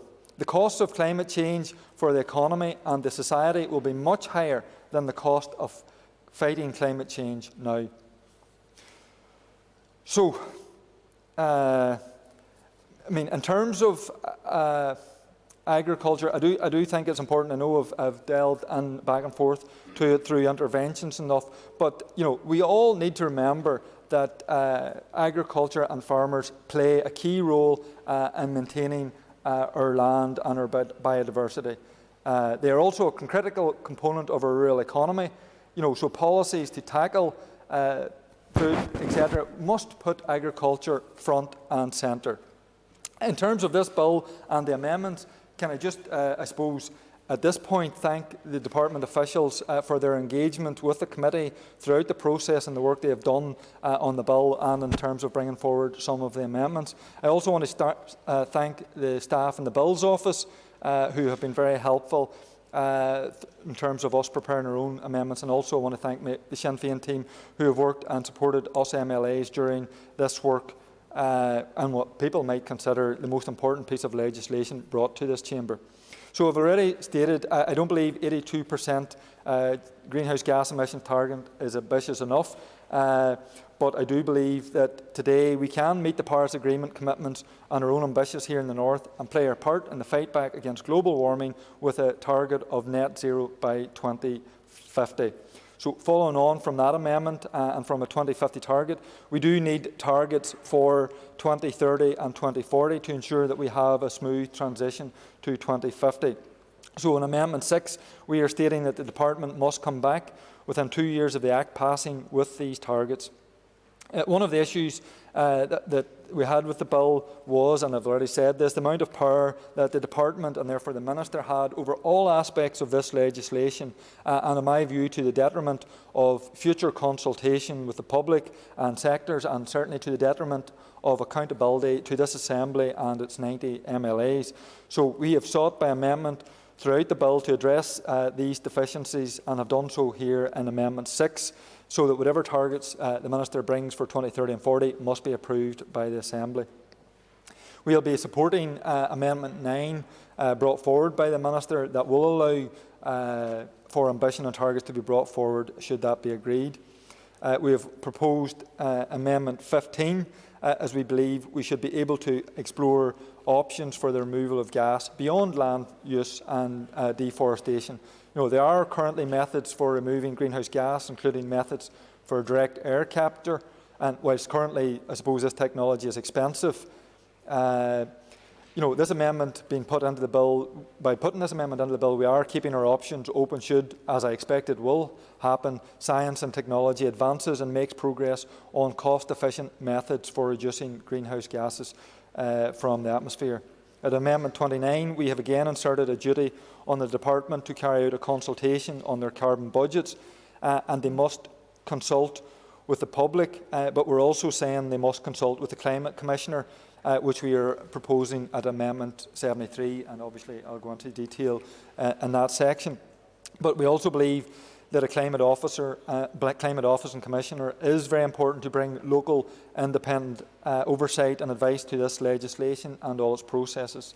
And here in Amendment 29, it would be important that when setting the carbon budgets, the carbon budgets are obviously a key component to this bill, so we believe that when they're setting it, we should be consulting with a commissioner, the other departments, and also with a Just Transition Commission, which we have proposed being set up at Amendment 53. And with the Just Transition being pivotal, absolutely pivotal to this legislation, to ensure nobody or no sector of society is left behind, then it follows that we need to ensure that the Just Transition principles and protections are taken into account when setting carbon budget. And again, we are proposing, and I think it's very important protection, that the Assembly gets to vote on these budgets. At Amendment 30, I suppose perhaps 29 and 30 maybe should have been the other way around, but regardless, we think that when setting the carbon budget, the department and all the departments should take advice from the CCC, but also given the nature of this island and our integrated air, environment, rivers, lakes and land, etc., among other things, that we think that advice should be sought from the Climate Advisory Council in the South too. And all of this local advice needs to be put into the context of what the IPCC, the Intergovernmental Panel on Climate Change, are saying. At Amendment 32, it's a lengthy amendment. I've read some of it out in response to the intervention of Patsy McGlone, but I think this is a vitally important amendment.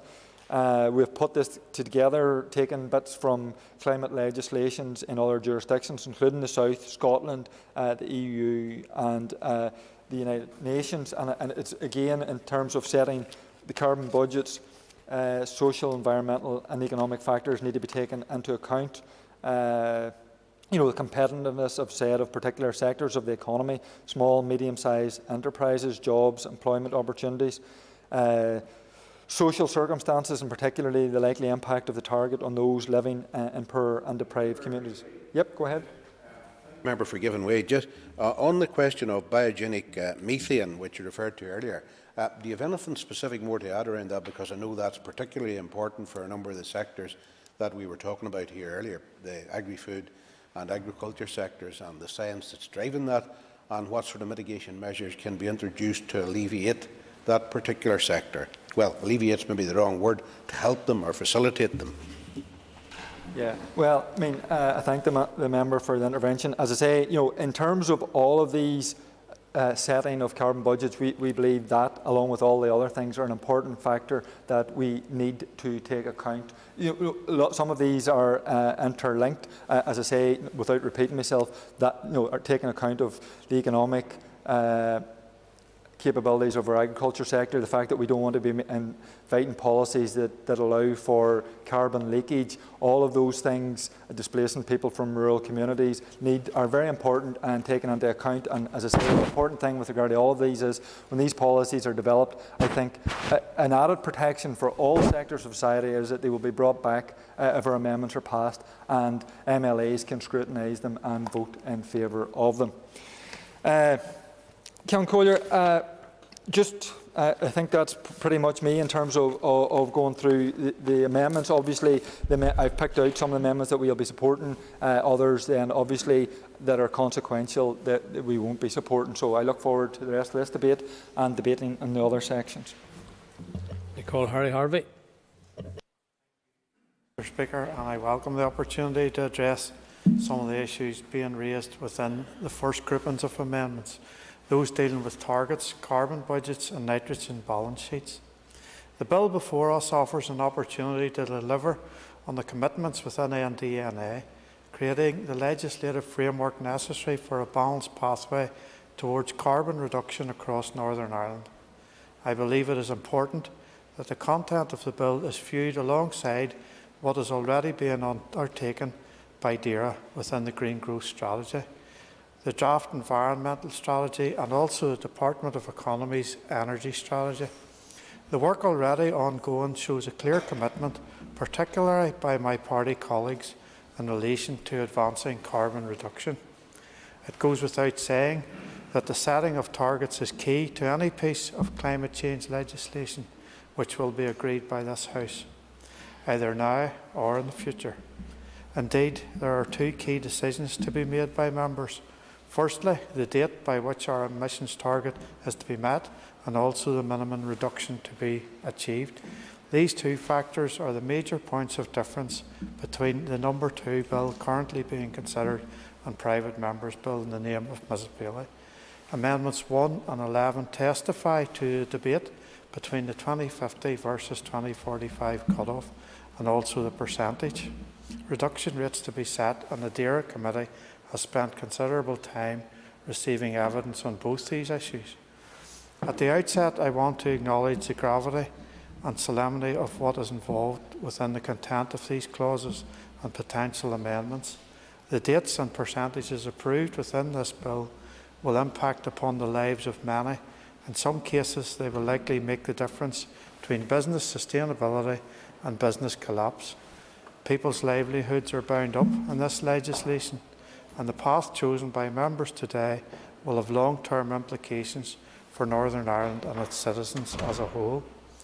I think it is fair to say that we are all committed to carbon reduction and working toward net zero, both as legislator and society generally.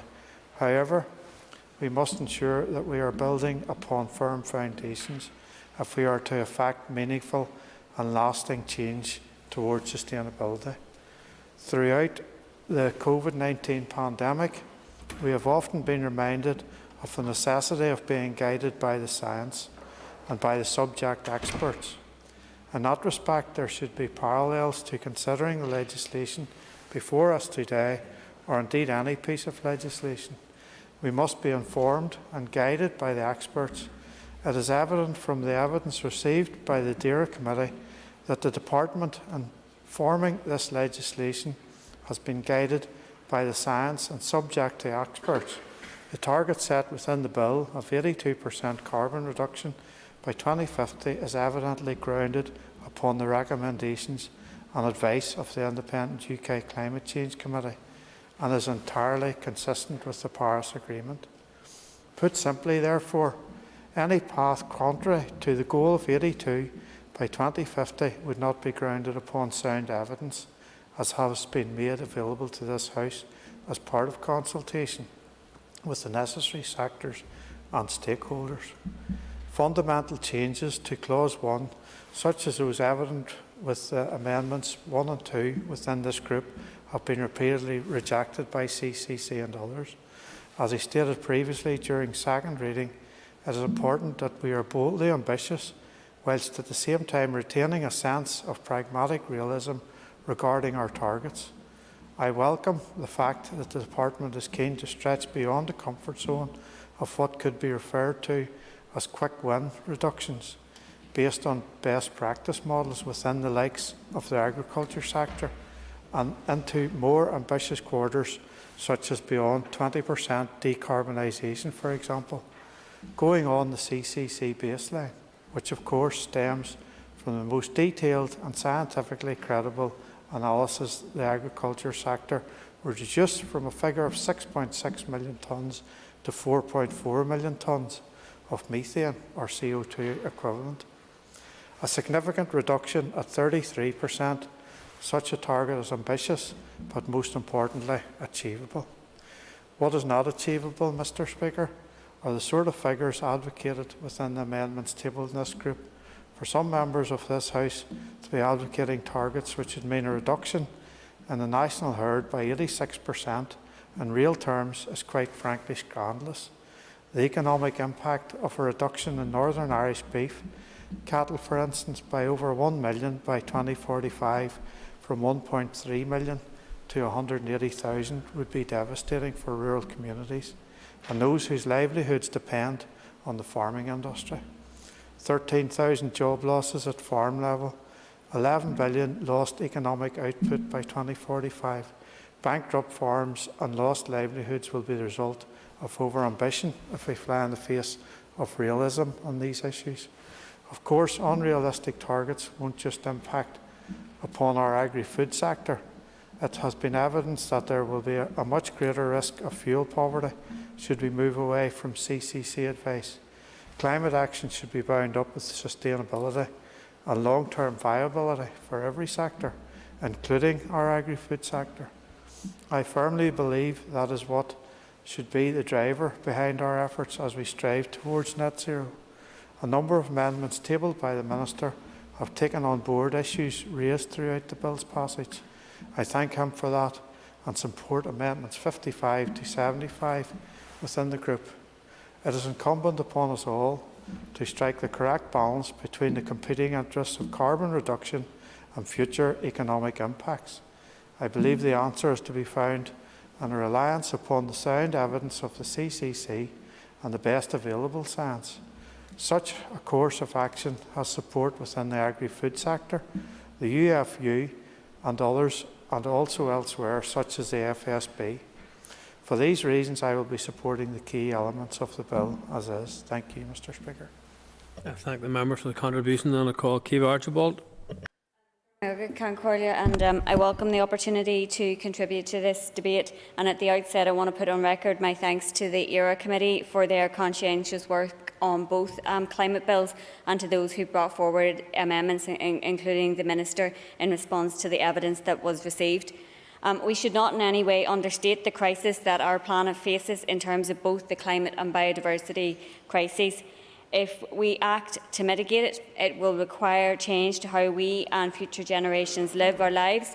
But if we put off change and if we don't act, it will be catastrophic. And within decades, the land we live on and our environment will be unrecognisable. That is what is at stake.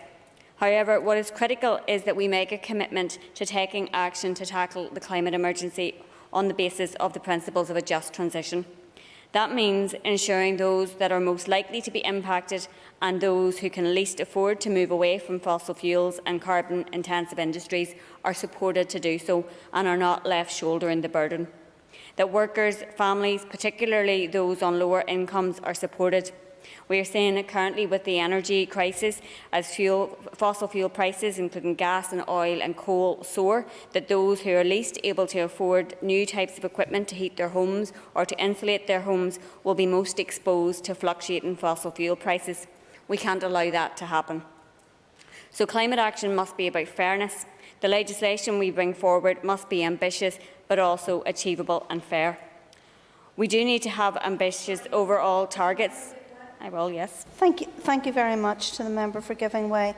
I'm really very interested in the idea of what a just transition looks like, something that the member has just referenced, and perhaps keen to know whether the member has any figures in mind to the cost to the public purse of some of the measures that she has just outlined.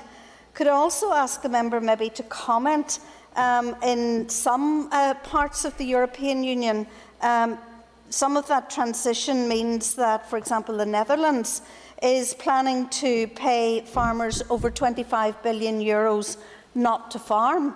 Is that the Sinn Féin position? I thank the member for her intervention. Just transition, I think, is detailed in the amendments, but I have outlined the overall principle, which is, of course, ensuring that those who are least able to afford it and those who are most impacted will be supported in the transition. Obviously, my colleague Philip McGuigan and others have already alluded to the fact that we have more ambitious targets than what were originally put forward in the Minister's bill in the South and in Scotland, and there are, of course, pathways to achieving those targets. As someone who worked in agri-food research for over a decade and a half, I am well aware of the types of R&D and innovation that are ongoing, and I have confidence that we will be able to achieve the targets that we have set out.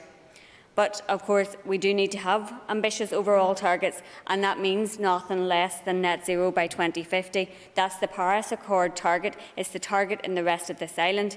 We can't shirk our responsibility. We need to do our bit, because otherwise we will be left lagging behind most of Europe. That means worse water quality, worse soil quality and greater biodiversity loss. We do need to be led by the science, but has already been alluded to, the CCC is one group of experts who've modelled on the basis of specific circumstances within parameters that they were asked to. Other scientists have been pointed to already, and they have pointed to the imperative to act, in particular the Intergovernmental Panel on Climate Change, whose most recent report was dubbed a code red for humanity. My colleague Philip McGuigan earlier pointed out it was compiled by 234 scientists from 66 countries and concluded that governments are not doing enough to limit global warming to 1.5 degrees by the end of this century. Some of the amendments that we are bringing to the bill today would require cognizance to be paid to those experts also, and I would urge members to support those amendments. I will. Contradicted what the CCC have recommended for Northern Ireland, and she quotes other scientists have said something. Can she actually bring us what these other scientists have actually said in relation to what Northern Ireland has to do? Because Mr McGuigan accepts the science to get us to the point where we need to do something on climate change, but he doesn't accept the science when it comes to what you actually have to do on climate change.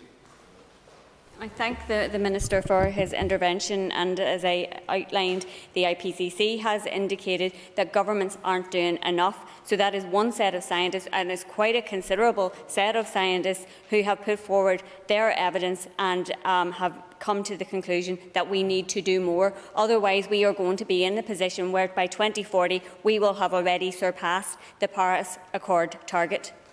When we come to the specific amendments, and Mr McGuigan has already spoken to some of these, so I will keep my comments fairly brief on them. I would urge members obviously to support Amendments 2 and 6 in relation to the targets. Amendment 29 to Clause 11 on carbon budgets would require a 16-week consultation on proposed carbon budgets, and for those proposals to be laid in the Assembly, and would give the Assembly a vote in the approval of those budgets. This would provide an additional layer of consultation with the public, with all those stakeholders and sectors that would want to have a say, and would give MLAs of the future a say also. They would provide for further accountability for what is contained within those carbon budgets. Amendment 32 importantly inserts a new clause 13A. Mr McGuigan has outlined some of that already, but it's in relation to the setting of carbon budgets, and specifically the social, environmental and economic factors in relation to those budgets. This amendment sets out in detail the requirement for consideration to be taken of the impact of our carbon budgets across a number of factors. These amendments and others in other groups are being put forward to ensure particular account is taken of the unique circumstances of our society, our economic make-up, and to ensure the best science leads the decisions. Amendment 35 requires all departments, when developing policies, to ensure that they are consistent with targets in the carbon budgets.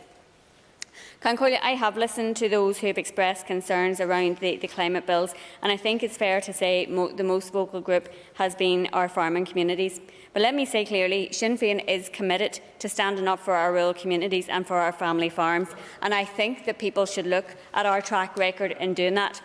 When Michelle O'Neill was the Agriculture and Rural Development Minister, she put in place the biggest rural development programme to support our rural communities. She maintained the ANC payment that was unceremoniously dropped then by her DUP successor and has never been reinstated. My colleague Declan McAleer, of course, has sought to bring forward legislation to do that. Of course, as Ms Bailey referred to earlier on, the biggest threat to our rural communities and to our family farms currently is Brexit. It's the loss of EU funding and no replacement funding for rural development. Farmers in my constituency in East Derry, like every other constituency across the north, are anxiously waiting to see what will replace vital EU subsidies lost to Brexit. And then there's the trade deals that the British Government is doing around the world that the DUP Minister and MPs have publicly expressed concern about. Well, it's not as if they weren't warned that the British government would do those trade deals to undercut our high-quality food with cheap imports. Creating a divisive narrative about the need to take climate action and about the type of action that we need to take to prevent the breakdown of our planet, but on a much more local level to protect our family farms for future generations, suits the DUP because it puts a focus on something other than their disastrous Brexit agenda. Cancolia, the legislation that we are debating today is about setting a path, and we are proposing to add further safeguards to it. We can send a signal today that we understand that the time for action is now. There are amendments to this bill that will strengthen it significantly, which will ensure collaboration and consultation are built into the action that will be taken because of this bill, that ensures account will be taken of all the factors that I've already outlined, and later today or tomorrow will be debated further, including funding that will be specifically put in place to support the agriculture sector. We all know that tackling the climate emergency is going to be hugely challenging, but there are also opportunities, and we need to have a greater focus on those positives, on the opportunities to create a different and better society where well-being of our citizens and our planet is prioritised and on the agenda, and we don't just focus on economic output. But of course there are opportunities for a new economic dispensation, for a green economy that's more resilient to shocks like the pandemic, for green job creation and skills. We should be ambitious now for our young people and our future generations, but ensure that our businesses, our workers and our communities and families in them are looked after. Thank you, and I call Tom Buchanan.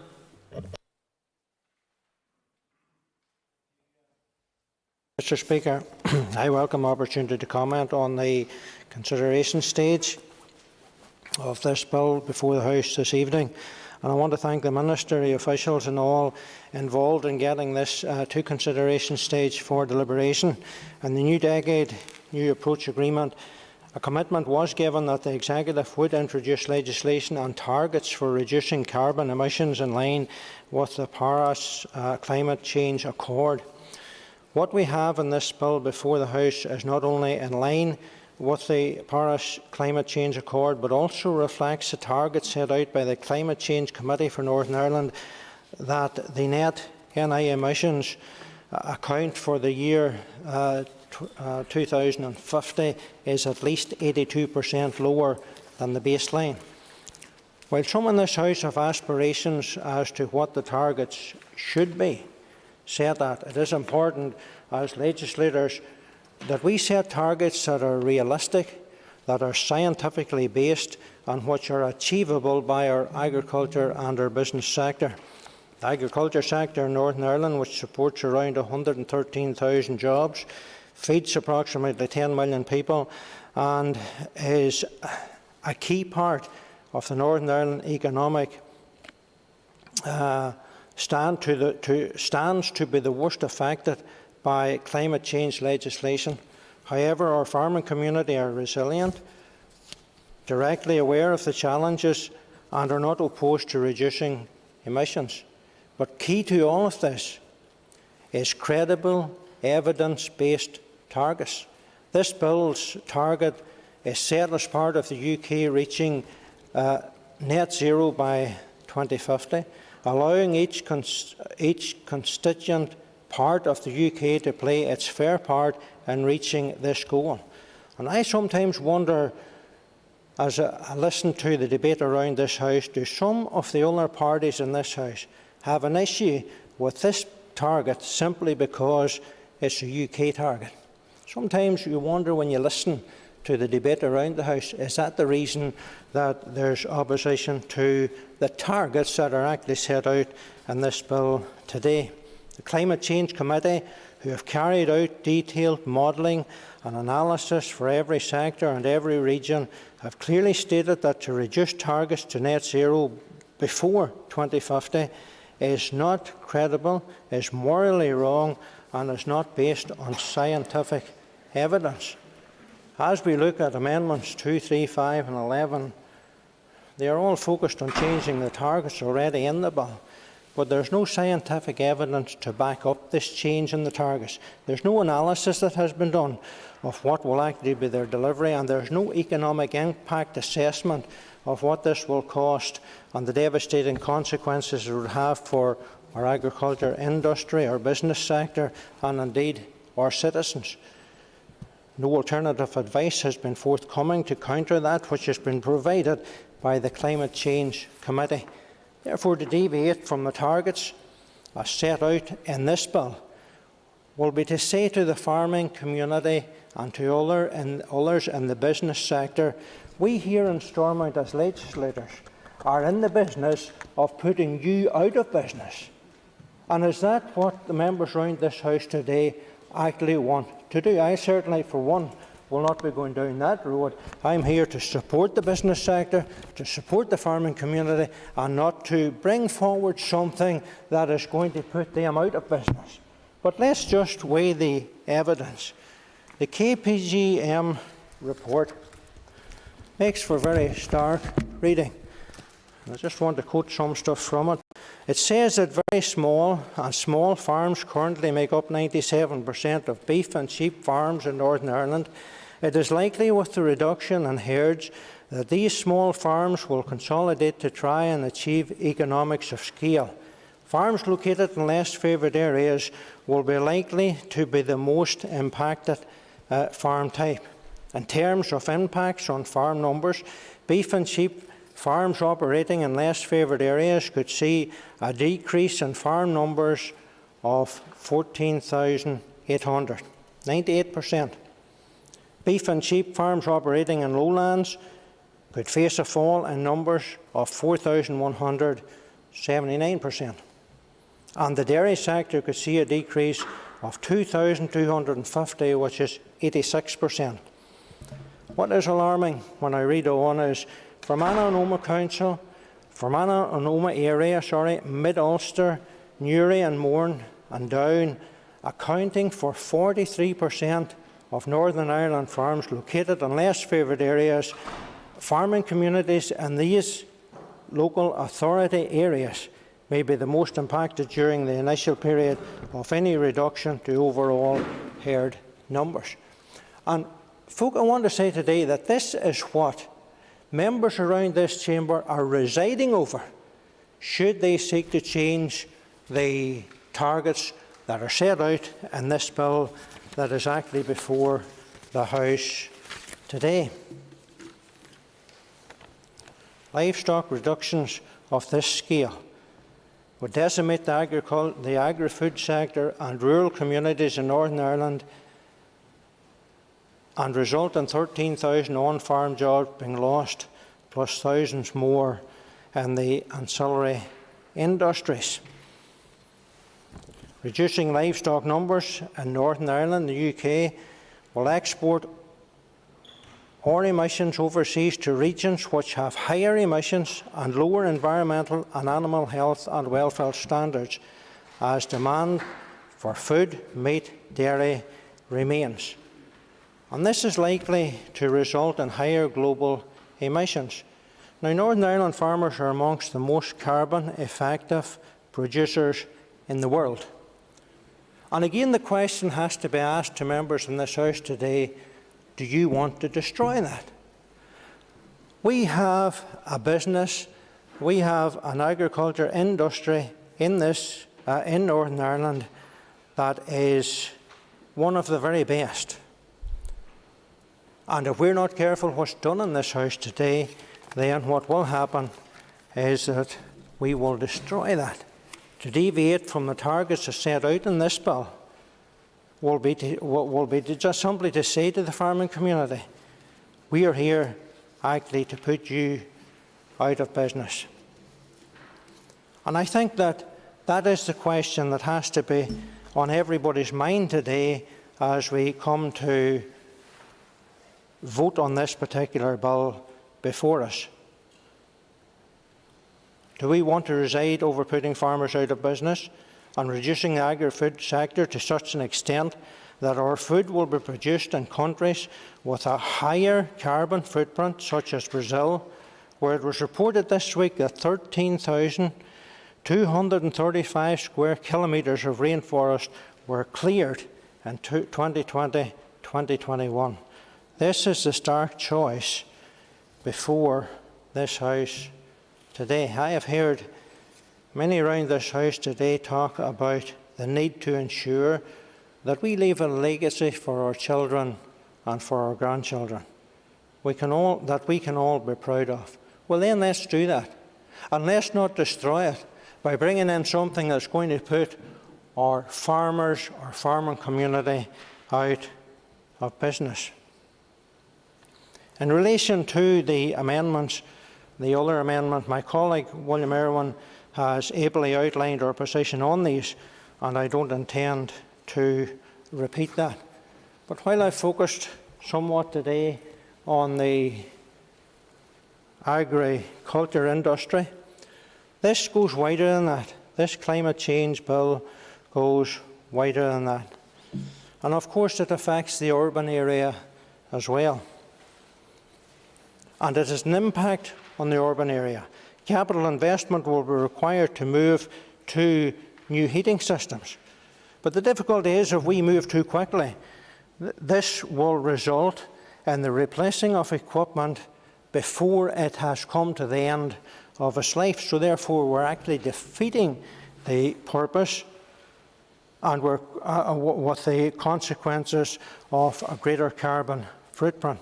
There's a real risk of increasing fuel poverty for those who are suffering the most in society. There's an impact on the Northern Ireland taxpayer. So these are all the issues that are before the House today. We have a choice to make. Friend, you have a choice to make. Everyone sitting around this House today have a choice to make. Do you want to destroy what we have, or do you want to support what we have and strengthen it as they seek to move forward? I hope that members will reconsider.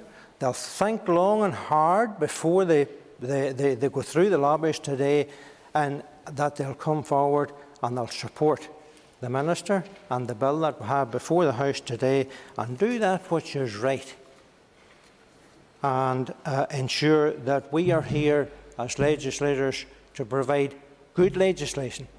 Then let us be known for doing that, by doing that which is right in this House today. Thank you. I thank the member, and I call Patsy McGlone. Gurda Mirgat, Gajevin, Cian Corlia, thank you very much indeed, Cian Corlia. And I was struck there by Mr Buchanan's comments, particularly around where we are now, here now, and he spoke about the issues of fuel poverty.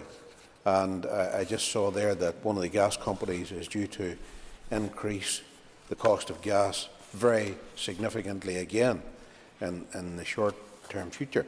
And that is placing people.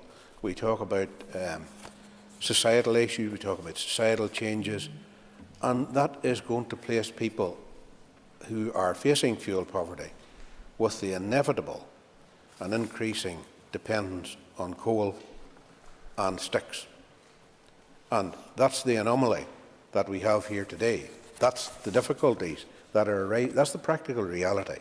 Now, I've listened to the debate very intently, and I did listen earlier, and I had come, and we've taken a lot of evidence at the committee around this particular matter. Net zero by 2050 was, in fact, an extremely ambitious target, and we heard of the difficulties that was seriously going to create with many sectors in the community. The SDLP welcomes the consideration stage of the Climate Change Bill, and as the SDLP representative on the Euro Committee, I will open on Group 1 amendments. It has been a very long road to get here, and many of us who sat on the committee, I'm sure, thought we were on two roads, and we hoped at one stage that there was a single destination and that we were just coming to that single destination by different pathways. But unfortunately, that was not to be the case. At least we have a climate change bill in consideration stage at the Assembly. Unfortunately, we didn't have common ground, but this bill itself raises a huge number of issues for us, because all of us are going to have to make big changes in our lives. I was brought up in a rural area. I live in a rural area, I would like to think I keep my finger on the pulse of what's happening in that area. But the challenge, irrespective of whether it's 82% or whether it's 100%, the challenge for all of us, not just agri-food and agriculture, is very, very significant.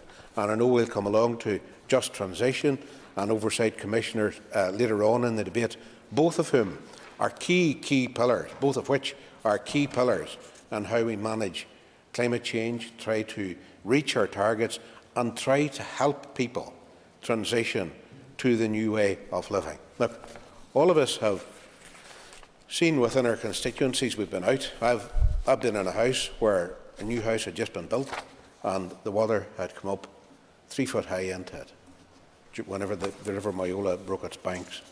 I've stood in Marfelt at 1:30 in the morning as flash flooding went through people's houses in areas where this had never ever happened before. I know the chairman of the committee and Mr Crossan in their constituency have seen the ravages of it too down the Glenelly Valley. So those are just but pictures. We've seen from the world that the scientific evidence is undeniable. It's how we get to the point of making our contribution to that is the vital bit.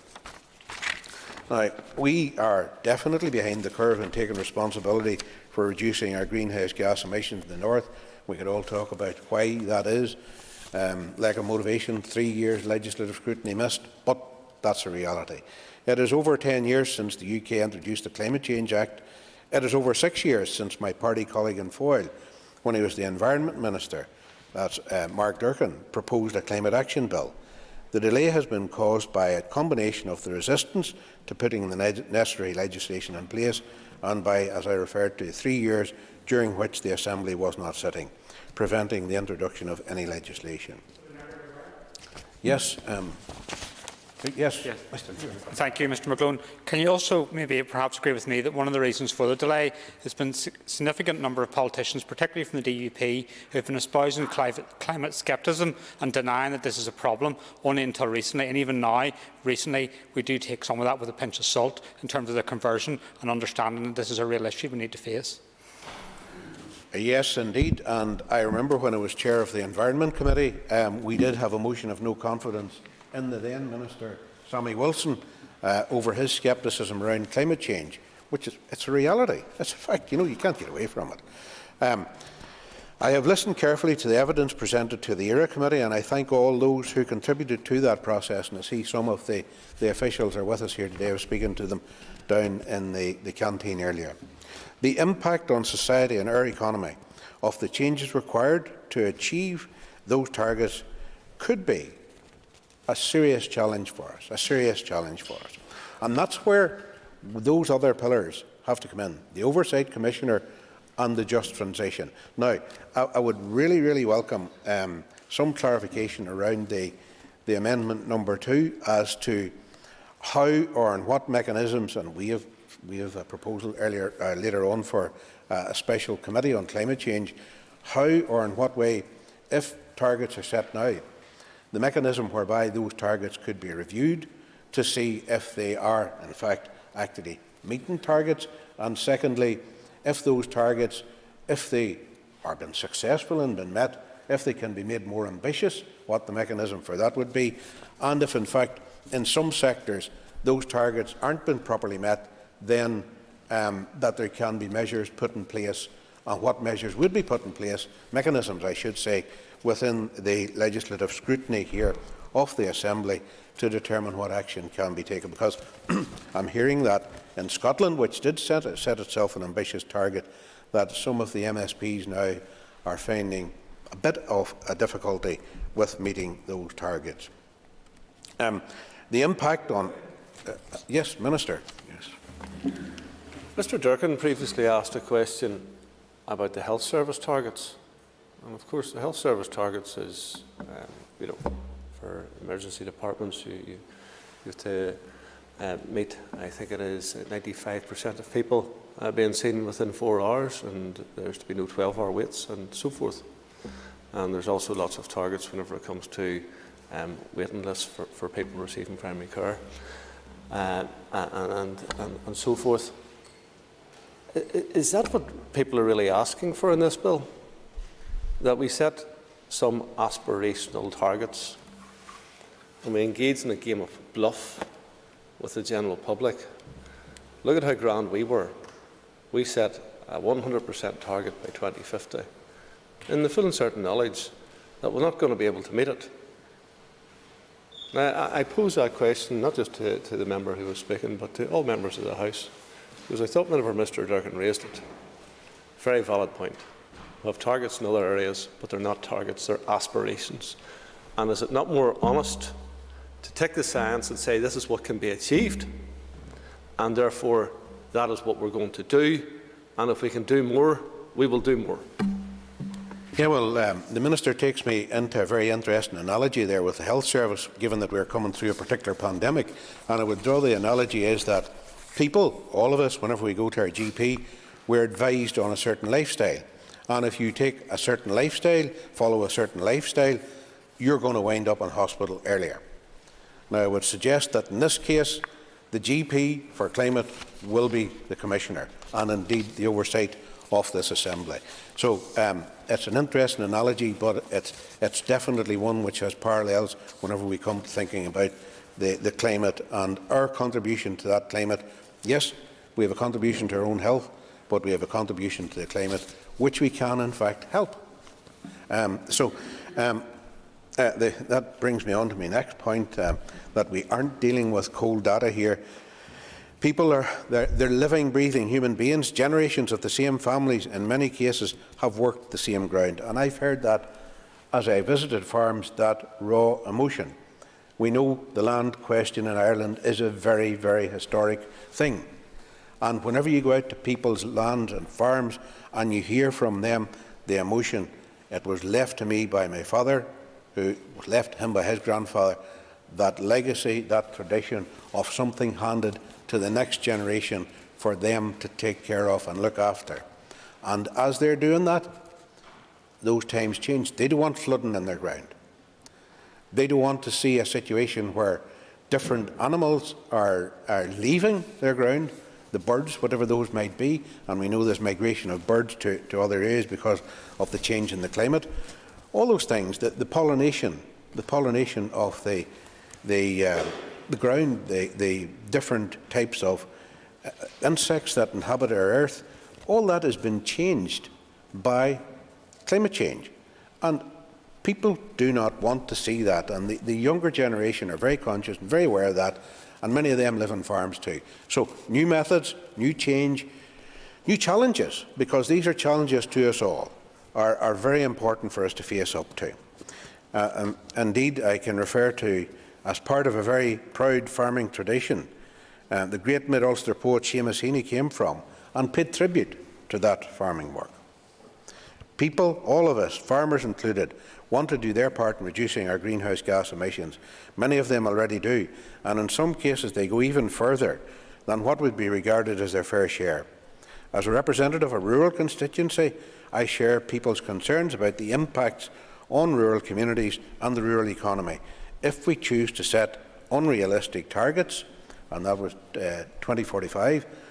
But we need, if we're setting a new target, we need to make sure that as part of that target-setting mechanism, that we have oversight, that we have scrutiny, that as science develops, sorry, I'll just make this point, Declan, as science develops, that oversight mechanism is fit to keep pace with it and see how we can develop new things. Like there's a pivotal role in AFBI for this. There's a pivotal role in our universities for this. A challenge to them. But I am assured that they can step up to the mark and do that and work with us all to achieve that. Yes? Taking the intervention. Would the member also agree that, well, certainly it's one of the amendments that we put in, but I think it was actually a committee amendment as well to the Bill number 1, that any of these 5-year climate action plans could only come about through working in co-designed and working with the wider sector, and after a 16-week consultation and subjected to equality impact assessment, economic impact assessment, rural needs impact assessment before that ultimately be agreed by the Assembly. Would the member agree that that there aspect of co-design, working in partnership with all of the sectors, rather than imposing things on people from here, that's a crucial part of it should be a crucial part of this legislation? It has to be, and I thank the member for making that point. It has to be, because this, and unfortunately, the debate has got narrowed down to farming and agri-food. I can't emphasise it enough. This affects every single conceivable walk of life, and with that, it affects every conceivable walk of life. But with that, it also brings a responsibility and a challenge to all those walks of life to see how we do things differently. And that oversight mechanism will be crucial in it. Because unless we hear from the people most affected by it, we will not know how indeed we're facing up to the challenges, meeting targets, or indeed adapting to new ways of doing things, which is vitally important as well. In fact, that's my next point, bringing people with us is essential to achieving the reduction in emissions required to meet our international obligations.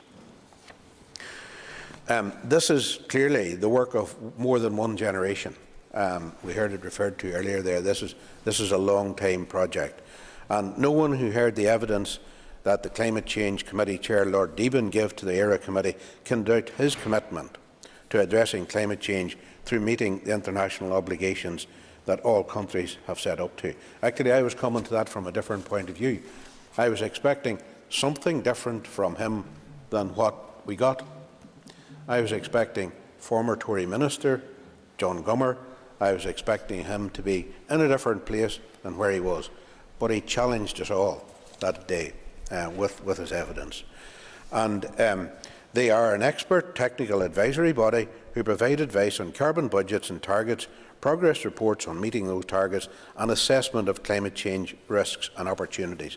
And they too would have to fit in with what you, Mr McAleer, were proposing there, or was elaborating on earlier, because they bring that expertise with them, as will our local universities too. It would be challenging for everyone, all sectors, and it will require more than just new technological solutions that people would appear to be relying on. This is about ways of life, this is about science, and it's about technology, surely, but it's also about skills, it's about awareness, it's about training, it's about our universities, it's about our science, how all of them work together to help us transform society and meet the climate change crisis which is facing us. The SDLP believes that it's desirable to achieve a net zero society. On CO2, we can certainly achieve net zero by 2050. We support the amendments 9, 10, I believe, has not been brought forward now. Is that correct? Yeah. Did you elaborate earlier that number 10 hasn't been brought forward? If I've picked it up wrong, forgive me.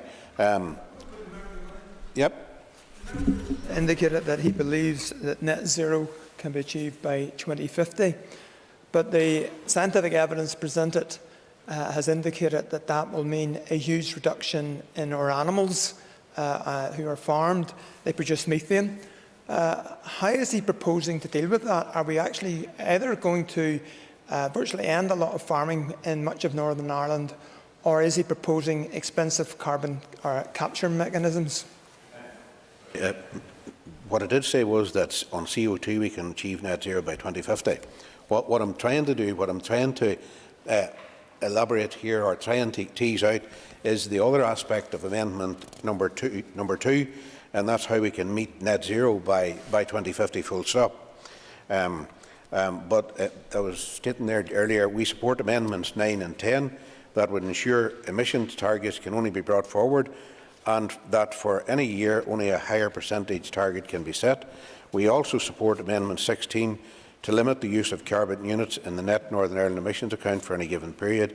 Amendment 29 introduces the reasonable requirement to consult the public, and the Climate Change Commissioner and Just Transition Commissioner on carbon budgets.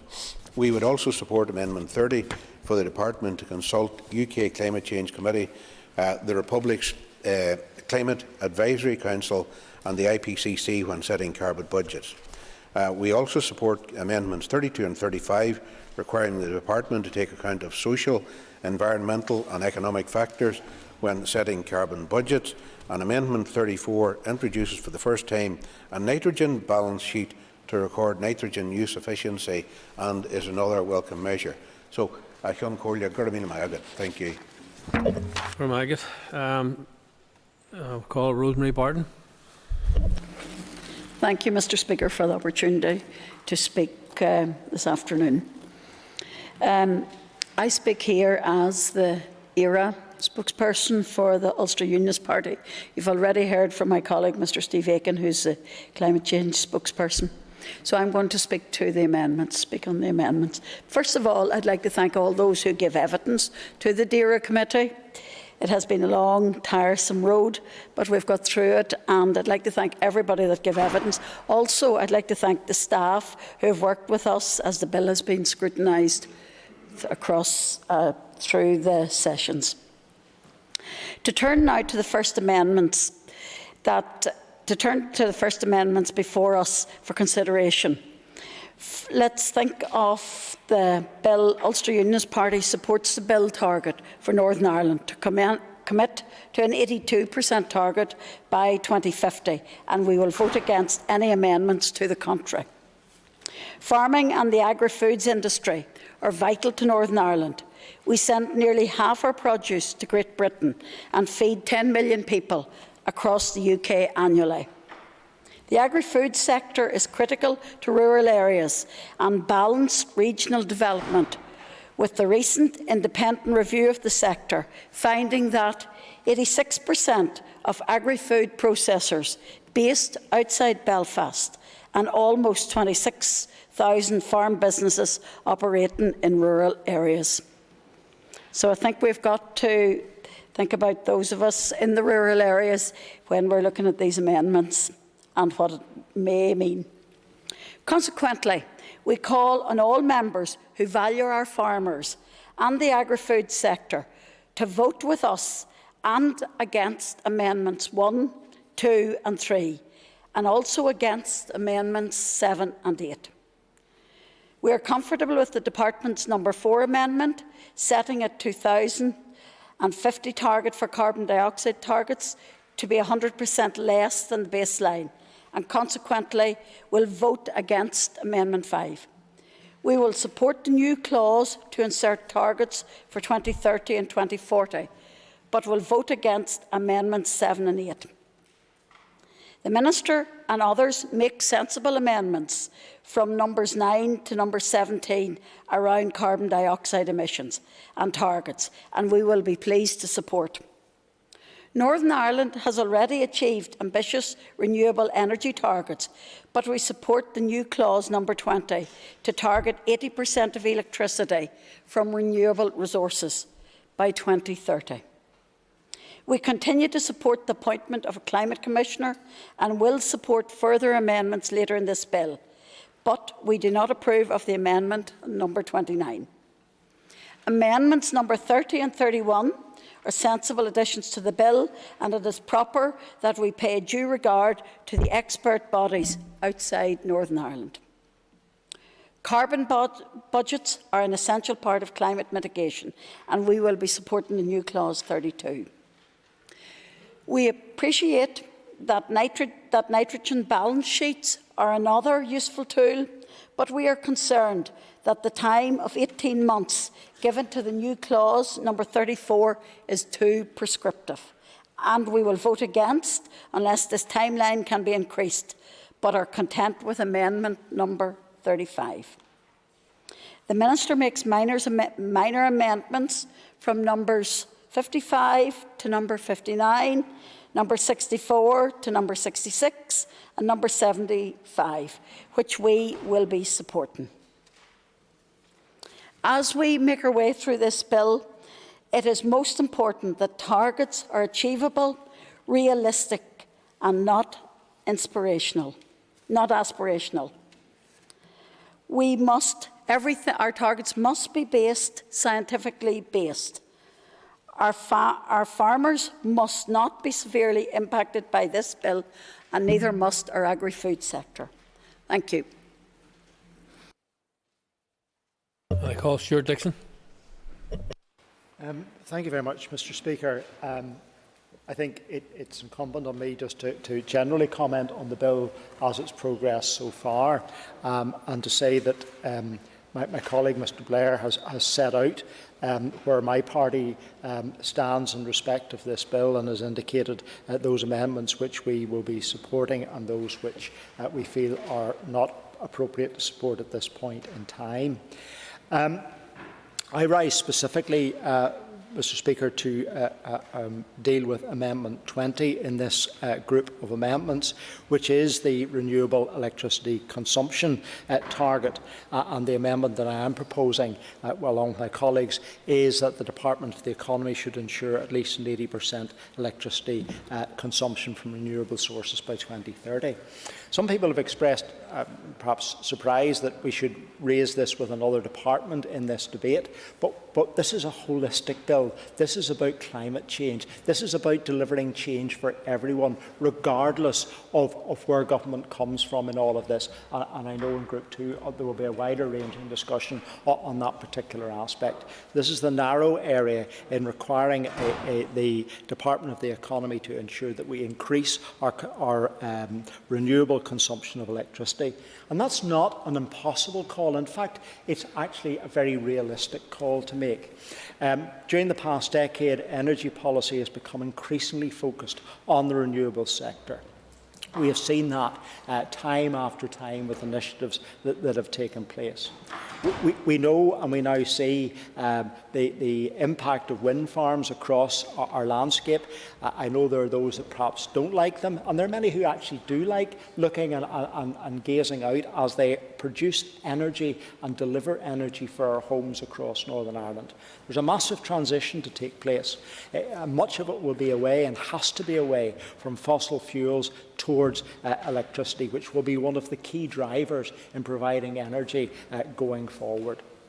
It's surprising, but perhaps not surprising, that in the last couple of days, and indeed, in fact, just going back to the 30th of January, Northern Ireland produced 1,042.96 megawatts of power by wind, exceeding all of our previous achievements and targets in respect of that.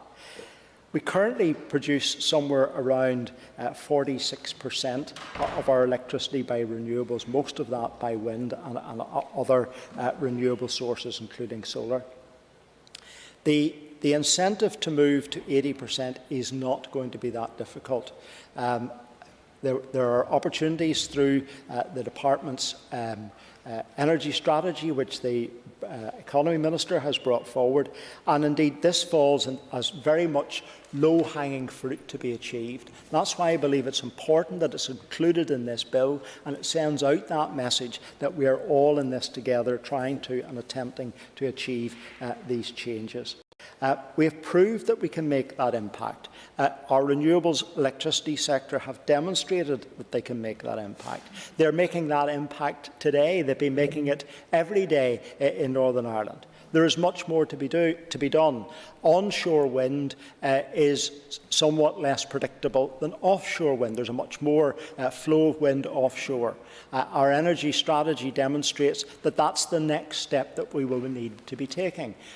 Arrangements have been made, as I understand it, with the Crown Estate to ensure that that can be achieved. And we look forward very quickly to being able to develop offshore wind. That will take us way beyond that which we've been achieving in the last few days and in the last few months, and indeed over a reasonable number of years. That it makes this 80% consumption target achievable. And for me, in my constituency of East Antrim, it will end the iniquity of a coal-fired power station. Already under threat because it doesn't meet the standards. It's would be very difficult for it ever to meet those emission standards, and I look forward to it transitioning. And this is important because the companies, and it's been a series of companies that own and manage that power station, have been doing very innovative things like battery storage, which is vitally important to delivering for those peak initiatives. At tea time and others, whenever power is needed and needed very quickly across Northern Ireland. There is much to be done, but I want to commend this particular amendment, Amendment 20, to the House, and encourage us all to support this, because I believe this is a very achievable target. Thank you very much, Deputy Speaker. Thank you. I call Ms Linda Dillon. Privilege, Concordia. Thank you, and thank you to the Minister for bringing the bill. I think just a number of members have alluded to the fact that there are two climate change bills, and I think that we need to recognise why there are two climate change bills, because the Minister had no intention of bringing a climate change bill forward, had it not been for the fact that the member Claire Bailey actually brought forward a private member's bill. That doesn't remove the fact that we appreciate the Minister has now moved to the point of bringing forward a bill. It would have been much better had he done so much sooner, and then we wouldn't be in this position. No. But just at the outset, I would like to agree with the member for Mid-Ulster, Patsy McGlone, in relation to there being a pivotal role here for universities. My concern is, how are we going to fund them? R&D was funded. My colleague Keith Archibald spoke earlier on to the fact that she actually in a previous life worked very much in the R&D sector, and it was funded very much through European funding. And I have concerns about will that funding be replaced, because actually that is where the vital work happened that will help our farmers. Would the member give way? Okay, thanks very much, the member, for giving way. And look, a lot of us sit, and particularly in that committee, I'm sure in other committees, and we've heard about this prosperity fund that was promised, like Boris Johnson has promised so many things. So a lot of us are concerned now that it's just not a similar promise to that was on the side of that big red bus. I think you've been reading my mind, or maybe it's just because we're both in Mid-Ulster, but I actually had intended to reference the fact that we're putting our faith in a party that followed somebody who put signs on the side of a red bus with all sorts of promises. And we've seen where that got us. And we've seen we're ignoring the true facts. And people in this chamber have talked over the course of this debate around, that it'll be a number of generations before we realise the benefits of this. Well, I remember as a child, and it's not that long ago, it's a while ago, but it's not that long ago, people talking about climate change. And I remember watching programmes and, being a wee bit frightened about what it meant, but not really understanding it. So when we talk about the fact that there's been some delay in addressing climate change, I'm 45. There's been a fair delay. I'm talking about over 30 years ago.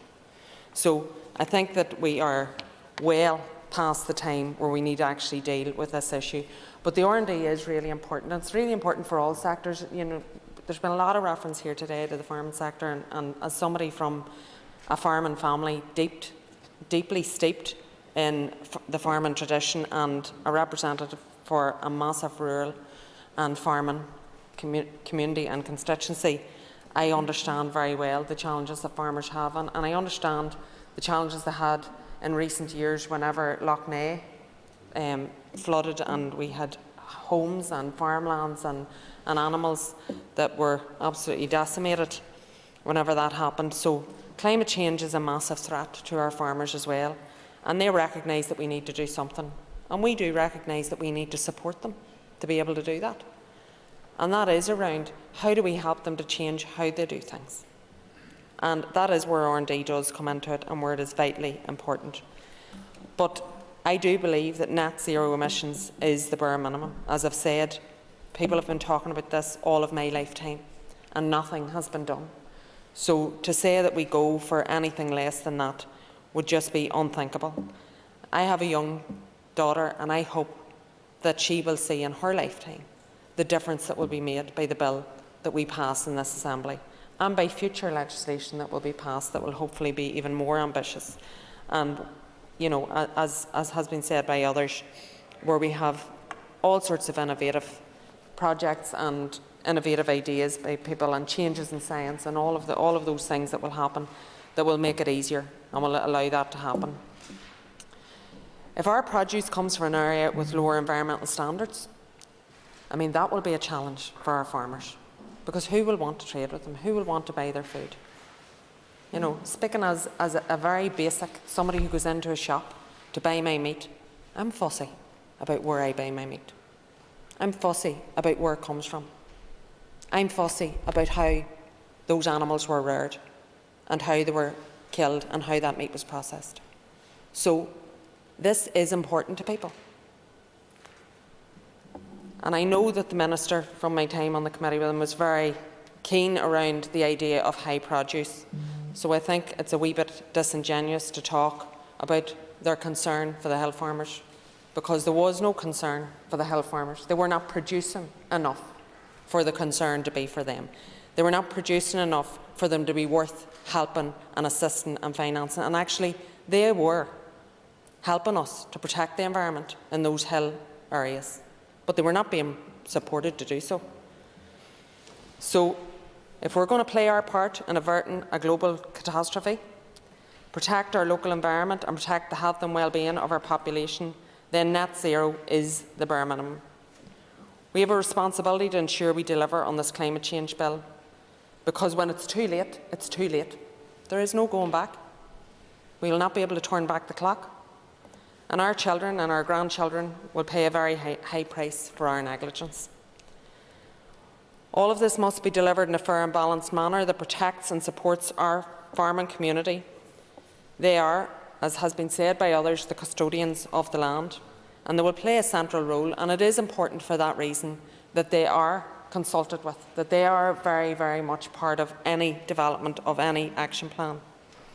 And we have a responsibility to protect everyone. We need to protect all of those who work right across our community and all of their families.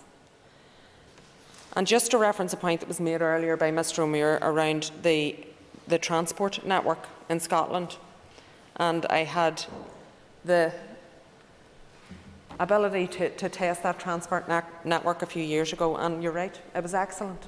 In the very most rural areas, out in the middle of nowhere, you were within a couple of minutes of a train station. Here, we are like a developing country in our rural areas around transport. So I think other members have referenced the need for this to be more ambitious, and Stuart Dixon had referenced the need for departments, for this to be an all-encompassing and holistic bill, and I think that that is absolutely what we need. And I can speak as somebody who left Newry one day to travel to Coal Island on a bus, 5 hours for a 40-minute journey. That's the transport that we have in our rural areas. And for 1 hour of that time, I sat in Newtown Hamilton in a bus while the bus driver went home, and we had to wait for another bus driver. Now, you know, that was grand because I had time to sit there, but in the real world, you know, that is not acceptable. Absolutely, yeah. It touches upon quite an important issue, because we're debating here in the first group of the amendments really around targets, and we're being told that's why we can't achieve net zero by 2050, and there's a lot of debate in relation to that, and I respect the different views that have been expressed on that. But we have to put ourselves back from that and go, why are we debating this? Why are we saying we can't achieve that? And the reason is because there's a lack of ambition here in Northern Ireland. We have a transport system which, until last number of weeks ago, we were being told had real issues in terms of sustainability until it got some money through a monitoring round. But yet this financial future is not secure for the next number of years ahead. So if we're really real about tackling climate change, we need to put our money where our mouth is and actually invest and make those changes here in Northern Ireland. And we can do it, because other parts of the UK have managed to do it. So we can do it here as well. Intervention. And I think you're right. That's exactly what we need to do. We need to be more ambitious. And as I've said, this particularly impacts our rural communities. And sometimes when I say ambition around transport, it doesn't include our rural communities. It talks about the towns, it talks about the cities, it forgets about us. You know, many of our villages and towns have no transport links whatsoever if you do not have a car. And that is why we're in a position where we're asking for additional road networks and we're asking for work to be done to roads. That is not acceptable. We should have better transport links. We should have the potential to get on a bus or a train and go to our place of work and not be relying on the car. Thank the member for giving way. On that particular point, yes, the whole connectivity issue, the whole rail, the whole public transport issue has to be taken into account. But there is another element to this, and we've spoken earlier today about fuel poverty. I have a concern that I've raised at the committee. We often talk about EV charging points. Now, that's one thing, and there is an absence of those, not enough of those. But the costs of some of those cars will leave it absolutely prohibitive for many people in rural areas. So there's an additional issue there of, how could we call it, mobility poverty and access to mobility, because some people, you will know as well as I do, live in areas where there's not a chance of a bus coming down their road or anywhere near their road, and they're reliant upon their diesel car or their petrol car, maybe 10, 12, 15 years of age, that they've got through the MOT repeatedly to take them to and fro. But that's another aspect of poverty, and that's access to mobility and services, I should add, as a result. Absolutely, and this is where it is an issue for rural, more than just the farmers. We need an ambitious climate change bill that actually addresses all of the issues for our rural communities. So, absolutely. Very generous for interventions, Linda. Would the member agree with me that at the heart of our conversations around climate change is the issue of fairness and justice? And a lot of people have said here today about the importance of young people. And I have to say, during all of the evidence-gathering sessions in the ERA committee, and I should have expressed my thanks to the staff for putting it all together and the people who attended. It was young people that I remember the most. And we've done over 52 evidence-gathering sessions and met then separately with schools with over 300 pupils. And I was at every single one of those engagements except for one as a consequence of a family bereavement. But in all of that there, they stuck out with me the most. And this is the point I want to make, is that in 2050, I'll be 76 years of age. And I hope, if God spares me, I'll still be alive, and my children will be adults, and hopefully I will have grandchildren. And if we go for 82%, because, you see, this climate legislation is about, trying to balance out the levels of emissions that we produce with what we sequester. So come 2050, when our grandchildren are there, the children of Scotland, Wales, England and the south of Ireland, they'll have 100%. They'll have 100%. The air will be much cleaner. There'll be less oxides in there, less nitrous oxides, less methane, less in the air. So why should we sit here and tell our future generations, it's okay for the children in the north, to have that lesser quality, whilst the rest have better quality? And the other principle of fairness. Sorry, Mr. McAleer. You are on the speaking list, so you will get to make all of these. You will get to make all of these points. I call Ms. Linda Dillon. Thank you for the intervention. I'm glad I inspired such a heartfelt speech. And I am actually going to end my speech, but I will speak to the fact that I agree with Mr. McAleer. This is about fairness. It is about delivering for our future generations, and hopefully for this generation as well. But absolutely for the future generations, for my children, hopefully for my grandchildren, and for yours. So that's what we're here to do. We're here to deliver, and it's not about us today, but it is about what we leave behind us as a legacy for those in the future. Thank you. I call Mr. Matthew O'Toole. Thank you, Mr. Principal Deputy Speaker. Just in the nick of time there, others, including my colleagues Patsy McGloon and Cara Hunter, have addressed the amendments in Group 1 in more detail. I'll touch on them, but I will talk within general principles about the amendments in this group and my party's feelings on the bill and the amendments. Mr. Principal Deputy Speaker, being a legislator is an immense privilege. In a parliamentary democracy, the most fundamental way that we have of effecting meaningful change is through legislation, through making law. and laws change when those of us who have that privilege come here and vote for that change to happen. Mr. Principal Deputy Speaker, change in our climate is already happening. Climate change and indeed climate breakdown are happening. And it's not just happening in far-off parts of the world, it's happening here on this island.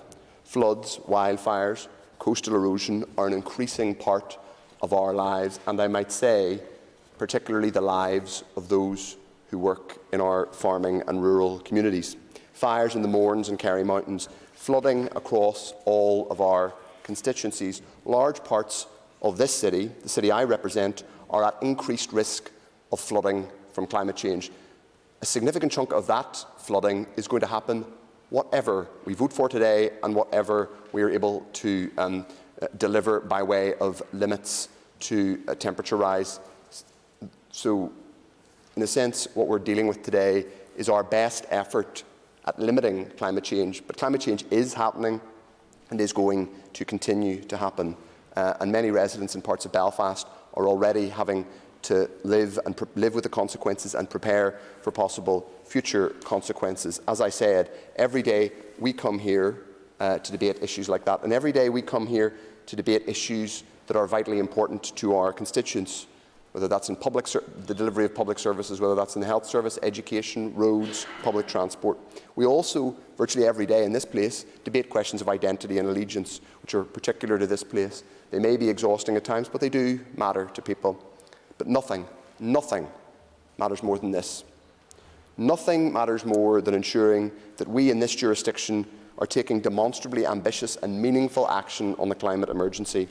And especially, nothing matters more to young people. And young people are watching us today. They're watching to find out whether we will finally take action in this place on the crisis that could shape all of their lives. We haven't taken that action so far. To be clear, and not to be too blunt about it, but many of us sitting in the chamber now will not be here in 2050. For that matter, many of us won't be here in 2045. I don't say that point in order to be morbid or anything else. I genuinely don't. I'm not trying to be. It's a very just a share. So indeed, yes, there's a serious point here, which is about the responsibility on all of us to legislate for future generations. We aren't legislating for here and now. Mr. Principal Deputy Speaker, it isn't enough, in my view, to say that we're grand. Other parts of the world, indeed the rest of these islands, can crack on and deliver on particular targets, including net zero, and we will go our own. We'll go our own way. The truth is that for far too long we have been nowhere on these issues, at least in relative terms. It has been said repeatedly today that Northern Ireland has been a laggard, and we have been a laggard. We are the only part of these islands without a net zero target by 2050 in law. We're the only part of these islands without any climate change legislation, and it was mentioned earlier on by my colleague Patsy McGlone that our other colleague Mark H. Durkin was one of the first ministers to bring climate action legislation here. That didn't make progress, and for the 3 years that we were down, no progress was made. So that places a particular burden on all of us to take seriously the responsibilities that lie upon us.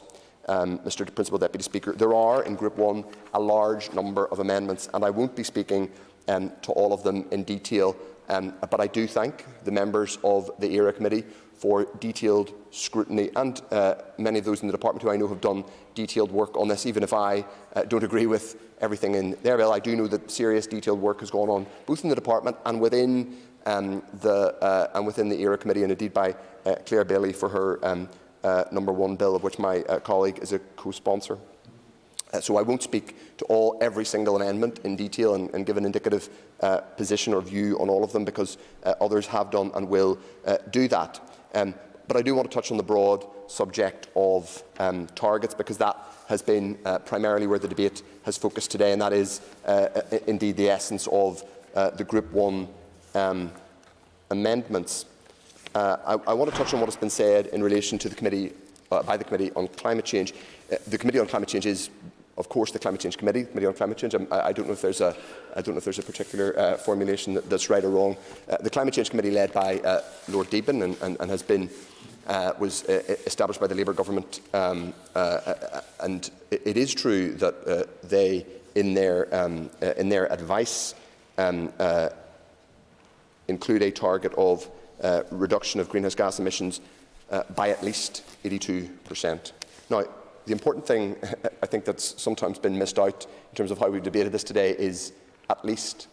They don't say that it would be wrong for Northern Ireland to go beyond 82%. So I think that's important to note. They say at least 82%. And as they also note in their letter, the Scottish Government and indeed Scottish Parliament have gone beyond that. So I support many of the amendments that are being debated today. I won't go through them all in detail, but I do support and will be supporting the maximum ambition possible in relation to the setting of targets. But I also want to address one of the other broad issues that has emerged from today's debate, and I think is incumbent on us to deal with, because while it's critical and urgent that we take the most ambitious action possible, it is also important that we address the concerns that some in the farming community have. Claire Bailey mentioned earlier on that the farming community is going to be completely critical to dealing with climate change. That's true. They're also going to be among the sectors and areas most devastated by climate change, in particular areas. I represent an urban constituency now. It's pointed out sometimes by others, including sometimes the Agriculture Minister himself, that I represent an urban constituency. Before that, I lived in London. But I'm from a farming background. I come from a small family acreage in County Down, which is still in my extended family. I care about those communities. I care about farming and the amazing contribution farmers make. I don't see any contradiction in us having maximum and real ambition around dealing with climate change and celebrating and protecting farming and our rural communities. The truth is, we are all going to have to deal with change. Climate change is happening. It's forcing change upon us, and we all have to be real about the responsibility and the urgency on us to deal with it. So I hope today and then further stages of this bill mark a fundamental step forward for this place. Too often people outside this place are completely despairing of our ability to deliver change, meaningful change. This is perhaps the most important opportunity to deliver change that we have had since we returned in 2017. The place fell in 2017, since we returned in 2020. So we should be really serious about that responsibility, because, as I say, people outside this place are not filled with confidence about our capacity as legislators to take action to improve their lives and make their lives better and deal with the most urgent problems of this century. It's incumbent on all of us to use the responsibility we have to try and address that lack of confidence, and I hope today, and indeed in the weeks ahead, we can continue to do that with this legislation. Thank you, Mr. Principal Deputy Speaker. Thank you. I call Mr. Colin Gildernew. I got prayer last year, Corlia. I have to say it's been an interesting debate, and in terms of my own background, I come from a farming background. My father is a farmer, my brother continues to run the family farm, live in a rural community, ran a small engineering business in a rural community for very many years. So I am concerned to some degree that it would appear that this is almost being set up as a choice between taking action on climate or farming, and I think it actually has to be both. It's absolutely clear that we need to take action to deal with the climate crisis that we're facing, but it's equally clear that we cannot do that in a way which is unjust or impacts in a way that is unjust to anyone, including farmers or small business, because farmers will actually bear the brunt of the impact of climate, and farmers can see that happening all the time. But I also think farmers and small business actually see themselves as being at the cutting edge of how we move forward and how we will develop solutions. And I know even 20 years ago in our own business, we had already moved on to manufacturing environmental and recycling products. And we have an entire industry in the South Tyrone and Mid-Ulster area that exports environmental and recycling equipment all around the world. Innovation, ingenuity, and these types of solutions will, I believe, be brought to bear here. So we speak to farmers every day of the week, and it's clear that they are up for the challenge. They are family people too. They have children who they want to grow up in an environment that is fit to support them, that their children and grandchildren are able to thrive and enjoy. And when we're talking about targets, as we are in this section of the bill, my own experience in business taught you that if you didn't have a target, and if it wasn't challenging, you didn't know where it was you were trying to get to, and you couldn't build in the steps that you needed to do. So those targets are important, and it's also crucial that we ensure that they are achievable, but also that they're challenging. And I think it's appropriate that they are challenging, given what we have learned in the past. The more our understanding has grown of the severe issues that are going on with climate. And I do agree also that we need to play our part to the full here, and not to, in a way, look for maybe excuses about why we should reduce our targets. We should go for targets that are credible, realistic, achievable, and we should support farmers, rural communities, small business. Not only to do that, I'm finished now, and I have heard several interventions of a very similar nature that I don't think, after the first repetition or two, added much to the debate. I'm finishing my remarks now. I think we absolutely need to speak up for rural communities, protect them, but we also need to protect the climate. Thank you. I call Mr. Roy Beggs. Thank you, Principal Deputy Speaker. I firstly declare that I own 25 acres of agricultural land that I let out, and also that I provide voluntary assistance to my parents on their small farming enterprise at my free gym membership. I welcome the consideration stage of the Northern Ireland Climate Change No. 2 Bill. We are far behind other regions of the UK, and we have a long distance yet to travel to deliver our fair share of reductions in greenhouse gas emissions. We do need to ensure that we carry our fair share of that we contribute to a global and indeed a UK net zero by 2050. A Northern Ireland Climate Change Act is long overdue, and I would credit the private members' bill for really forcing the departmental hand. I suspect were it not for it, we would not be standing here today debating a bill which has been through the executive, has had considerable thought and scrutiny given to it. So I credit her to that extent that we are in the process of enacting legislation which will start to address that. The Climate Change Act was actually passed in Westminster in November 2008, and the UK set out a pathway to reach net zero in greenhouse gas emissions by 2050. Now, this was the first global, legally binding climate change mitigation target set by any country. And when I hear some of the critical comments that are being made by some about unambitious targets, I'm quite surprised. The UK has actually led the world on this issue. Scotland itself had a Climate Change Act since 2009 and recently updated its targets to include a 75% reduction in greenhouse gas emissions by 2030 and 90% by 2040. Scotland is well ahead of us. It's 13 years ahead of us.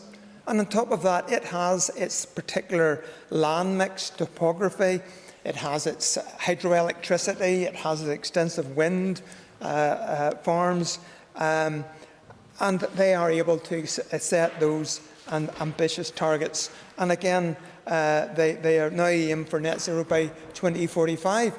Every region of the UK is different, and the particular topography and circumstances around Scotland, the thousands of acres of moorland that is not being farmed creates different opportunities, particularly for forestry. opportunities which we don't have to the same extent. In 2016, Welsh legislation was made to reduce greenhouse gas emissions. And in February last year, after 5 years of planning and actions and seeing how their process works, they decided that they were able to update their targets. And they're now planning to achieve net zero by 2050. Again, they've been at this for 5 years. They have their particular circumstances, different from ours. And from their experience of working the system, they then decided to bring their targets forward. And obviously the UK has a climate change target to be neutral by 2050. Many countries speak of reducing emissions, but the UK has been delivering significant reductions in emissions and has set credible legislative pathways to achieve it. Now, we need to be... Yes, certainly will. Mr McGuigan tried to previously tell the House that Ireland was leading the way. Now, over the course of time, I think the member will probably get to the point where the UK has already considerably reduced greenhouse gas emissions. Over the same period, Ireland has increased their greenhouse gas emissions by some 18%, by 10%, while Northern Ireland has reduced theirs by 18%. So Mr McGuigan seems to be a little confused. It's Northern Ireland has actually reduced their carbon and climate change emissions, or greenhouse gas emissions, whilst Ireland has increased their emissions by 10%. And whenever it comes to actually reductions in methane, by 2030, how much is Ireland proposing to reduce by? But 10%. So I'd be interested to hear what the UK is doing, given that Mr McGuigan had some green-tinted glasses on and couldn't actually see through them. I thank the Minister for his contributions. It's important to have the facts. It's also important to have credible pathways, credible legislation that actually delivers, not just fine words. And I very clearly support clauses 1, 2, 3 of the bill as drafted by the Minister, that sets out the targets that have been deemed to be fair to Northern Ireland. The UK Climate Change Committee, an independent expert panel, a wide range of experts covering different fields, renowned scientists in their own fields, have set this. They have accepted that we are coming late to the game. They have also examined our particular circumstances, topography, mix, and that is why they have identified that what they think would be fair would be an 82% in greenhouse gas emissions for Northern Ireland by 2050, so that we can play our part in the UK reaching net zero by 2050. Have no doubt an 82% reduction will be very challenging for all sectors, whether it's our engineering sector, whether it's our electricity sector, or whether it is our agricultural sector. Certainly. I'm fascinated to listen to Mr Beggs, and I just wonder if he could sort of clarify my confusion, because his climate change spokesperson has said that his party should be able to achieve net zero carbon by 2035, indeed coming down from a previous target of 2045. In fact, he highlighted the fact that the National Farmers Union said that it could be achieved by 2045. And he said, let's get to 2035 for net zero carbon. So maybe you could explain the confusion, or perhaps the difference between your agricultural perspective on this matter and your climate change perspective on it. I suspect a lot of members are not picking up the details of this. Greenhouse gas emissions regarding agriculture, one of the biggest outputs is methane, the existence of an animal in agriculture. So CO2 targets are not included in those figures. So it's very important to remember that when you talk about CO2 figures, yes, there is some energy used in terms of machinery and harvesting, but it does not take account of the methane that is produced from our ruminants, our sheep and our cattle.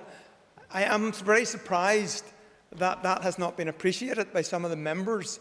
The big issue about net zero in terms of our agricultural sector is our ruminants, because there is methane produced. Yes, I will. Thank you very much. Is the member aware that we're now being told by the science and the climate scientists that methane is actually posing a more immediate and greater risk than carbon, and that we need to go further and faster in methane reductions? I fully accept the scientific evidence that methane is also a problem in terms of climate change. But I would ask others to look carefully about what this bill does. And what this bill will do, if we set a net zero, is we will export our methane production to South America, to Australia, to New Zealand. Now, there's been a lot of muck being flown about here about Brexit. Lots of different things, health farming support subsidies. What has happened in the past has happened in the past. We are here today taking a decision that will affect our community, our farmers, our rural community today. And if we go for net zero, we will decimate the rural community. The Climate Change Committee have indicated that a 50% reduction will not be sufficient in itself in terms of the numbers of our cattle and our sheep. It would have to be higher than that. And they have warned about the dangers of import substitution.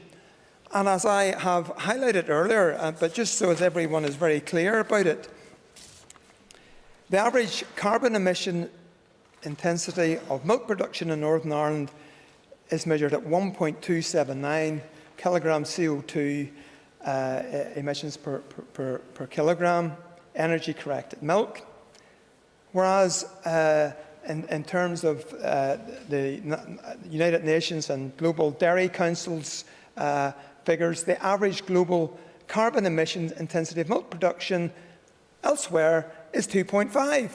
So we've been given evidence that cutting our herds by half will not be sufficient. KPMG report has indicated that it could be as high as 86%. Yes, it certainly will. The member for taking an intervention.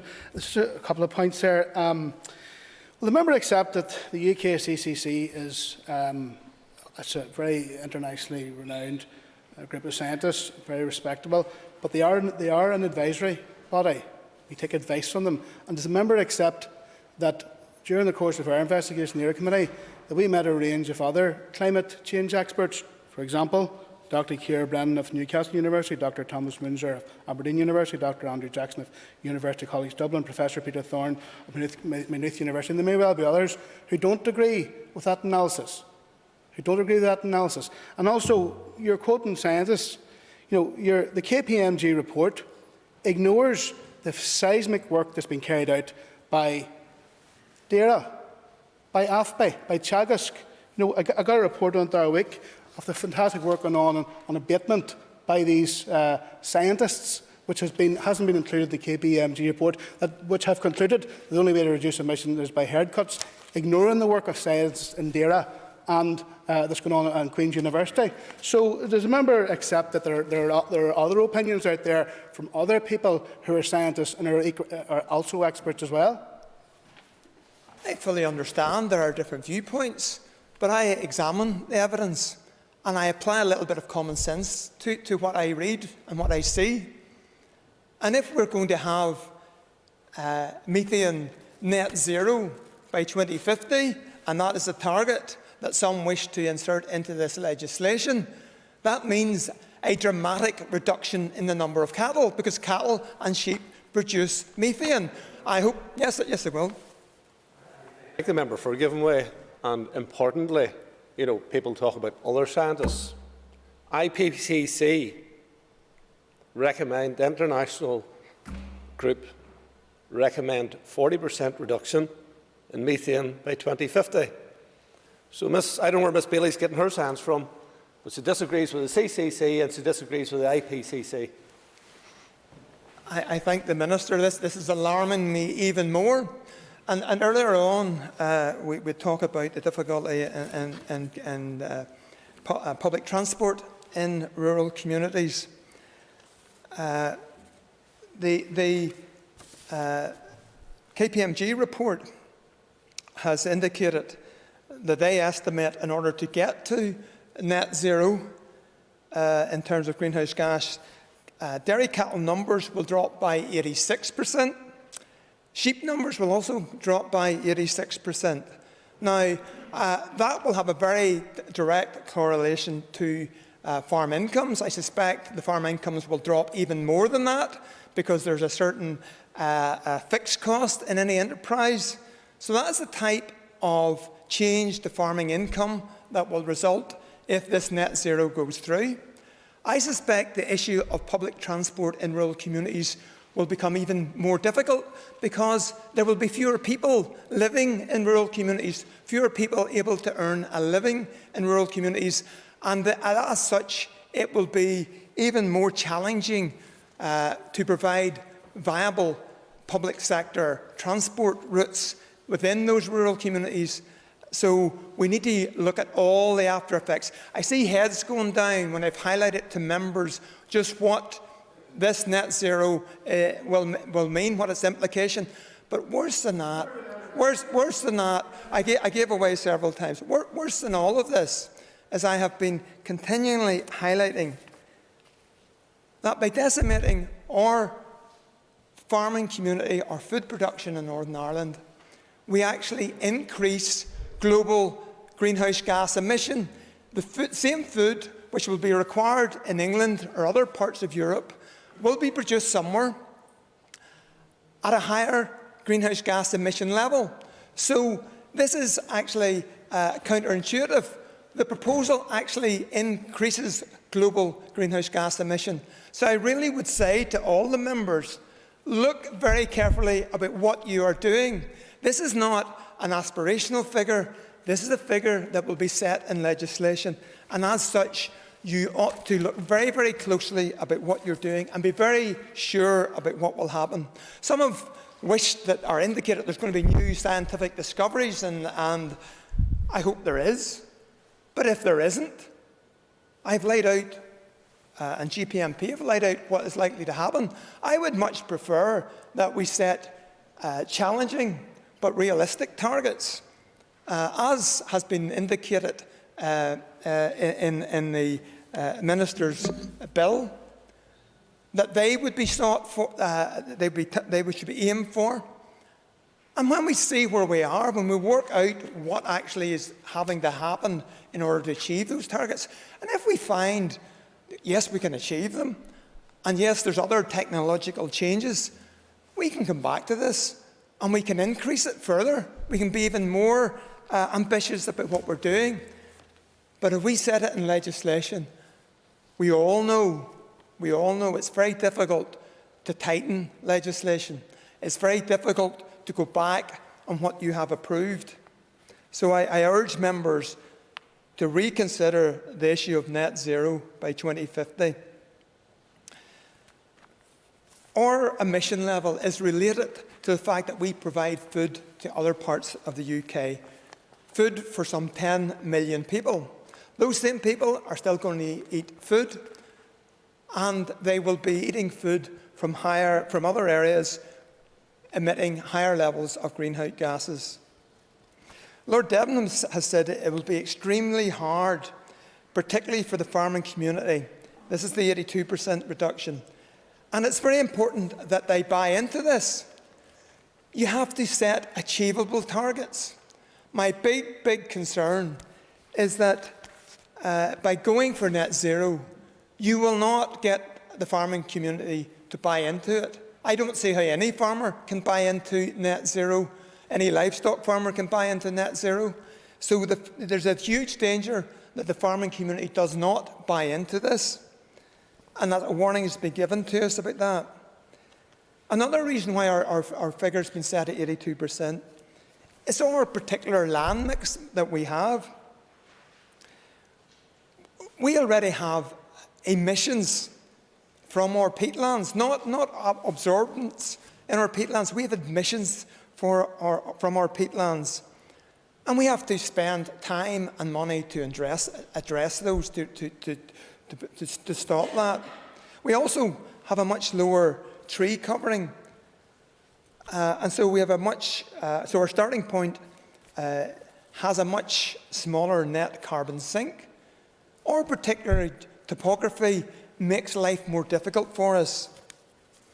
Then you look about our infrastructure, where we have a smaller gas network. Then there's the state of our housing stock. We still have the sizable Northern Ireland Housing Executive housing stock, older houses, thermally inefficient houses, and the fuel poverty associated with that. That is an issue that needs to be addressed. The Climate Change Committee has also indicated that we are less likely as a location to benefit from carbon storage. And I notice one of the amendments is adding the issue of carbon storage. I would be supportive of that, but I'm highlighting to you, do not be saving it up your sleeve as a solution that's going to come down and solve everything. Carbon capture is very expensive.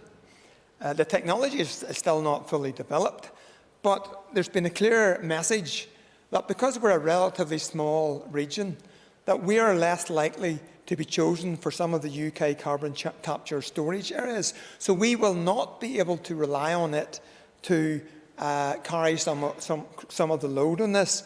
So whatever we put into legislation will have a bearing out there. As legislators, we must take great care as we set binding legislation. This is not an aspiration. I noticed in the committee's report on the bill, some of the cost implications of the bill as drafted are indicated. An annualised cost on our resources peaking at some 300 million a year by 2030. And it's right that we're going to have to do that. 1% cost of our GDP, a net cost of some 4 billion between now and 2050. And that is based on the Minister's bill. What I would like to know is what will be the cost of net zero. I fear it is going to be much, much more. And where's the money coming from? Where's the money come to justify the net zero? There may well be some UK transition funding, but if we voluntarily go at it faster, and harder than is being required and suggested to us, I very much doubt that the Exchequer will turn around and say, oh, you decided to do that, oh, that's okay, I'll give you some extra money. I suspect we will suffer the related pain. Our industry, our agri-food sector will suffer that pain. And the huge reductions that are potentially forecast may actually affect the whole viability of some of our industry. So we really should be looking at it. I also noticed in his evidence, Lord Dedham stated that he is not prepared to suggest something that I know cannot be achieved. It's clear to me he believes that net greenhouse gas zero by 2050 cannot be achieved in Northern Ireland, given all of our background. And he also said that, or reported that that Northern Ireland could experience reputational risk by pursuing a target that is unrealistic, and that people may not engage with mitigation actions that they know are unachievable. And again, the committee will be pulling in behavioural scientists who are on their committee to try and guide all this change. This is not lightly said. We are trying to grasp something which is unachievable, and we are liable not to take the community with us and make it even more difficult to achieve and even cause greater destruction. Yes, one of the greatest aspects of this is our agri-food sector, which we are heavily reliant on in Northern Ireland. It's been a state of stability during times of difficulty. But when you look forward to what this bill will result? Who will be investing in our agri-food sector? Who will be investing new finances to bring about improvements? There is a very real risk of danger when people see the reduction in numbers associated. And go back to that 86% reduction potentially in the number of sheep and cattle, that you would be a very foolish farmer if you were to be investing in modern housing, housing standards that are often better than other parts of the world. So there are lots of knock-on effects. I indicated early this issue of Brazilian meat industry, where they are actively pursuing a plan to increase cattle production by 10 million by 2030. No doubt by cutting down the rainforests. That is where we may well find that our customers at present who will not be able to be supplied under this targets that are being set here may be going to purchase their meat in the future. Furthermore, if we sacrifice our industry or pay for carbon capture and take on a bigger share of the UK greenhouse gas emissions, it actually will not result in any reduction in UK greenhouse gas emissions. People may feel good, but you know what? The target will still remain in the UK in terms of 2050. Net zero greenhouse gas emissions. We can voluntarily carry our heavier load, pay the extra cost, but it doesn't increase UK greenhouse gas emissions. It simply means that those in Scotland, in Wales and England will not have to reduce their greenhouse gas emissions to the same extent. So some people are under an impression that this will help global greenhouse gas emissions. It will not. The UK greenhouse gas emissions remain at the same level. And in fact, by offsetting our agriculture elsewhere, we increase global greenhouse gas emissions. This is the net outcomes of the net zero target in this bill. Think carefully, everyone, about what you are doing.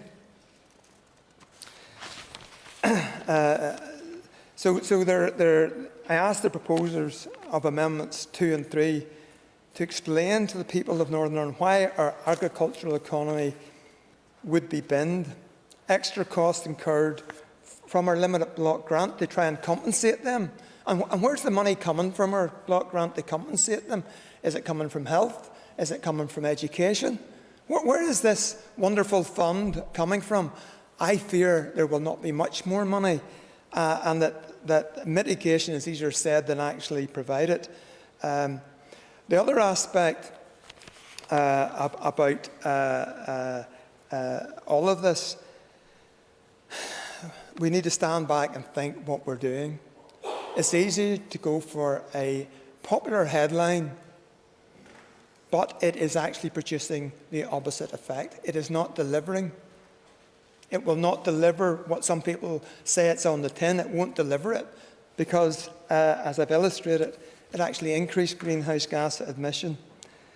I noticed that the Climate Change Committee said our analysis shows Northern Ireland's position as a strong agri-food exporter to the rest of the UK, combined with more limited capabilities to use engineered greenhouse gas removal technology, means that it is likely to remain a small net source of greenhouse gas emissions, almost entirely from agriculture, in any scenario where the UK reaches net zero in 2050.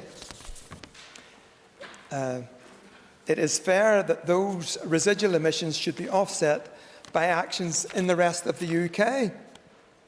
At this time, our assessment is that a net zero target covering all greenhouse gas emissions, again, just to be clear, we're not talking about CO2, we're talking about greenhouse gas emissions, cannot credibly be set for Northern Ireland. Targets should be ambitious, but must be evidence-based and deliverable with a fair and equitable route map to achieving them. I fear we are not doing that, and I fear that we are creating difficulties for ourselves, for the UK and for the planet. So the UK is committed to reaching a net zero by 2050, and if we move ahead of it, we do and we can volunteer to do so, we will have to pick up that cost, that pain. Again, in terms of just transition funds, I just wonder what is the scale of them. I noticed in the report that the KPMG produced that the agricultural sector has made net profits or income in terms of £400 to £600 million a year. If we reduce animal numbers between 50 and 86%, you don't need to be an expert to work out what effect you're having on the income to all those who were previous producers. You will devalue their income by hundreds of millions of pounds. So I say here now to the proposers of this bill and to the amendments, are you going to subsidise the value of hundreds of millions of pounds to those who may have invested in infrastructure that was not built for 5 or 10 years, that may well have been built for 50 or 60 years? That is the length of time that most of the agricultural sector expect to get out of their buildings. In my dad's small farm, we're still using some of the buildings that we found when we went to cont'd in 1966, and that is not unusual. But what we're talking about here is decimating the income and making that investment in infrastructure redundant in many occasions. So really, I do plead with you, rethink what you're doing so that there really can be a just transition, that we go with a planned transition as indicated by the UK Climate Change Committee and as set out by the Minister in the bill. I support the targets and figures within the Minister's bill. Thank you. Thank you, Mr Beggs. I'm aware that there have been several inquiries made to the Speaker's office about the possibility of comfort break. So therefore it's my proposal, with the leave of the House, to suspend this sitting until 6:30. When we come back, the next person to speak will be Mr Jim Allister.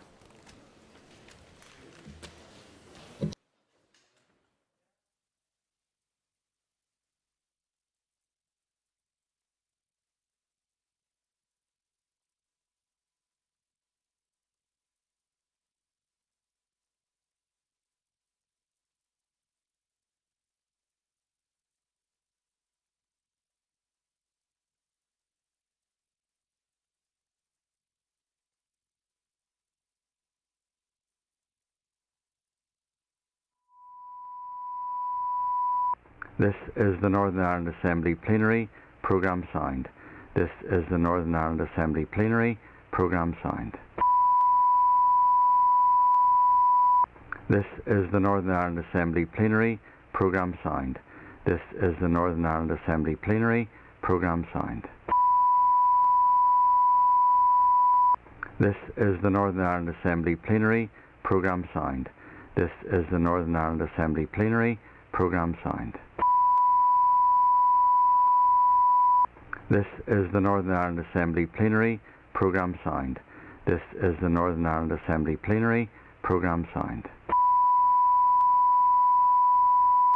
This is the Northern Ireland Assembly Plenary Programme Sound. This is the Northern Ireland Assembly Plenary Programme Sound. This is the Northern Ireland Assembly Plenary Programme Sound.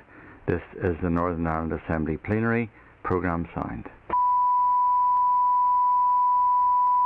This is the Northern Ireland Assembly Plenary Programme Sound. This is the Northern Ireland Assembly Plenary Programme Sound. This is the Northern Ireland Assembly Plenary Programme Sound. This is the Northern Ireland Assembly Plenary Programme Sound. This is the Northern Ireland Assembly Plenary Programme Sound. This is the Northern Ireland Assembly Plenary Programme Sound. This is the Northern Ireland Assembly Plenary Programme Sound. This is the Northern Ireland Assembly Plenary Programme Sound. This is the Northern Ireland Assembly Plenary Programme Sound. This is the Northern Ireland Assembly Plenary Programme Sound. This is the Northern Ireland Assembly Plenary Programme Sound. This is the Northern Ireland Assembly Plenary Programme Sound. This is the Northern Ireland Assembly Plenary Programme Sound. This is the Northern Ireland Assembly Plenary Programme Sound. This is the Northern Ireland Assembly Plenary Programme Sound. This is the Northern Ireland Assembly Plenary Programme Sound. This is the Northern Ireland Assembly Plenary Programme Sound. This is the Northern Ireland Assembly Plenary Programme Sound. This is the Northern Ireland Assembly Plenary Programme Sound. This is the Northern Ireland Assembly Plenary Programme Sound.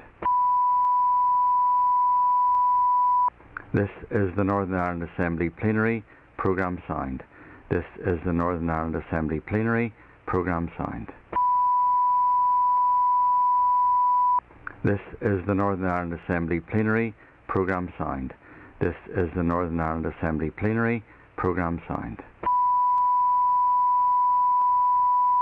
This is the Northern Ireland Assembly Plenary Programme Sound. This is the Northern Ireland Assembly Plenary Programme Sound. This is the Northern Ireland Assembly Plenary Programme Sound. This is the Northern Ireland Assembly Plenary Programme Sound. This is the Northern Ireland Assembly Plenary Programme Sound. This is the Northern Ireland Assembly Plenary Programme Sound. This is the Northern Ireland Assembly Plenary Programme Sound. This is the Northern Ireland Assembly Plenary Programme Sound. This is the Northern Ireland Assembly Plenary Programme Sound. This is the Northern Ireland Assembly Plenary Programme Sound. This is the Northern Ireland Assembly Plenary Programme Sound. This is the Northern Ireland Assembly Plenary Programme Sound. This is the Northern Ireland Assembly Plenary Programme Sound. This is the Northern Ireland Assembly Plenary Programme Sound. This is the Northern Ireland Assembly Plenary Programme Sound. This is the Northern Ireland Assembly Plenary Programme Sound.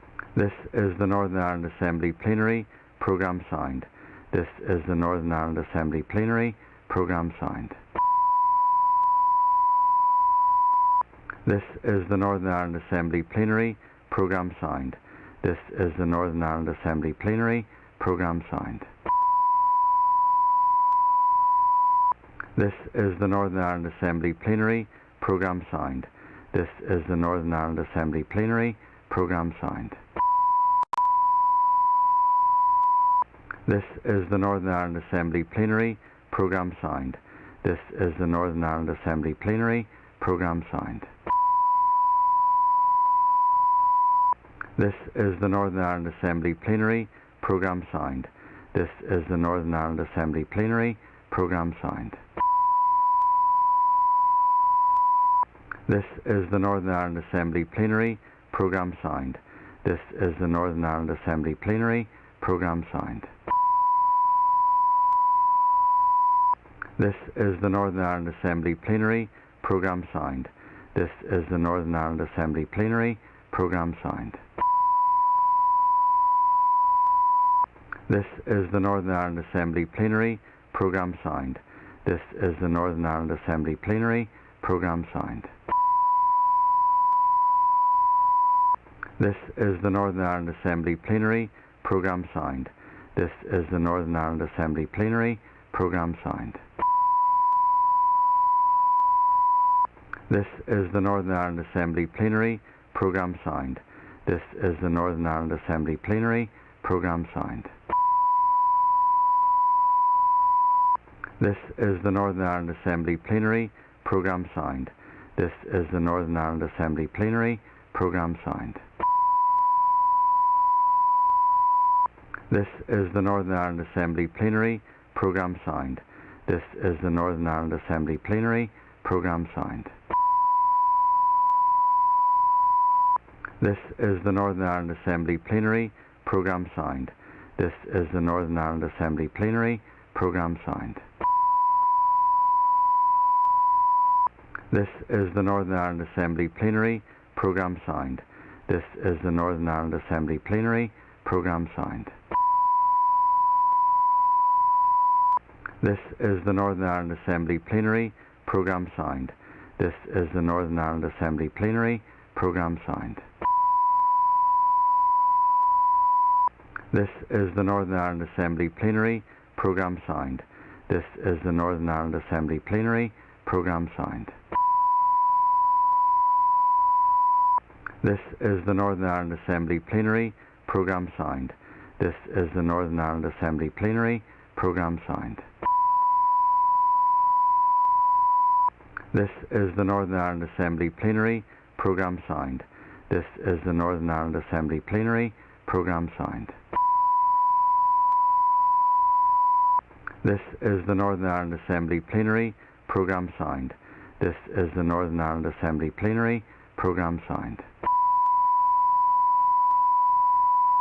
This is the Northern Ireland Assembly Plenary Programme Sound. This is the Northern Ireland Assembly Plenary Programme Sound. This is the Northern Ireland Assembly Plenary Programme Sound. This is the Northern Ireland Assembly Plenary Programme Sound. This is the Northern Ireland Assembly Plenary Programme Sound. This is the Northern Ireland Assembly Plenary Programme Sound. This is the Northern Ireland Assembly Plenary Programme Sound. This is the Northern Ireland Assembly Plenary Programme Sound. This is the Northern Ireland Assembly Plenary Programme Sound. This is the Northern Ireland Assembly Plenary Programme Sound. This is the Northern Ireland Assembly Plenary Programme Sound. This is the Northern Ireland Assembly Plenary Programme Sound. This is the Northern Ireland Assembly Plenary Programme Sound. This is the Northern Ireland Assembly Plenary Programme Sound. This is the Northern Ireland Assembly Plenary Programme Sound. This is the Northern Ireland Assembly Plenary Programme Sound. This is the Northern Ireland Assembly Plenary Programme Sound. This is the Northern Ireland Assembly Plenary Programme Sound. This is the Northern Ireland Assembly Plenary Programme Sound. This is the Northern Ireland Assembly Plenary Programme Sound. This is the Northern Ireland Assembly Plenary Programme Sound. This is the Northern Ireland Assembly Plenary Programme Sound. This is the Northern Ireland Assembly Plenary Programme Sound. This is the Northern Ireland Assembly Plenary Programme Sound. This is the Northern Ireland Assembly Plenary Programme Sound. This is the Northern Ireland Assembly Plenary Programme Sound. This is the Northern Ireland Assembly Plenary Programme Sound. This is the Northern Ireland Assembly Plenary Programme Sound. This is the Northern Ireland Assembly Plenary Programme Sound. This is the Northern Ireland Assembly Plenary Programme Sound. This is the Northern Ireland Assembly Plenary Programme Sound. This is the Northern Ireland Assembly Plenary Programme Sound. This is the Northern Ireland Assembly Plenary Programme Sound. This is the Northern Ireland Assembly Plenary Programme Sound. This is the Northern Ireland Assembly Plenary Programme Sound. This is the Northern Ireland Assembly Plenary Programme Sound. This is the Northern Ireland Assembly Plenary Programme Sound. This is the Northern Ireland Assembly Plenary Programme Sound. This is the Northern Ireland Assembly Plenary Programme Sound. This is the Northern Ireland Assembly Plenary Programme Sound. This is the Northern Ireland Assembly Plenary Programme Sound. This is the Northern Ireland Assembly Plenary Programme Sound. This is the Northern Ireland Assembly Plenary Programme Sound. This is the Northern Ireland Assembly Plenary Programme Sound. This is the Northern Ireland Assembly Plenary Programme Sound. This is the Northern Ireland Assembly Plenary Programme Sound. This is the Northern Ireland Assembly Plenary Programme Sound. This is the Northern Ireland Assembly Plenary Programme Sound. This is the Northern Ireland Assembly Plenary Programme Sound. This is the Northern Ireland Assembly Plenary Programme Sound. This is the Northern Ireland Assembly Plenary Programme Sound. This is the Northern Ireland Assembly Plenary Programme Sound. This is the Northern Ireland Assembly Plenary Programme Sound. This is the Northern Ireland Assembly Plenary Programme Sound. This is the Northern Ireland Assembly Plenary Programme Sound. This is the Northern Ireland Assembly Plenary Programme Sound. This is the Northern Ireland Assembly Plenary Programme Sound. This is the Northern Ireland Assembly Plenary Programme Sound.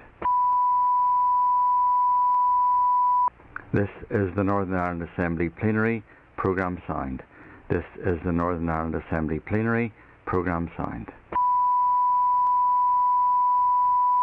This is the Northern Ireland Assembly Plenary Programme Sound. This is the Northern Ireland Assembly Plenary Programme Sound. This is the Northern Ireland Assembly Plenary Programme Sound. This is the Northern Ireland Assembly Plenary Programme Sound. This is the Northern Ireland Assembly Plenary Programme Sound. This is the Northern Ireland Assembly Plenary Programme Sound. This is the Northern Ireland Assembly Plenary Programme Sound. This is the Northern Ireland Assembly Plenary Programme Sound. This is the Northern Ireland Assembly Plenary Programme Sound. This is the Northern Ireland Assembly Plenary Programme Sound. This is the Northern Ireland Assembly Plenary Programme Sound. This is the Northern Ireland Assembly Plenary Programme Sound. This is the Northern Ireland Assembly Plenary Programme Sound. This is the Northern Ireland Assembly Plenary Programme Sound. This is the Northern Ireland Assembly Plenary Programme Sound. This is the Northern Ireland Assembly Plenary Programme Sound. This is the Northern Ireland Assembly Plenary Programme Sound. This is the Northern Ireland Assembly Plenary Programme Sound. This is the Northern Ireland Assembly Plenary Programme Sound. This is the Northern Ireland Assembly Plenary Programme Sound. This is the Northern Ireland Assembly Plenary Programme Sound. This is the Northern Ireland Assembly Plenary Programme Sound. This is the Northern Ireland Assembly Plenary Programme Sound. This is the Northern Ireland Assembly Plenary Programme Sound. This is the Northern Ireland Assembly Plenary Programme Sound. This is the Northern Ireland Assembly Plenary Programme Sound.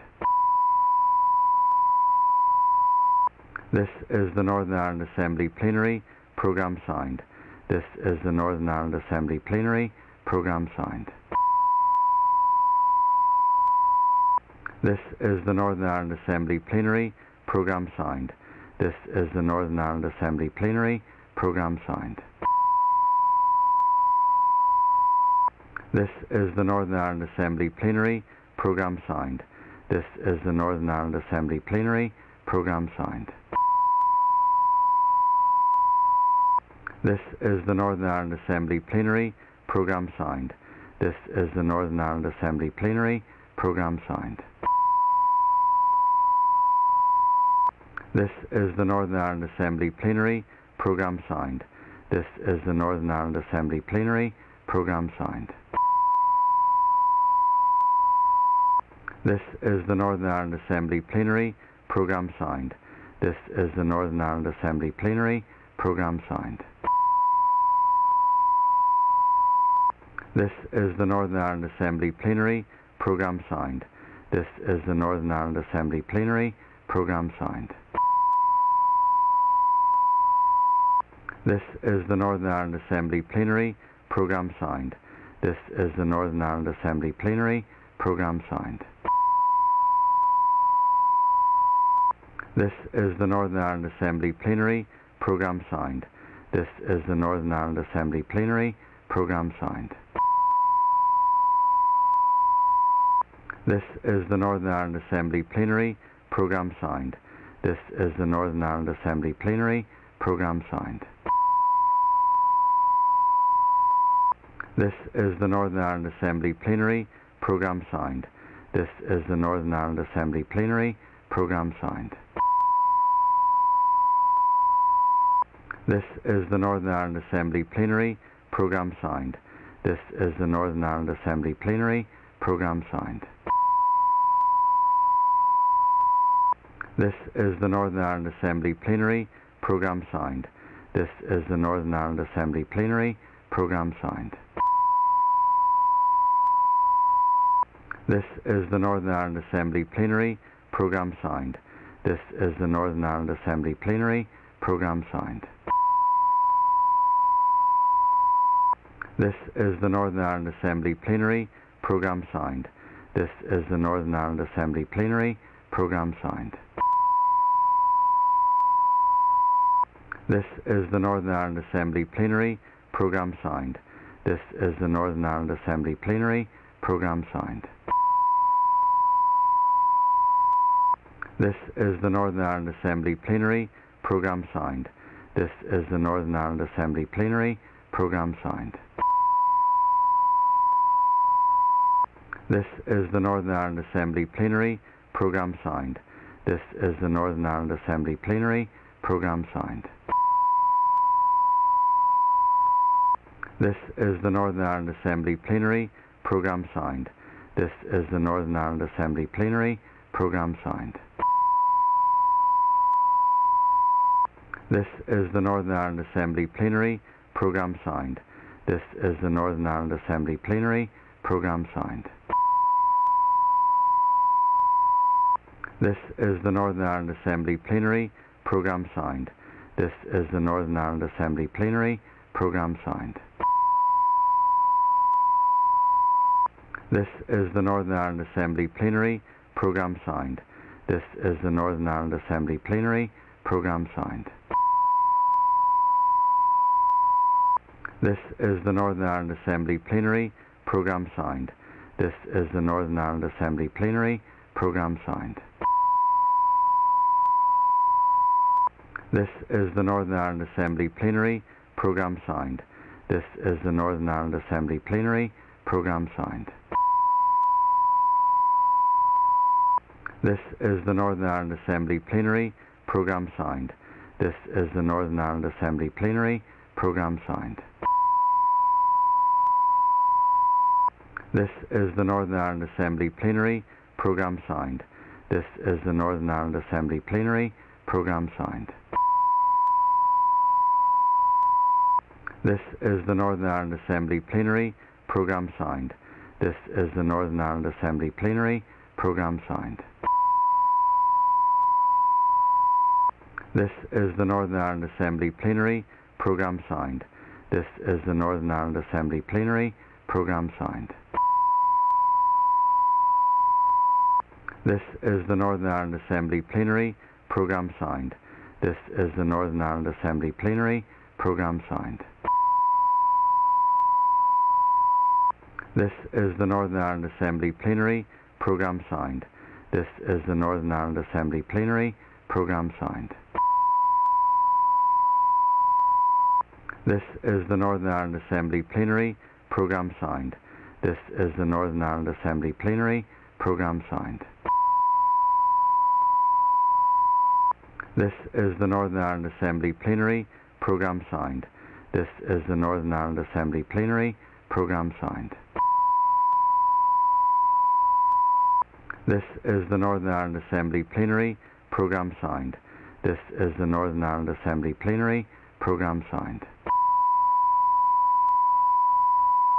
This is the Northern Ireland Assembly Plenary Programme Sound. This is the Northern Ireland Assembly Plenary Programme Sound. This is the Northern Ireland Assembly Plenary Programme Sound. This is the Northern Ireland Assembly Plenary Programme Sound.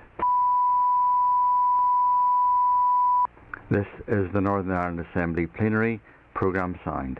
This is the Northern Ireland Assembly Plenary Programme Sound. This is the Northern Ireland Assembly Plenary Programme Sound. This is the Northern Ireland Assembly Plenary Programme Sound. This is the Northern Ireland Assembly Plenary Programme Sound. This is the Northern Ireland Assembly Plenary Programme Sound. This is the Northern Ireland Assembly Plenary Programme Sound. This is the Northern Ireland Assembly Plenary Programme Sound. This is the Northern Ireland Assembly Plenary Programme Sound. This is the Northern Ireland Assembly Plenary Programme Sound. This is the Northern Ireland Assembly Plenary Programme Sound. This is the Northern Ireland Assembly Plenary Programme Sound. This is the Northern Ireland Assembly Plenary Programme Sound. This is the Northern Ireland Assembly Plenary Programme Sound. This is the Northern Ireland Assembly Plenary Programme Sound. This is the Northern Ireland Assembly Plenary Programme Sound. This is the Northern Ireland Assembly Plenary Programme Sound. This is the Northern Ireland Assembly Plenary Programme Sound. This is the Northern Ireland Assembly Plenary Programme Sound. This is the Northern Ireland Assembly Plenary Programme Sound. This is the Northern Ireland Assembly Plenary Programme Sound. This is the Northern Ireland Assembly Plenary Programme Sound. This is the Northern Ireland Assembly Plenary Programme Sound. This is the Northern Ireland Assembly Plenary Programme Sound. This is the Northern Ireland Assembly Plenary Programme Sound. This is the Northern Ireland Assembly Plenary Programme Sound. This is the Northern Ireland Assembly Plenary Programme Sound. This is the Northern Ireland Assembly Plenary Programme Sound. This is the Northern Ireland Assembly Plenary Programme Sound. This is the Northern Ireland Assembly Plenary Programme Sound. This is the Northern Ireland Assembly Plenary Programme Sound. This is the Northern Ireland Assembly Plenary Programme Sound. This is the Northern Ireland Assembly Plenary Programme Sound. This is the Northern Ireland Assembly Plenary Programme Sound. This is the Northern Ireland Assembly Plenary Programme Sound. This is the Northern Ireland Assembly Plenary Programme Sound. This is the Northern Ireland Assembly Plenary Programme Sound. This is the Northern Ireland Assembly Plenary Programme Sound. This is the Northern Ireland Assembly Plenary Programme Sound. This is the Northern Ireland Assembly Plenary Programme Sound. This is the Northern Ireland Assembly Plenary Programme Sound. This is the Northern Ireland Assembly Plenary Programme Sound. This is the Northern Ireland Assembly Plenary Programme Sound. This is the Northern Ireland Assembly Plenary Programme Sound. This is the Northern Ireland Assembly Plenary Programme Sound. This is the Northern Ireland Assembly Plenary Programme Sound. This is the Northern Ireland Assembly Plenary Programme Sound. This is the Northern Ireland Assembly Plenary Programme Sound. This is the Northern Ireland Assembly Plenary Programme Sound. This is the Northern Ireland Assembly Plenary Programme Sound. This is the Northern Ireland Assembly Plenary Programme Sound. This is the Northern Ireland Assembly Plenary Programme Sound. This is the Northern Ireland Assembly Plenary Programme Sound. This is the Northern Ireland Assembly Plenary Programme Sound. This is the Northern Ireland Assembly Plenary Programme Sound. This is the Northern Ireland Assembly Plenary Programme Sound. This is the Northern Ireland Assembly Plenary Programme Sound. This is the Northern Ireland Assembly Plenary Programme Sound. This is the Northern Ireland Assembly Plenary Programme Sound. This is the Northern Ireland Assembly Plenary Programme Sound. This is the Northern Ireland Assembly Plenary Programme Sound. This is the Northern Ireland Assembly Plenary Programme Sound. This is the Northern Ireland Assembly Plenary Programme Sound. This is the Northern Ireland Assembly Plenary Programme Sound. This is the Northern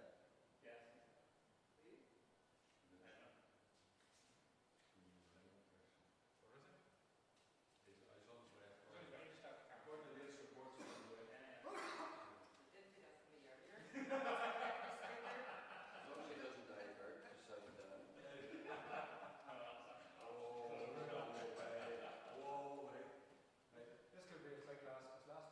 This is the Northern Ireland.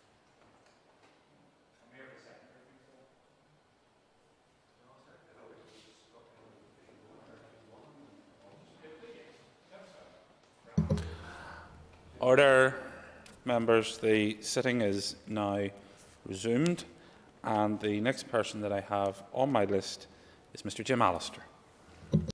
Thank you, Principal Deputy Speaker. The debate on this group of amendments got off to a very good and interesting start because the Green Party missed their target in respect of Amendment 1, and that, from my perspective, was very welcome. Tonight, Principal Deputy Speaker, I am here to oppose in word and deed the anti-farming amendments of the Green Party, the Alliance Party and Sinn Féin.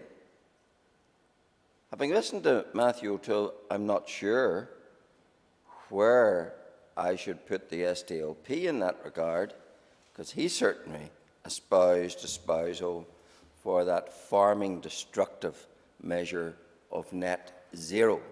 So we'll wait and see what the SDLP actually do on that critical issue. I want to begin by saying very emphatically that farming is not the enemy of the environment. Indeed, farmers have more vested interest in a sustainable future for our land and all that goes with it than anyone else, and for centuries have been the primary custodians of our land. And it is the ambition of every farmer I know to pass on his land in better condition and facility than he inherited or obtained it. So I do want to refute very clearly the common peddled mistruth that farmers are the enemy of the environment and the villains when it comes to this issue of climate change. But let's be very clear. They are not the villains, but they will be the biggest victims of amendments such as we've seen proposed here today. Because it is abundantly clear that the net zero brigade inevitably and indeed deliberately are in the business of devastating our farming sector. And they're doing that with full knowledge, because they have in the KPMG, in flashing lights, the impact of net zero on our farming community. It could not be clearer. It is not as if people can say subsequently, oh, we didn't know. There it is, writ large, in respect. And it tells us that net zero demands will decimate our livestock industry, particularly cattle and sheep, and calculates that there would have to be a staggering 86% reduction in livestock head of cattle and sheep. And that, of course, is total devastation for most farming enterprises, particularly in those of beef farmers who predominantly are within what we've always called the less favoured areas. And one very striking statistic in the KPMG report is that even a 10% cut in livestock levels on a hill farm would make that farm non-viable. That's all it would take, a 10% cut to challenge and threaten the viability of those farms. And it goes on to say that that means that 98% of farms in those less favoured areas would be vulnerable. Think what an 86% cut would mean. It would mean the greatest devastation in those areas since the famine. And yet that is what Sinn Féin comes to this House to advocate. net zero. That's what Alliance have attached their wagon to. That's what the Greens are saying to these rural communities. Net zero, despite the reality of the devastation that that means. And I really do have to comment on those in this debate who've spoken out of both sides of their mouth, saying, yes, we want 100% reduction, but we're supporting the farmers. Sorry, you can't do both. You simply cannot face in those two diametrically opposed positions. And your voters know it. And many of them, I suspect, will remember it. I was at a meeting, I've been at many meetings about this issue, but I was at a meeting where predominantly those participating probably were those who would have voted in the past for parties today who may be advocating net zero. And they were very clear that this, for them, was the defining issue. And that if their representatives voted as they previously voted, then they take the message that's delivered, that it's only platitudes for them and it's destruction for them through their votes. And I do hope that that message gets through to this House. It was encouraging today to see outside this building with the farmers' demonstration that there were some parties represented who in the last debate on Ms Bailey's second stage of her bill voted for 2045, voted for 100%. Now, I hope they weren't just present today for the optics. I hope they were present today because they have realised what persisting with the folly of 100% and 2045 would mean for our agricultural industry and thus for our entire economy. Because there's no more seminal component of the economy of Northern Ireland than our agri-food industry. It is the one upon which so much is built. And without a vibrant, effective, flourishing agri-food industry, our economy is in deep, deep trouble. And the rural communities that some espouse to have their interests at heart are right on the front line of decimation under this particular proposal. To think about it, KPMG talks about 13,000 on-farm jobs before you even come to the spin-off industries in the processing. That is something that no MLA surely should have upon their conscience when it comes to voting on these matters. Your job might be secure, maybe some less than others, but we're talking tonight about livelihoods. We're talking about the future of our rural community. And it's not something to be played with in pursuit of ticking the right politically correct boxes in this woke age.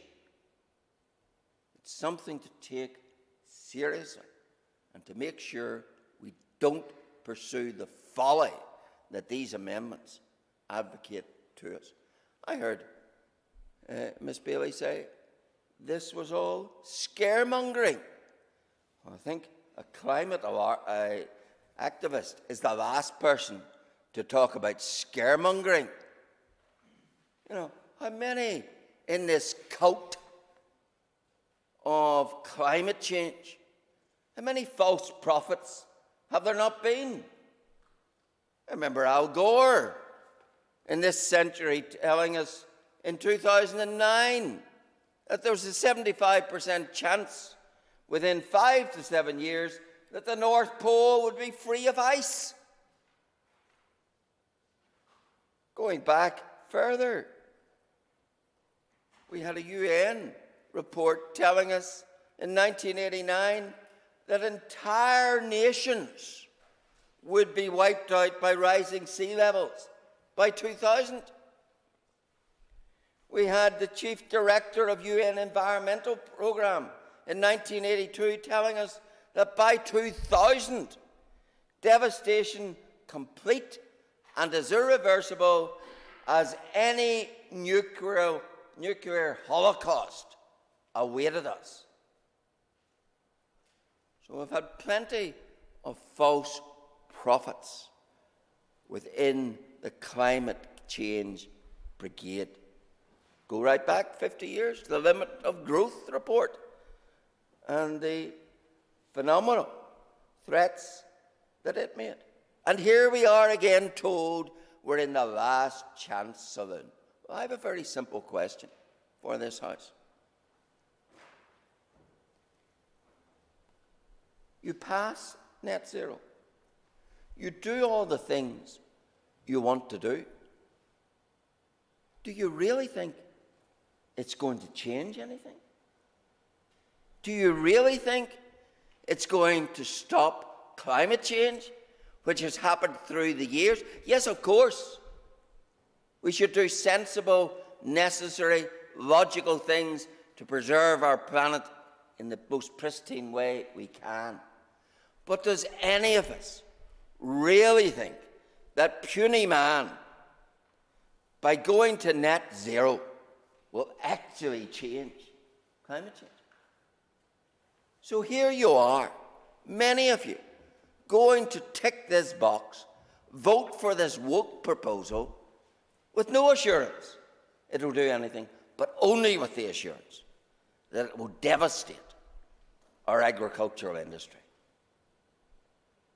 That's what many of you are going to opt to do tonight.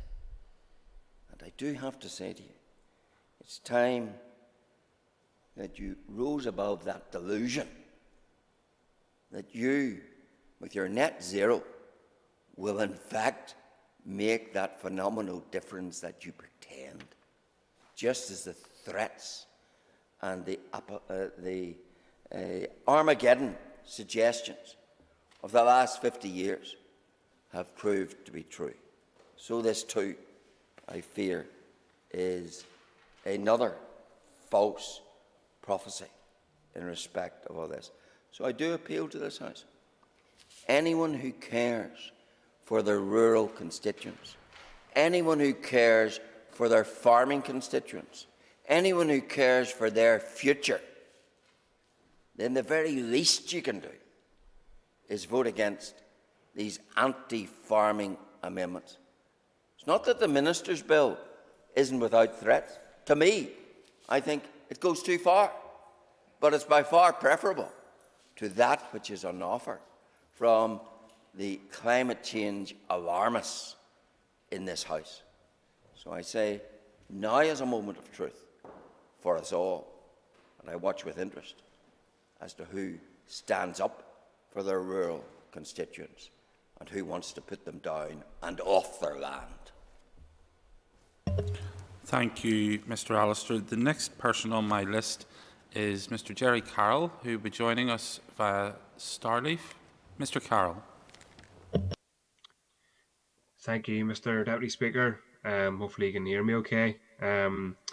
I think it has to be said that globally, Deputy Speaker, governments have dragged their feet when it comes to taking the required action to reduce carbon emissions and stem the flow of climate change. And this bill from the Minister today, whilst dealing with climate issues, doesn't go far enough, in my opinion, to implement the required measures to prevent climate disaster.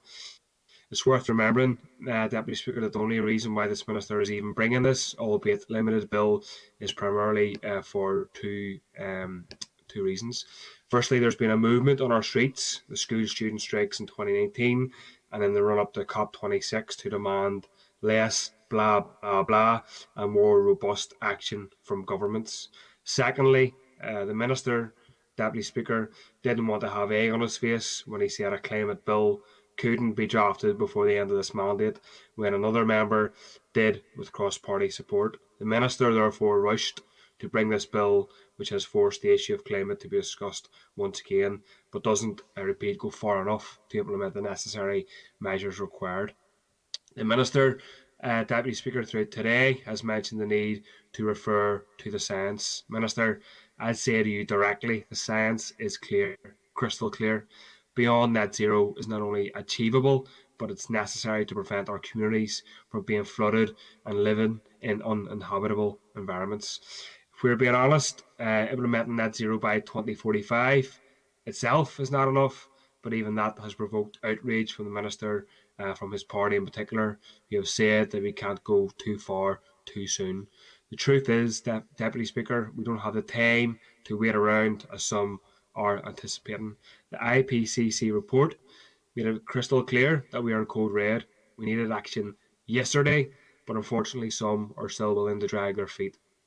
There's been some reference today, we heard it in the previous speaker as well, Deputy Speaker, to farmers being impacted by amendments to this bill and this particular grouping, and even the suggestion that we could see farmers put out of business altogether as a result of the amendments being passed.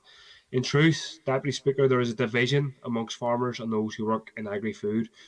On the one hand, we have workers, farmers, and those who work in the food industry who see the need for urgent climate action to not only protect the environment, but also if they're to have any chance of having a job for the next number of years. But on the other hand, we see large corporations in the agri-food sector who want to see the most meagre action from government, in short, because it impacts and cuts into profits. There is no one singular universal farming experience. All farmers aren't in it together. There's a class divide in farming just as much as there is right across our society. Poor and struggling farmers who are the majority, alongside a handful of farmers who are doing financially well. And Deputy Speaker, I found it rich, laughable even, to hear the DUP talk about standing up for farmers when they designed their RHI schemes. It wasn't small farmers they had in mind, but big farmers, big landowners who milked the system and done very, very well financially from it, and they were happy to turn a blind eye to it. The truth is, Deputy Speaker, whilst everybody in theory is impacted by climate change, some are impacted more directly than others. The rich will be able to afford their own flood defences, private jets, and other short-term measures to keep the rising seas at bay temporarily, but ultimately even they will be impacted. Mr. Speaker, Amendments 7 and 8 in this grouping make a higher level of reductions in a much quicker time frame and should be supported for those reasons. There should be targets for reduction of carbon, and even the ones in 7 and 8 itself aren't urgent or quick enough. However, the problem with the Minister's targets is that they set the bar incredibly low and park emission reduction for some stage off to the distant future. You cannot offset your way out of a climate emergency. So Amendment 16 is important for those reasons.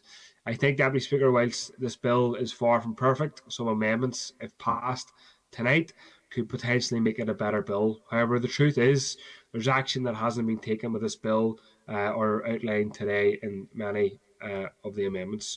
There's no moratorium on petroleum or fossil fuel licences, despite myself and I think others trying to get an amendment on the order paper with that stated in it. The executive has spoken out of both sides of his mouth, whilst passing motions on the one hand to declare climate emergencies and have these bills put out on the floor, but on the other hand, supporting in the tune of millions the extractive industry and to waive the £400,000 policing fee for Dalradian. So this doublespeak and this contradictory action needs to stop. Petroleum licences, fossil fuel licences need to be opposed, need to be scrapped. Dalradian needs kicked out from the Spurrins. The Mullaglass landfill site that's causing so much unease, discomfort and nuisance to residents in West Belfast and Lisburn needs to be closed down.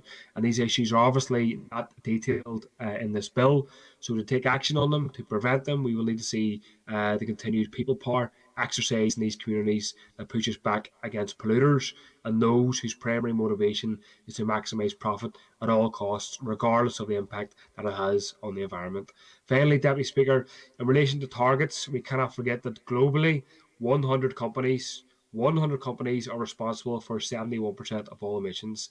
If there's to be any sense of climate justice and a just transition, we not only need to have strong targets and strong legislation, we need to dismantle capitalism itself, the very economic and political system that has brought huge emissions and addiction to fossil fuels in the first place. Thank you. Thank you, Mr Carroll. The next person on the speaking list is Ms Claire Shugden. Thank you, Principal Deputy Speaker. I don't intend to speak too long, really just to kind of, I suppose, provide my rationale for what I intend to do in terms of the division this evening. The original Climate Change Bill has served a significant purpose in that it has prompted the Minister to do his job in relation to the climate change issue. And I have no doubt that without the work of Ms Bailey, the various co-sponsors of the original bill and the strong network of activists, we would not be given this opportunity today to respond to an executive bill on climate change, which is actually a really good thing. Northern Ireland is a small region of the United Kingdom, of these islands, of Europe, of the world, so our practical impact affecting climate change will be limited. However, it is leadership that can have a greater impact, and I do feel that Ms Bailey has demonstrated that. She, as a backbench MLA, has compelled a government to do something that they were unlikely to do. She has unified most parties of this House in recognising the need for action now. And I have listened to criticisms of Ms Bailey today, which are unfair, and I think we should see her work in the wider context of getting climate change legislation into the Northern Ireland Assembly today. It was my pleasure to sign on as a co-sponsor of the original bill, and I did so with no preconditions that the bill couldn't change, develop, take recognition of our context. And an important feature of any legislative process is that it allows various views to be heard and considered with the aim of shaping the bill so that we end up with the right law. The targets in the original bill, and have since found themselves as amendments in this bill, are ambitious, and rightly so.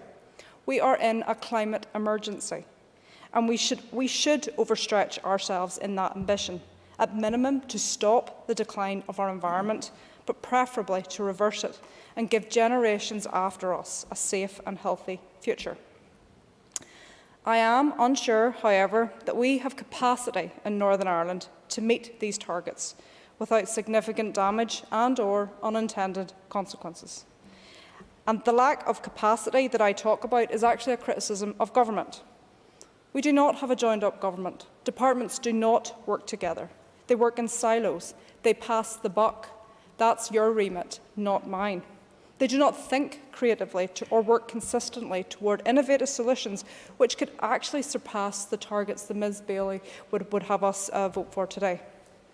So while I do support the ambition, while I support these targets in principle, I really do lack confidence in their application. And sadly, given the current figures of agri-food emissions, I suspect this sector will be the low-hanging fruit with this objective. I think the current debate in itself that is focusing on the agri-food sector, in a bill, let me remind you, and amendments that do not specify a sector, leads me to believe that the department and other departments will focus their application and targets within the agri-food sector. So again, I have no confidence that this application will be anything other than a cut of a herd, as we have heard from the various agri-food sector. And I have asked the Minister himself a series of questions throughout the last number of months, maybe seeking or suggesting creative various interpretation of data to ensure that agri-food is not disproportionately and negatively affected, and that they are actually recognised for the work that they are already doing, and countryside management and other ways, and I'm sure the Minister himself knows more about this than I do. But I don't think they're being listened to. I don't think the information is understood, and perhaps it can't be understood at this point, but that does give me cause for concern in terms of the application of this particular bill and these targets now. And it concerns me primarily as a representative of rural communities. It concerns me as a member of the Economy Committee. Small, medium enterprises, farms, they underpin agriculture. They underpin the Northern Ireland economy. So it does worry me that many people, and it's not just Ulster Farmers Union, it's others as well, it's processors, it's people right across the supply chain, it's those who get their jobs from this supply chain that have contacted me in recent days, weeks, months to say that they are deeply concerned about this bill. And it's my job, it's our job, to listen to those concerns. And when we talk of targets, it's almost like we need to meet these targets. We can surpass these targets despite what is set in legislation. And this, to an extent, does give me comfort that if we are working towards a 50%, maybe we can go past that. Maybe we can review it. This is a long time away. It doesn't mean that we shouldn't set an ambition, but perhaps it's something that we need to look at in the context and the reality of how we apply this. Either climate change bill is better for Northern Ireland, because right now we have nothing. And it is a positive step in how we move forward in our global effort to affect climate change. So I do want to see at least one bill passed in this mandate. I would like to see a more ambitious bill. I would like to think that the government can support a more ambitious bill. But sadly, my experience, nearly 8 years as an MLA, would tell me that they can't. So perhaps we devise to creating better government in the next mandate, and then we can put more ambitious targets in place. But I suppose this is a question I would pose to the Minister. There are targets here that he disagrees on and he is likely to vote against. If that is the case and these targets were passed, is the Minister unlikely to move subsequent stages of this bill? And if that's the case, are we going to end up by the dissolution date with no climate change in place? And I think it's an important consideration, because we do need to act now, not after the next election, not next year when we can develop more. We need to act now. And I think, again, to kind of bring my comments full circle in terms of where we are, this did start with Claire Bailey. It started with people outside of this building telling us that we need to take action on climate change. And I know often we have to see that as tactile outcomes and targets, but really it's about influence, it's about pressure, and I think we have achieved that. So whilst there's a lot of negativity across this chamber, for me I think the most important thing is that we can get climate change legislation in this mandate. Thank you, Principal Deputy Speaker. Thank you very much, Ms Sugden. I now call, no other members indicated to me that they wish to speak in the debate, so I now call the Minister for Agriculture, Mr Edwin Poots. Thank you very much, Mr Principal Deputy Speaker. And first of all, I'd like to thank the Chair, members of the ARA Committee for their scrutiny of the bill. They have raised helpful questions, proposed a number of areas of potential amendment, which I was happy to consider, and ultimately bring forward amendments on for the debate today. Some of those relate to the groups of amendments we are currently debating, and I'll touch on my own amendments shortly. As we've heard, a number of other members have also tabled amendments to the clauses around targets and carbon budgets, and it's right and proper that we focus on those aspects in detail. I should say today that, in spite of what Ms Dillon said, and in spite of what Mr Carroll said, the facts don't bear out what they claim. We were working on this bill. The consultations were going on this bill whenever the other bill was produced. Government has to go through due process when they're bringing forward legislation. So we can't just magic up a bill and say this is good for you. We have to actually engage with the community. We'll have to do consultation processes. And all of those things were carried out rightly and properly by my department, and were being carried out whenever the rushed legislation came through from Ms Bailey and backed by a number of others. Clause 1 of the bill sets out the emissions reduction target for 2050. And as such is a key clause in the bill. The remaining clauses in the bill essentially identify how we will measure our emissions, how we will take action, how we will monitor progress, and ensure that we are on track to meet the target in Clause 1 through metering interim targets and carbon budgets. I should say that I'm somewhat struck by those who have today proposed that we push ahead for the 100% by 2050. Because in spite of repeated requests to demonstrate what is the scientific basis for your proposal, not one of the people have came forward with serious scientific evidence that it is achievable. And I offer them the opportunity again. If they have the scientific evidence, I'm happy to give way and hear what they have to say. I should say that if all the cows in the world, and there's 278 milking cows, 278 million milking cows in the world, but if all the cows in the world were as efficient as the cows in Northern Ireland, you'd only need 76 million. That would reduce the methane that's coming from cows by 75%. But the proposal here, the 100% proposal, is that we will actually export that to somewhere else in the world to do it less efficiently and to produce more carbon.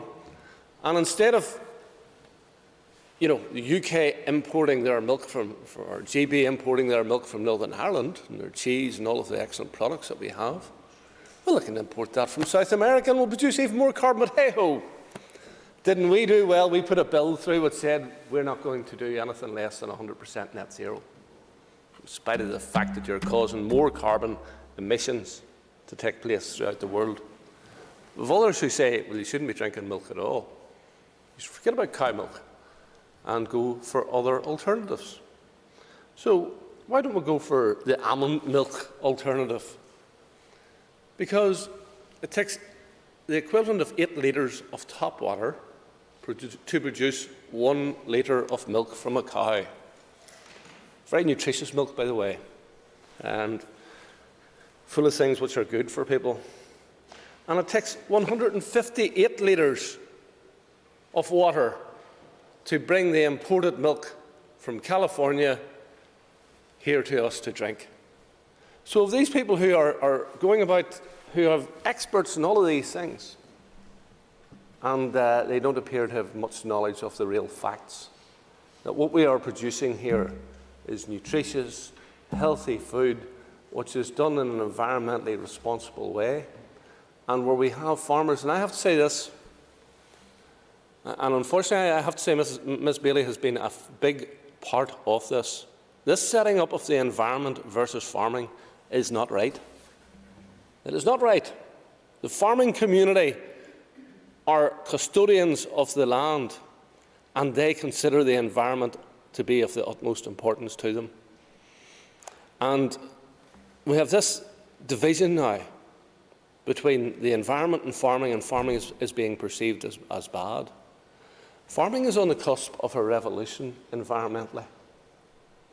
And so many farmers now are looking at the opportunities to capture more methane and turn that into gas, to heat our homes, to run our lorries, to run our tractors. Now, the reality is farmers are going to produce carbon. That's just a reality, because whenever a farmer ploughs a field, he releases carbon, or she. Whenever you cultivate land, it releases carbon because the carbon is captured in the land in the first instance. But actually grass, and Northern Ireland is very much a grass-based land base, and well over half of Northern Ireland isn't suitable for ploughing. Grass is one of the best sequesters of carbon. So whenever you get grass that has been there for 30, 40, 50 years, it is already storing lots of carbon, and it's still sequestering, it's still drawing it in. And the notion that we're going to go for some plant-based thing which is going to be imported from somewhere else in the world using lots and lots of water is not something which is seriously going to tackle the issue around climate change. I'll also say this to Sinn Féin in particular, for they put a few folks up today from rural backgrounds to say how much they are concerned about farming. But they're talking out of both sides of their mouth, because they're going to support amendments here, which is hugely destructive to farming. I'm going to say this. I had this conversation with my family, and it's a bit like the Native Americans. We don't really, the land doesn't really belong to us, we belong to the land. And the way I feel about the land is that my parents worked darned hard to get it. Blood, sweat and tears. And it's lent to me, to lend to them, to lend to the next generation. And I'm appalled. I'm appalled that people would produce legislation and support amendments, particularly people who live in the country. Particularly people who live in the country. You should know better and know the impact and know the harm that they're doing to individuals who, this is a way of life to them. It's precious to them. It isn't about making tens of thousands of pounds, because they'll never make that. It's about what their family heritage is that you're taking away from them. The Minister for giving way. I wonder how the Minister responds to the fact that in the North, agriculture is responsible for 27% of our greenhouse gas emissions, yet in the South it's over 30%. And they have a net zero 2050 target and have just produced their plan, which doesn't call for anything in terms of what the Minister is outlining would have to happen here. In fact, the Minister for Agriculture in the South has expressly said that there will be no cuts to the herd in the South. I thank the member for raising the point. And the Irish Farmers Association, I know what the Minister is proposing. And being detached from your constituents isn't just something that belongs to a North Antrim MLA. Which constituents? Well, certainly the constituents that it's impacting.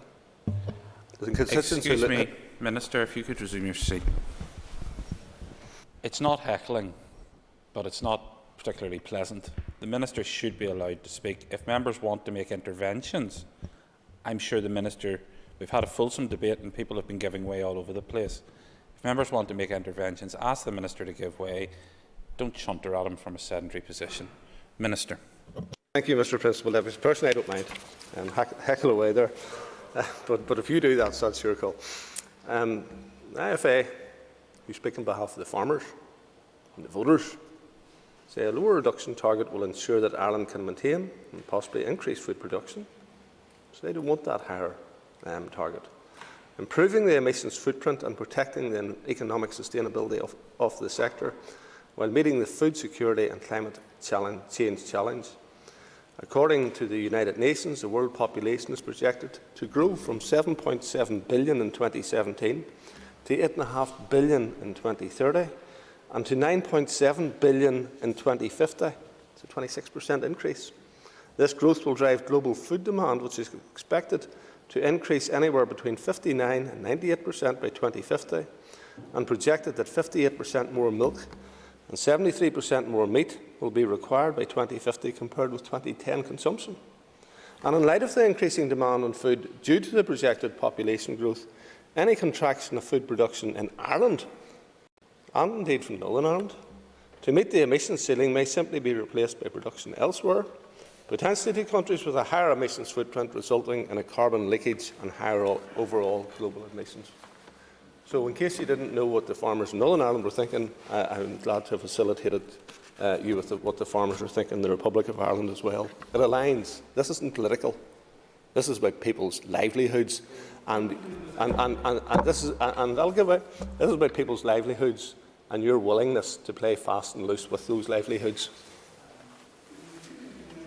Yes.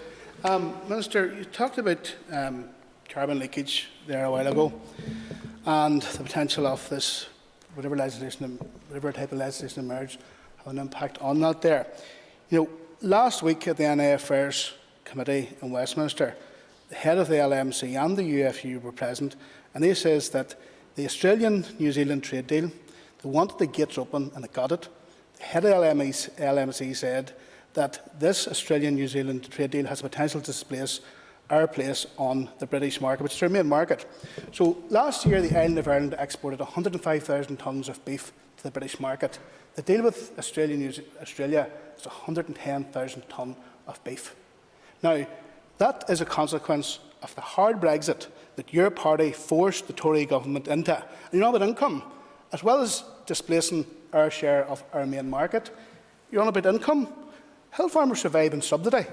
86% of their income is single farm payment, which you are threatening as a consequence of forcing us out of the EU.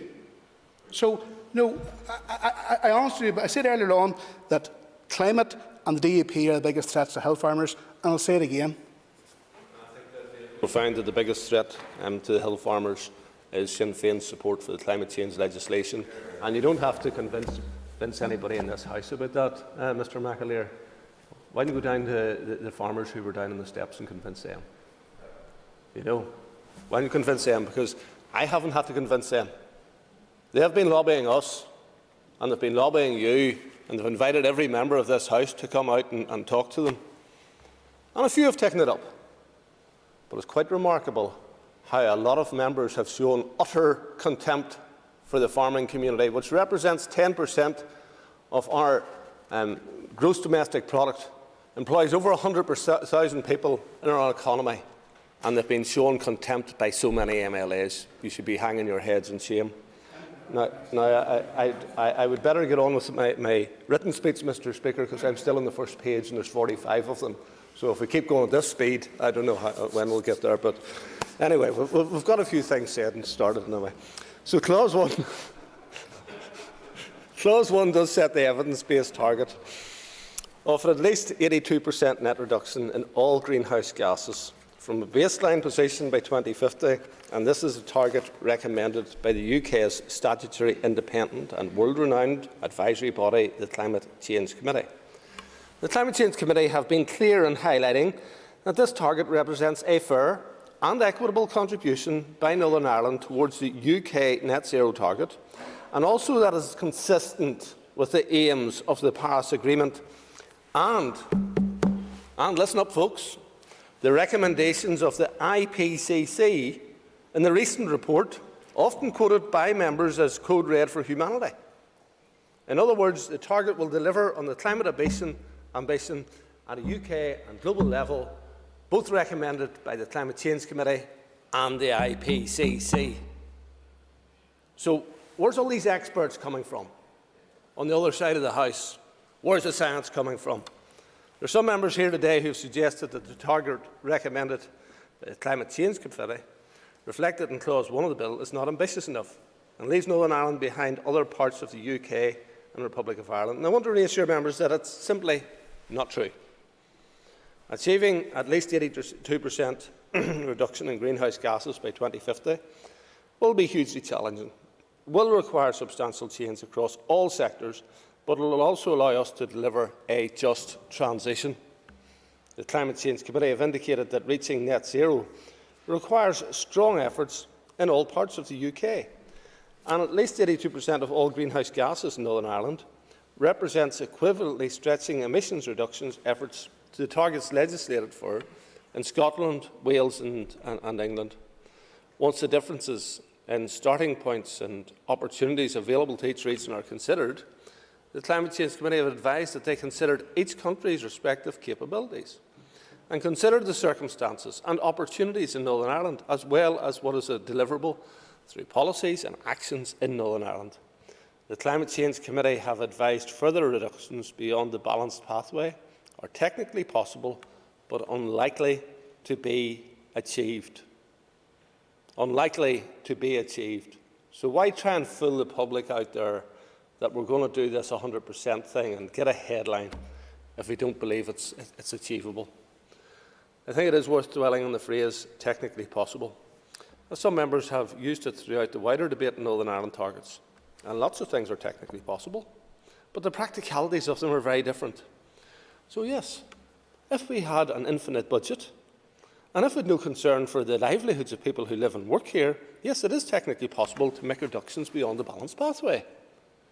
But when you consider the actual circumstances we are faced with, technically possible becomes practically and financially impossible. The Climate Change Committee have further highlighted a number of risks from going for a higher target, including the potential for carbon leakage and huge costs associated with either a massive reduction in our livestock sector or a much greater reliance on the use of engineered greenhouse gas removal technologies than is appropriate, or potentially the costly combination of both. I want to be clear that the costs associated with both these potential impacts will be huge. And whenever we have been seeking money for green growth, which is going to be the engine of tackling all of these issues and producing a much better environment in Northern Ireland, it's been amazing how Sinn Féin Finance Minister has been very slow at coming forward to release the purse strings.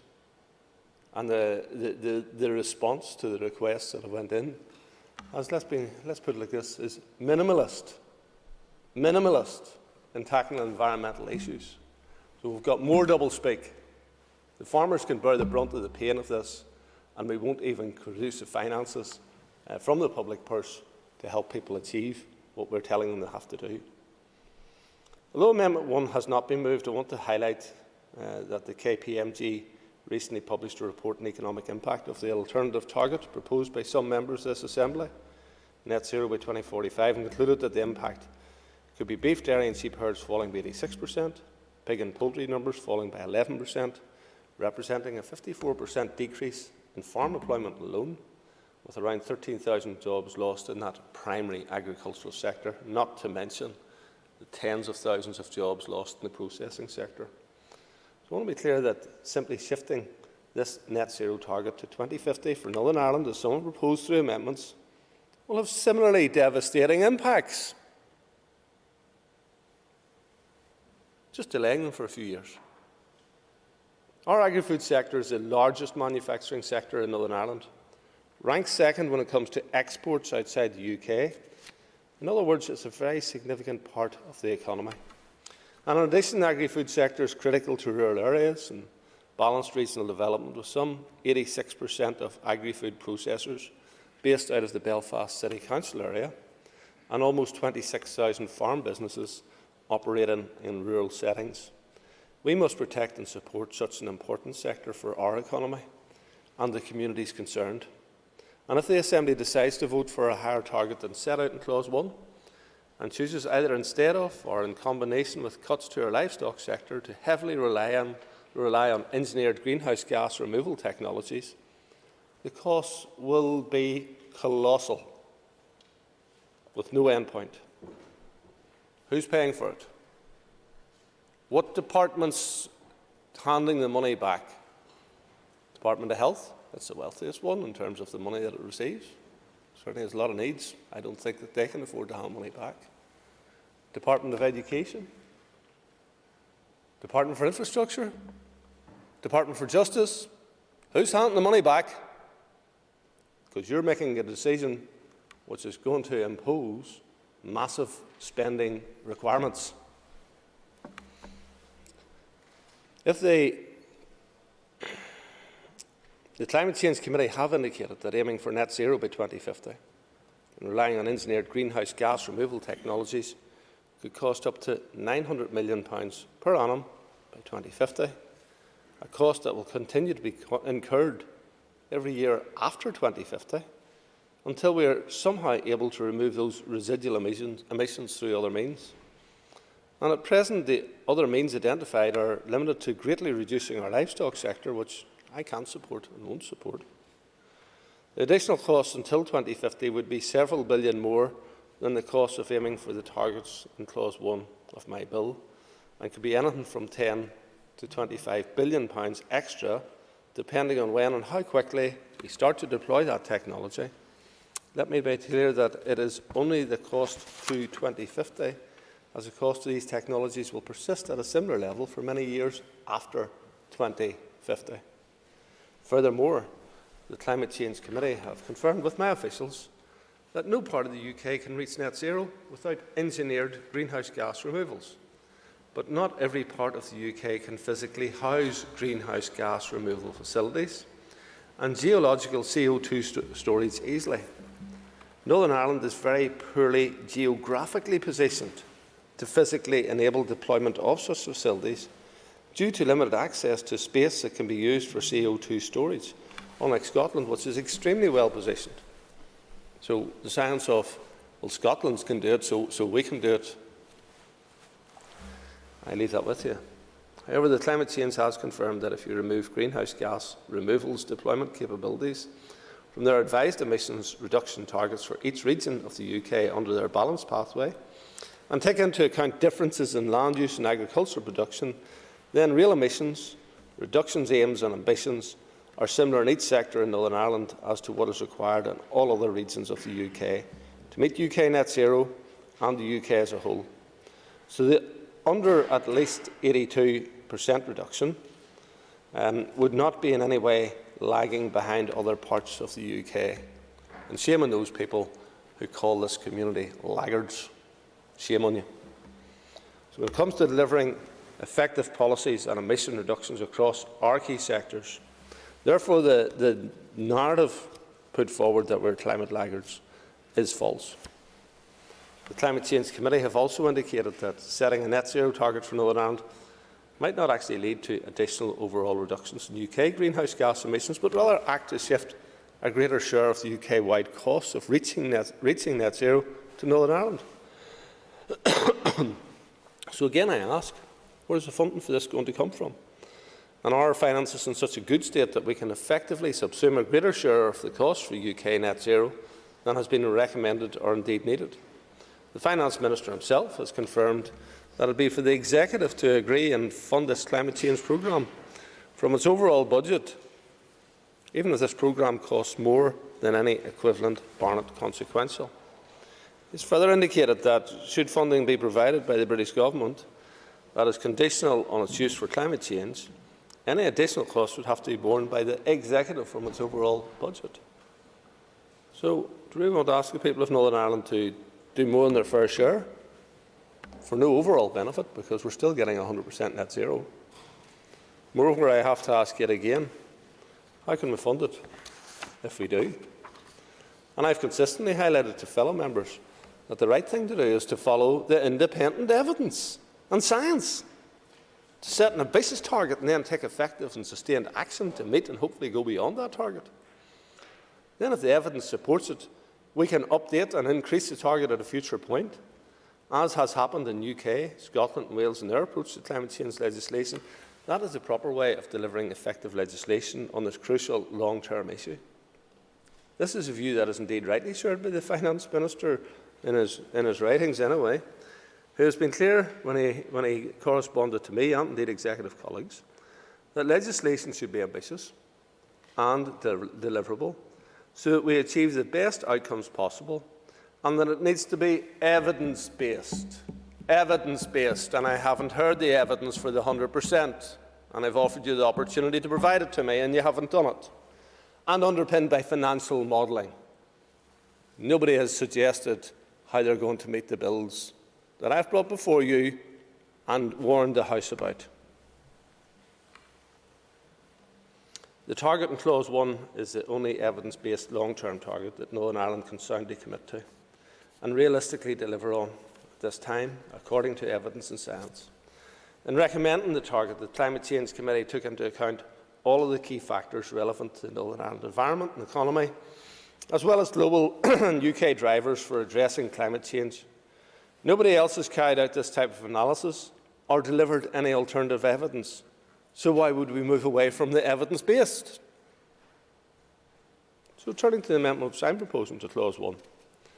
In recommending the target of at least 82% net reduction in greenhouse gases by 2050, the Climate Change Committee indicated that Northern Ireland would need to reach net zero emissions of carbon dioxide by 2050. Well, I've got a net zero in here, and it's achievable. Achieving this level of reductions in emissions of carbon dioxide would be consistent with the advice and evidence from IPCC. While it's important that we reduce all our greenhouse gases, the IPCC have been clear that we need, in particular, to address emissions from long-lived greenhouse gases such as carbon dioxide. These gases accumulate in the atmosphere, meaning continued emissions of these gases leads to continually increasing warming. Reducing this warming requires the active removal of long-lived greenhouse gases from the atmosphere. The ERA Committee recommended an amendment to Clause 1 to include a separate net zero target for carbon dioxide. And I support the recommendation as it would align with the advice from the Climate Change Committee, and have therefore tabled an amendment to Clause 1, which would add in a supplementary 2050 net zero target for carbon dioxide. The addition of this target requires a number of consequential amendments to be made to the bill in order to ensure the bill remains operational. The consequential amendments are amendments number 12, 13, 14, 17, 31, 55 to 59, 64 to 66 and 75. They ensure that the bill sets out the baseline for the carbon dioxide target, identify how we will determine whether the carbon dioxide target is being met, specify how any purchased carbon units will be apportioned towards the carbon dioxide target, and update relevant reporting requirements so that progress against the target for carbon dioxide is also captured within these. The addition of a supplementary 2050 net zero carbon dioxide target is also consistent with the Department of the Economy's new energy strategy, which aims to achieve net zero emissions in an energy by 2050. The Economy Minister has confirmed his support for these targets in my bill, and highlighting risks of aiming for an earlier target, which could lead to Northern Ireland having to deploy energy technologies before they are commercially mature, and thus at a much higher cost than otherwise is needed, potentially increasing fuel poverty. And that's something which is critically important.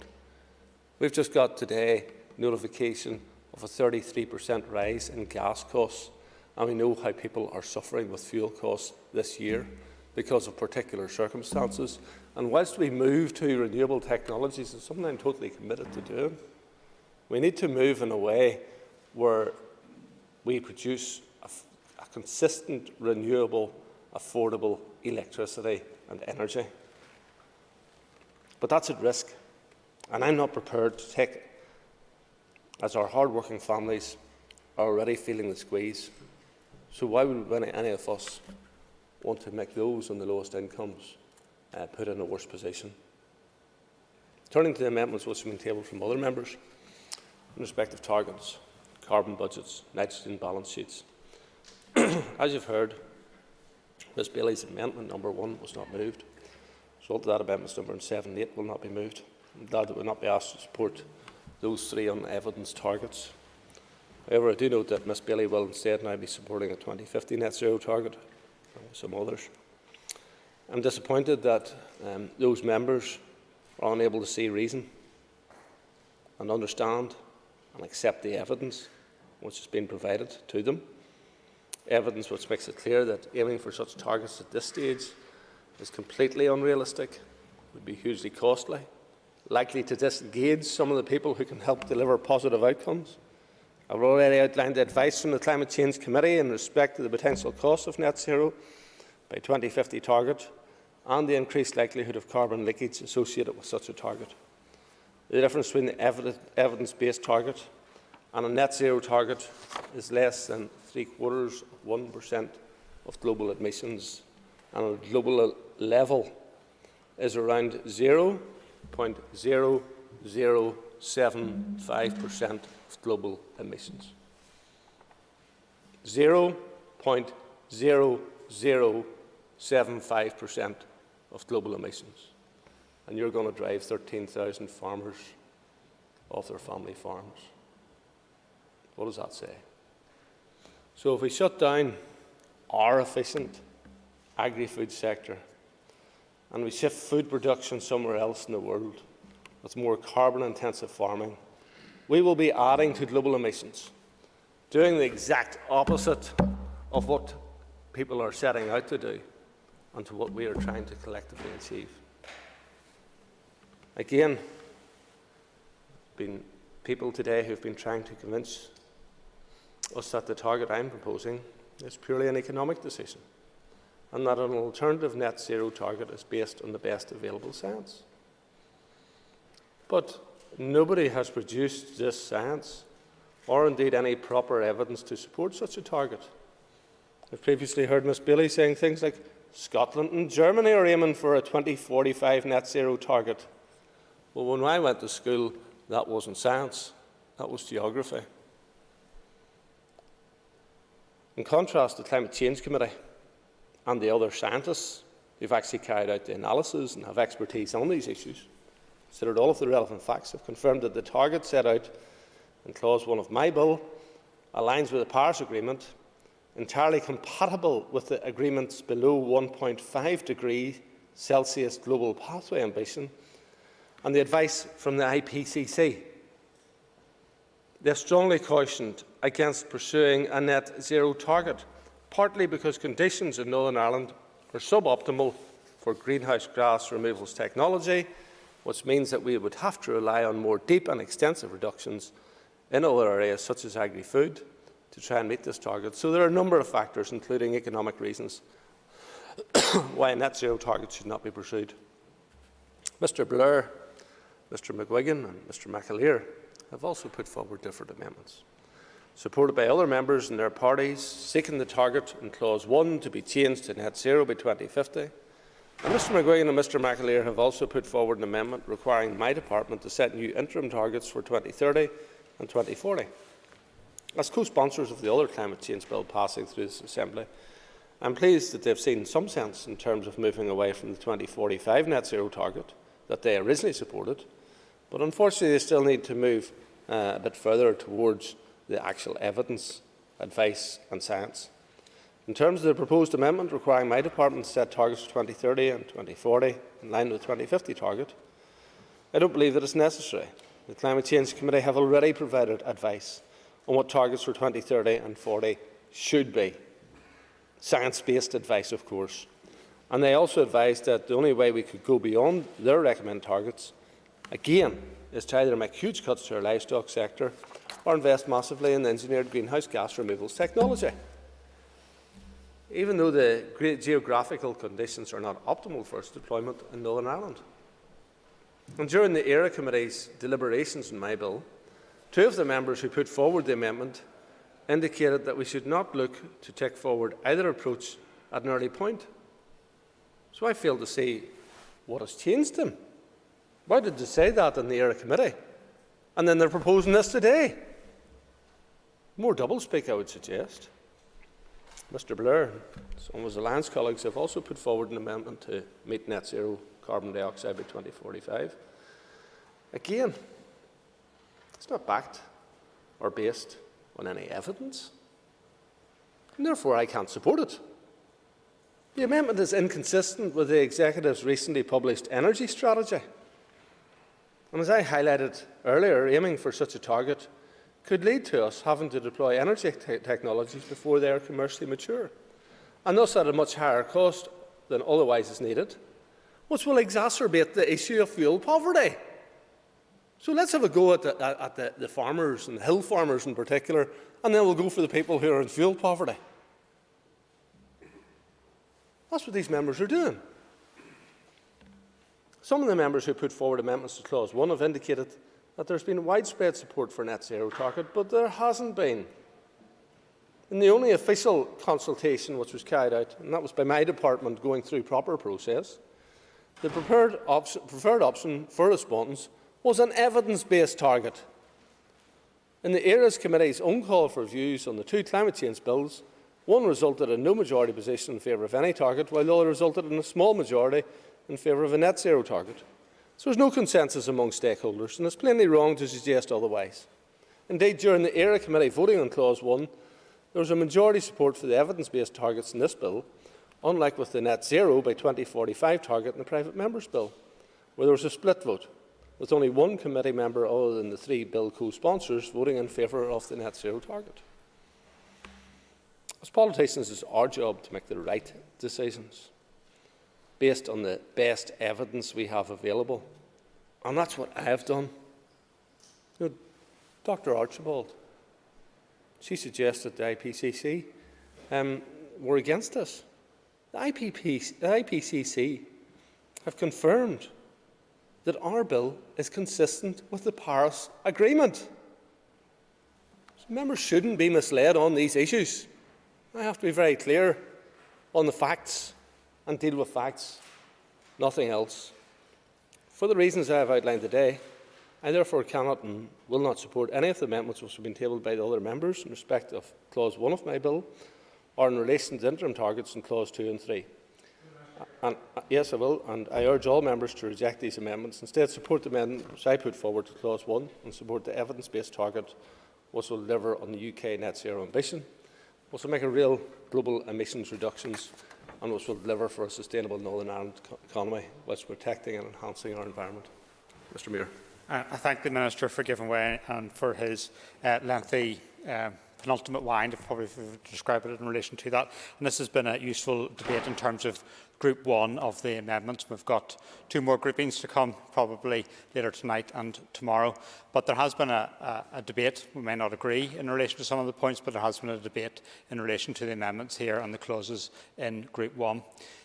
Obviously, the House will now vote once the Claire Bailey winds in relation to these amendments. Can the Minister confirm to me then that the Minister will respect the democratic will of this House in terms of the voting in relation to the amendments and the clauses, and will not impede the further passage of this bill at further consideration stage and at final stage? Well, like in every piece of legislation, the further consideration stage allows for further amendments to be put to the House. And it's for the House to accept or reject those amendments. So I reserve the right to provide amendments should things not go with the evidence-based scientific legislative proposals tonight. Turning to Clause 4 of the Bill, an important element of any legislation which sets targets for several decades away is to ensure that there is flexibility to update those targets as circumstances change. Clause 4 of the Bill provides the power to amend the targets in Clauses 1 to 3 as the scientific evidence changes in future years. Use of the power is subject to a number of restrictions which are set out in Clause 31 of the Bill, and in summary, Clause 4 allows for the targets to be modified should updated advice from the UK climate change recommend this, or if the Executive considers that it is appropriate to do so as a result of significant developments in scientific knowledge, technology, or UK or international law, or policy relating to climate change. Should such developments take place, we will be in a position to make the targets more ambitious in the future, and I'm hopeful that that will be the case. Yes, Mr. Thank you very much, indeed, Minister. I just wanted to confirm that if the CCC or indeed the IPCC make recommendations for tightening the requirements, and indeed, as we already know within climate change, that is the targets are likely to increase. Would the Minister therefore be looking to those, and is that going to be the driving factor behind it, where we will respect the CCC's judgment? Absolutely. And we're in a position that we can't backslide on it, but we can go higher. And should the science suggest that we go higher, then that's what we'll do. And that's the sensible, the rational way forward, not to hurt some of the lowest earners in our society. Regulations made to amend targets must also be laid before this Assembly in draft. Therefore, members will be responsible for the approval of such regulations. An executive agreement for making any changes will also be required. Therefore, the targets cannot merely be amended by my department. My department will simply be responsible for making any relevant legislation to reflect such decisions by the Assembly and the Executive, as the duty for making regulations has to be placed on a department. During the debate on the Bill's second stage, members raised concerns that this power could be used to set less ambitious targets. I made it very clear that this power was only intended to increase the ambition of targets, not to decrease them. This matter was further discussed during committee stage of the Bill, and while on the basis of current and predicted trends and evidence the power could only be used to increase the target, I am more than happy to bring forward an amendment which will restrict the use of the power to ensure that the targets can only be updated to bring them forward to an earlier point or to set a higher percentage reduction. This amendment to the Bill will make it absolutely clear that the intended use of the power is to amend the targets of the Bill to make them more ambitious. Ms Bailey and Ms Woods, who has brought forward a virtually identical amendment, with the only difference being the addition of the word only in 2 places. But as we have heard, they will now seek to remove this. They have thankfully realised that the addition of the word only is not necessary and does not change the effect of the amendment, and we shouldn't really be seeking to add superfluous words into legislation. I would urge members to support my amendment to Clause 4, as it will prevent future targets being set that are less ambitious than the current or future updated targets. Turning to Clause 7 of the Bill, Mr McGuigan, Mr McAleer and Dr Archibald have brought forward Amendment 15, which would add in carbon capture, use and storage technology to the categories under Northern Ireland removals of gas. Clause 7 of my bill provides the power to amend the definition of the Northern Ireland removals of a gas, so we have the capacity to add in further categories as and when we come to use them, and we do not currently use such technology. Nonetheless, I am content to accept this amendment. However, I would highlight once again the costs associated with such technology. Hundreds of millions of pounds per annum, and the suboptimal geographical conditions in Northern Ireland for its deployment and use. I know from engaging with the Department of Finance around the green sign, and they think that we may have to rely on this approach in order to meet our emissions target and budgets for a period. And while it is right and proper that we provide ourselves with flexibility, my expectation would have been that if we set the right target in the first place, we shouldn't need to rely on purchasing carbon credits at all, as we can deliver the reductions through our own actions. Instead, the members seem to think that their targets are so unrealistic, their 100% target, that a shocking 25% of the emissions reductions will have to be met through purchasing of carbon credits. So let's just understand it. I'm wanting to get to at least 82% without purchasing any carbon credits. And members are proposing that we set a 100% target and we allow ourselves the space to purchase up to 25%. Now, back to school again, for some members. When I was at school, when you took 25 off 100, that left you with 75. So we're involved in some sort of a con job. We're telling people we're reaching 100%, and then we're going across the rest of the world to buy that 25 in, or up to. Where I'm proposing that we just do the 82%, and we do more if the science is available to demonstrate to us. But on the basis of the level of carbon credits which the members are proposing we could use, perhaps the members are acknowledging that their favourite targets are unattainable, and that they think even the target that I have put forward is too challenging for them to meet without carbon credits. There will be a cost associated with the purchase of carbon credits, a huge cost. It's likely to rise as demand for carbon credit increases as countries try to meet their own local targets. But I'm content to accept the member's amendment, albeit that it will require some redrafting to make it operable. Clause 9 in the bill currently provides a power for my department to bring forward regulations setting out the circumstances in which carbon units may be debited, and growth strategy that is very difficult to secure the funding we need for the most immediate interventions. And the support that we are currently being offered will not get us anywhere close to achieving the ambitious targets in my bill. So I'm not sure where the funding for the future use of this technology will come from, because the Department of Finance, led by a Sinn Féin minister, hasn't been so good at divvying up when it comes to the environment, when it comes to climate change, when it comes to sustainability, when it comes to green growth.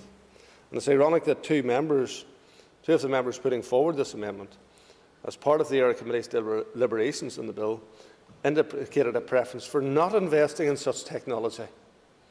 So it seemed very confused, these people, or at the very least delaying investment in such technology. Ms Bailey and Ms Woods, through Amendment 16, appear to be putting forward a limitation on the percentage of our emissions reductions for a period that we can achieve through the purchase of carbon credits. So I'm happy to support this amendment in principle, but the drafting is defective and will have to be fixed at further consideration stage. Before I explain what needs to be fixed with this amendment, I have to highlight that it is ironic that members are so focused on reducing emissions through the process of purchasing carbon credits from other countries. It's not a good credit to our emissions account. The clause also provides the option for my department through the regulations to set a limit on the amount of such units that can be used to contribute to Northern Ireland meeting its emissions targets for a period. However, the proposed amendment removes the words connecting the optional power to set a limit to subparagraph 1, thereby imposing a limit on the reduction in the account per se. Moreover, the regulations do not themselves specify a reduction. Rather, they set out a mechanism for calculating the account. Therefore, the actual proposition should be that regulations must set a limit, and the limit must not be more than 25%. Mr Blair, Mr Dixon and Mr Muir have put forward amendment number 20, which seeks to place a duty on the Department for Economy to ensure that at least 80% of the electricity consumption comes from renewable sources by 2030. This is obviously outside the remit of my department, and as far as I'm aware, does not align with the targets in the recently published Executive Energy Strategy, which was supported by their own leader, which I believe was 70%.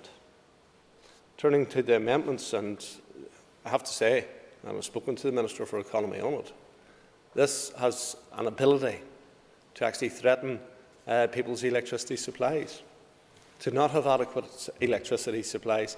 It's not that we're not going to achieve 80% soon, but 2030 is too quick. And the 70% target is a reasonable target. If we achieve more, that's good. Turning to the amendments put forward in respect of carbon budgets, Mr McGuigan, Mr McAleer, Dr Archibald have put forward amendments 29, 30, 32, 33 and 35. We'll deal with Amendment 29 first. I am in favour of consulting widely, consulting effectively when it comes to new policies and regulations. However, while I support the principle of consultation, I have to question the need for this amendment. I think perhaps in the first instance, the members who have tabled this group of amendments are not entirely clear on what carbon budgets actually are and what they entail. Carbon budgets are the maximum amount of total net emissions that Northern Ireland can or is allowed to emit over 5-year periods. Once will be put into legislation. As per the requirements in the bill, they have to be consistent with the interim and 2050 targets set in the bill. The Climate Change Committee advised each of the other UK governments on the appropriate level of carbon budgets where applicable, and will advise Northern Ireland on the appropriate carbon budget levels for Northern Ireland. The bill also requires that regulations setting carbon budgets are made under draft affirmative resolution. So it is not necessary to state that again, or to state that my department should lay their proposals in the Assembly. The regulations under Clause 11 will be subject to the agreement of the Executive, so there is no need to require engagement with other departments. The references to engaging with the Climate Change Commissioner and Just Transition Commission are obviously dependent upon decisions taken around other amendments, but in any event are not necessary, as relevant engagement would naturally happen as a matter of government and departmental standard engagement with such bodies if established. It's also important to note that, as per Clause 14, the first 3 carbon budgets have to be set by the end of 2023, while the Climate Commissioner may not be established if the relevant amendment is agreed until 2024, so the timings do not align. Furthermore, my department will, as a matter of normal business, and in line with the relevant processes, also be consulting on any regulations made under the clause, so the amending clause is both pointless and defective, therefore can't support it. In terms of Amendment 30, I do not agree with this amendment and will not support it. Fundamentally, it would be not appropriate to place a requirement in my department to take advice from bodies that have no jurisdiction in Northern Ireland in such matters. The Climate Change Committee's role in terms of advising on matters such as carbon budgets is already based in statute, and under my bill, they will have to advise in the setting of carbon budgets. The Department will also have to take into account consideration developments in scientific knowledge about climate change and in UK or international climate change law. So any advice or reports from the IPCC would already be taken into account.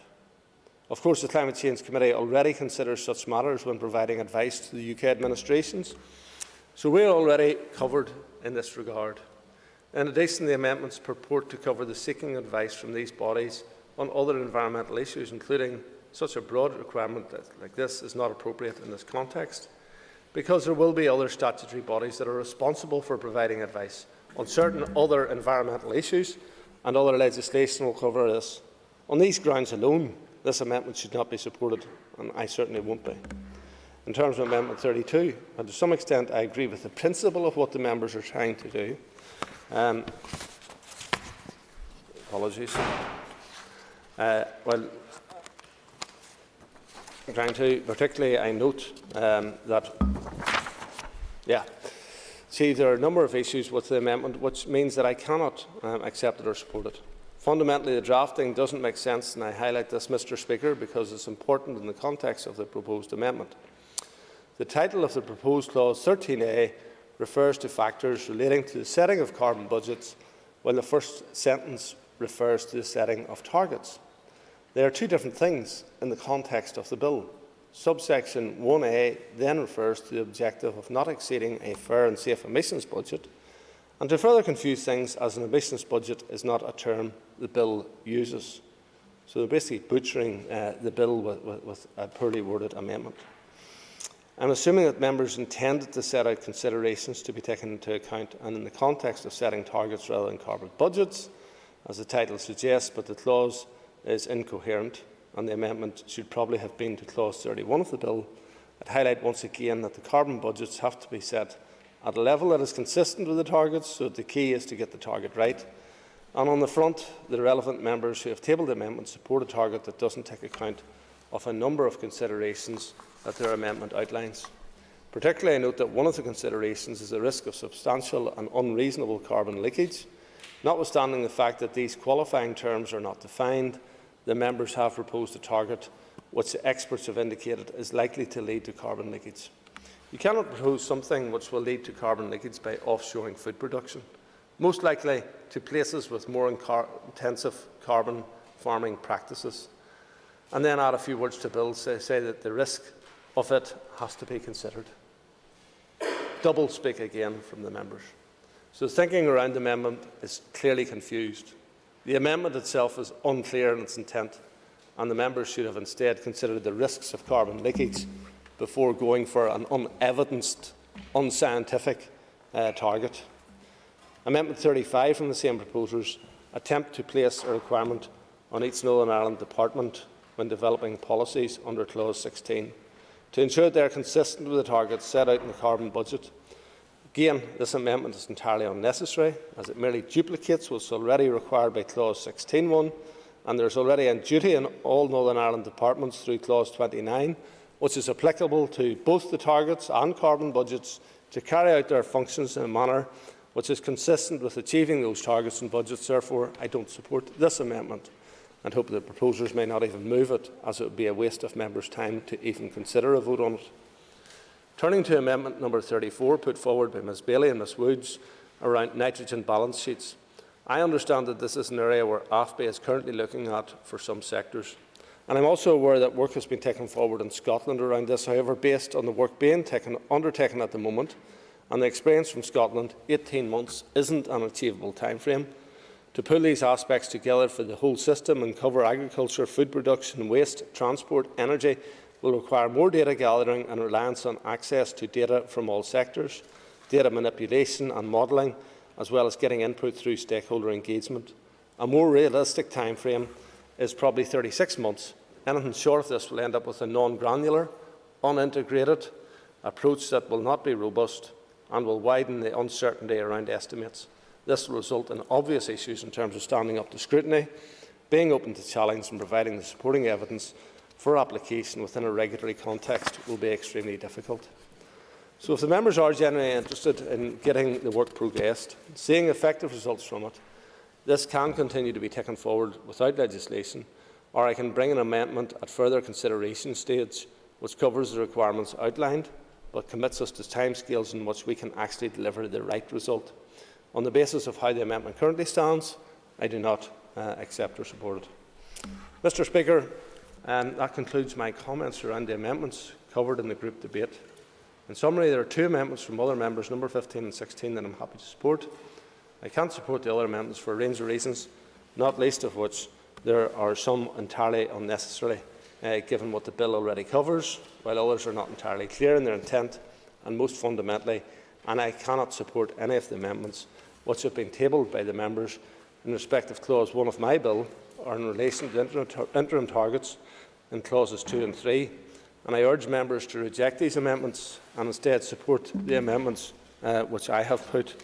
I noted that in the newspaper at the weekend, Mr McAleer said that he wouldn't be supporting, I'll find the correct quote, that his party would never support climate change legislation that could have a detrimental impact on the agricultural sector. That lasted well, from Saturday to Tuesday. If he goes through the lobbies in the wrong place, that's how long that promise lasts. So, in terms of all of these, including the consequences of amendments as a result of the amendment, and support the evidence-based targets already in my bill, which will deliver the UK net zero ambition, deliver significant changes and emission reductions in Northern Ireland, and deliver for the Northern Ireland economy and environment. As an Assembly, we need to do the right thing and ensure that we tackle the complex and urgent issues of climate change collectively and in a way that support and gains maximum buy-in from all of the sectors. The targets I have proposed, based on the best available independent science and evidence, will do that. And I once more have to reiterate that these targets will help deliver UK net zero, are consistent with the recommendations of the Intergovernmental Panel on Climate Change, consistent with the Paris Agreement pathways and ambitions, consistent with the preferred option of the respondents to the Department's public consultation, who support an evidence-based target in Northern Ireland's first Local Climate Change Act. I commend my climate change bill to this House. I thank the Minister for his contribution to the call. Claire Bailey-DeWine. Thank you, Speaker. And I also want to thank members for their contributions in what's been a lively, at times, and mostly interesting debate. And we've all been listening very intently, so I don't intend to summarise other people's comments, but I have picked up on common themes relating to this group of amendments, so I want to address those. And fair share was something that got a mention. So in terms of what is a fair target for Northern Ireland, I just want to remind members of something, that we are small. There is no doubt about that. We make up 0.02% of the global population, but we emit 0.04% of all global emissions.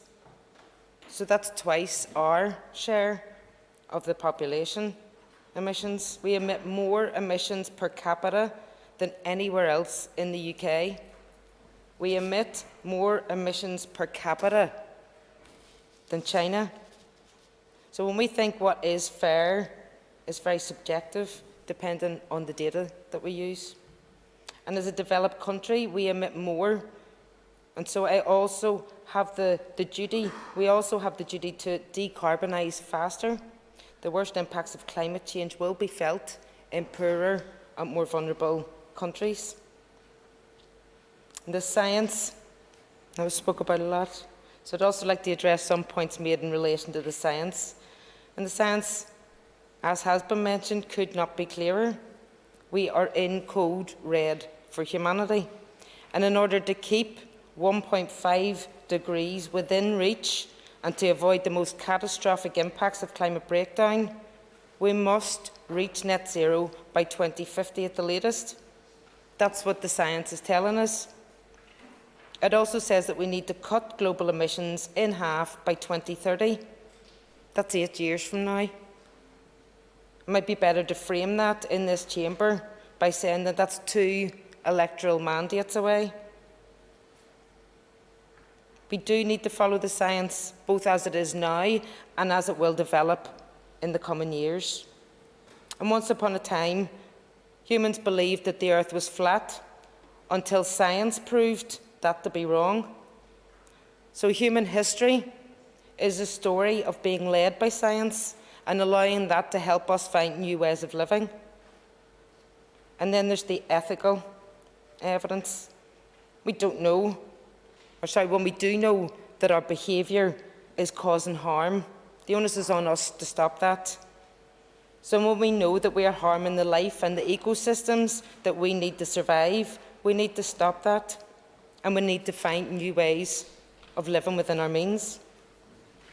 For what the science tells us is that if every person in the world was to live the lifestyle that we enjoy, it would take 3 planet Earths to sustain us. We are well beyond our means. We are using up more than our fair share, and it's time to turn that around. The CCC is a highly respected body. I don't think there's anybody has ever claimed differently.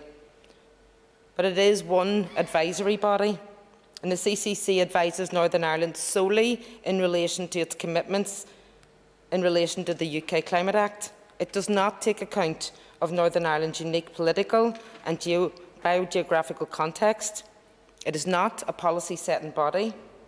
And the Chief Executive of the CCC has also made clear that if politicians want to make the political decision to go beyond 82%, they are free to do so.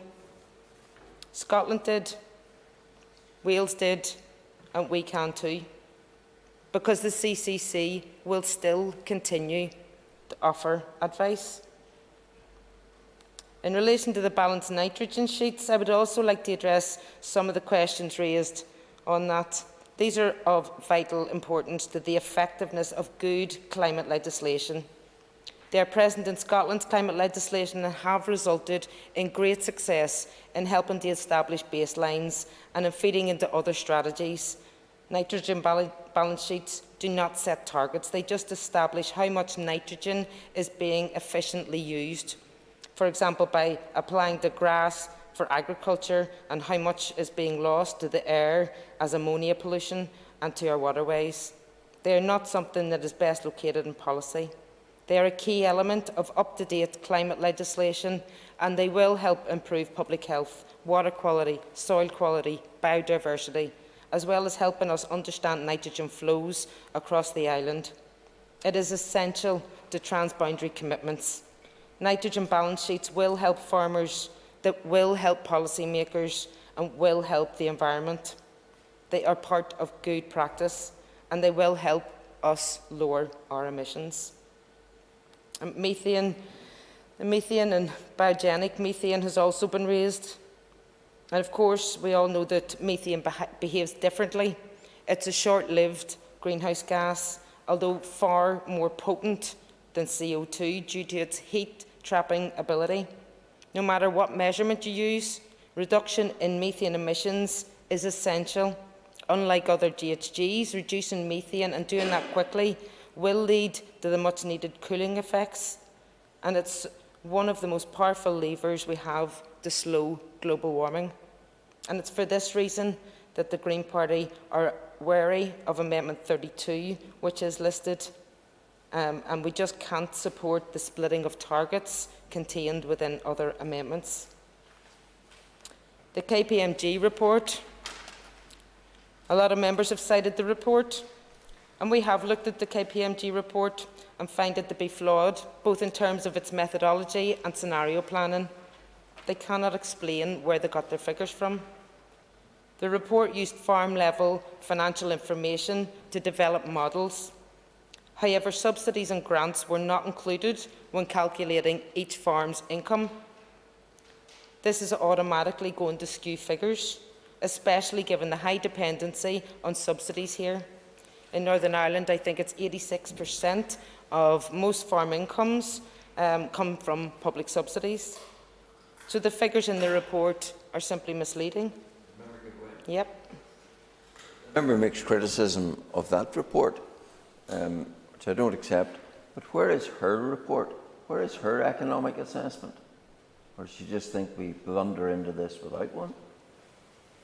Thank the member for that. And if I had maybe 40,000 in my back pocket, I could have commissioned KPMG to do them for me, but I don't. But business models are being worked on, and that has been mentioned many times before for the other climate bill, but that's not the one that we're talking about, debating or voting on today. So if you were to calculate farm incomes now without including subsidies, you might also find that the impact on farm incomes was just as equally devastating. So the core model assumption used states dramatic cuts in herd numbers by 2045, up to an 86% reduction in beef, dairy, sheep herds by 2045. However, the figures are not based on the private members' bill, nor were they based on the CCC scenarios. KPMG have not been able to explain where they got the figures from, but have told us that they left public subsidies out because they couldn't guesstimate what they would be in the future. The report also does not highlight the impact of climate change and extreme weather on agri productivity and on food production, and the job losses that will result from that, nor does it factor in the green jobs that will be created from climate change adaptation and mitigation. And we've all heard about the devastating impacts Brexit will have on the agri-food exports.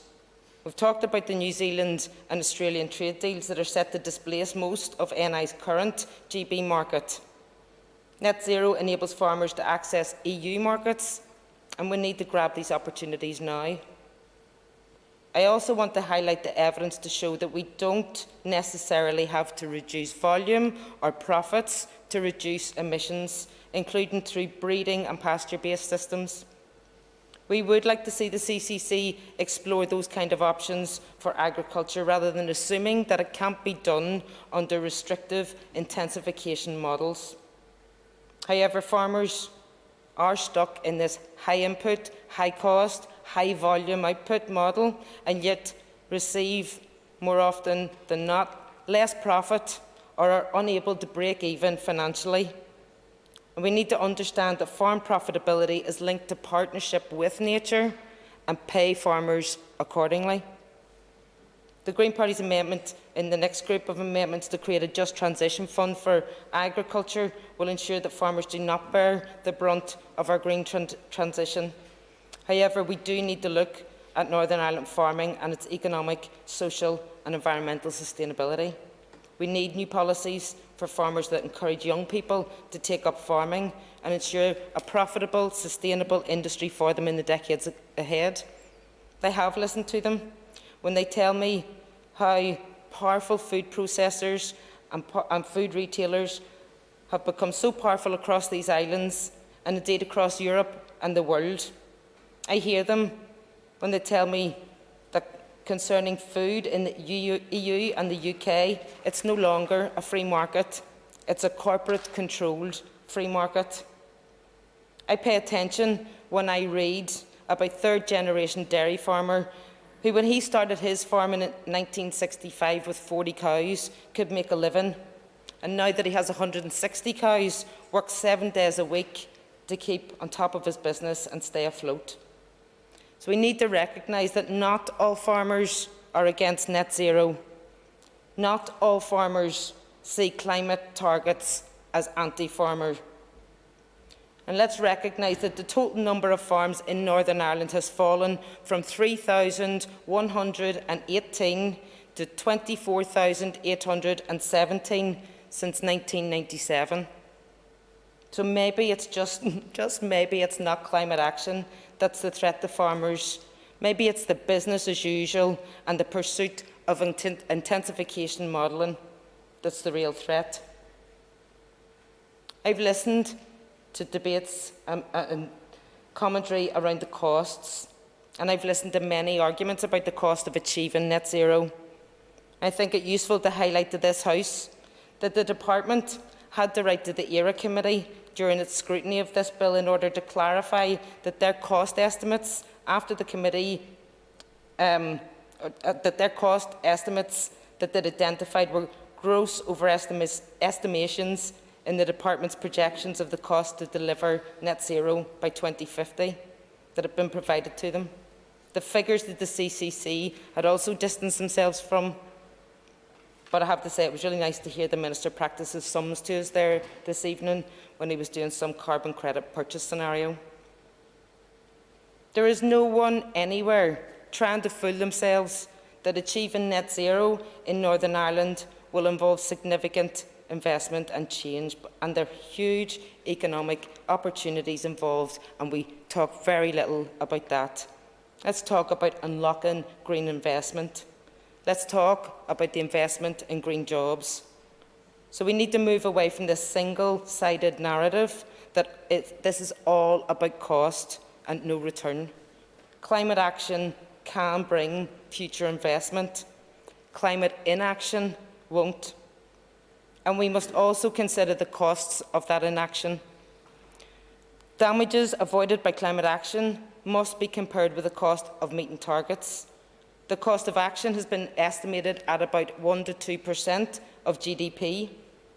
Inaction, on the other hand, could lead to a reduction in global GDP of 10% by 2050 and 25% by the end of the century.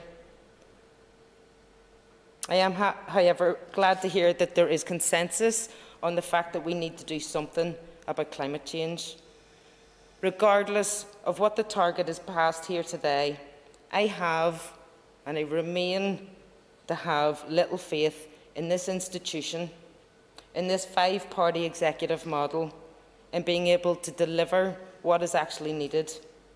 So we will need it to have independent oversight if we are to have any hope of holding feet to the fire and getting the job done. But that debate will follow in another grouped amendment debate.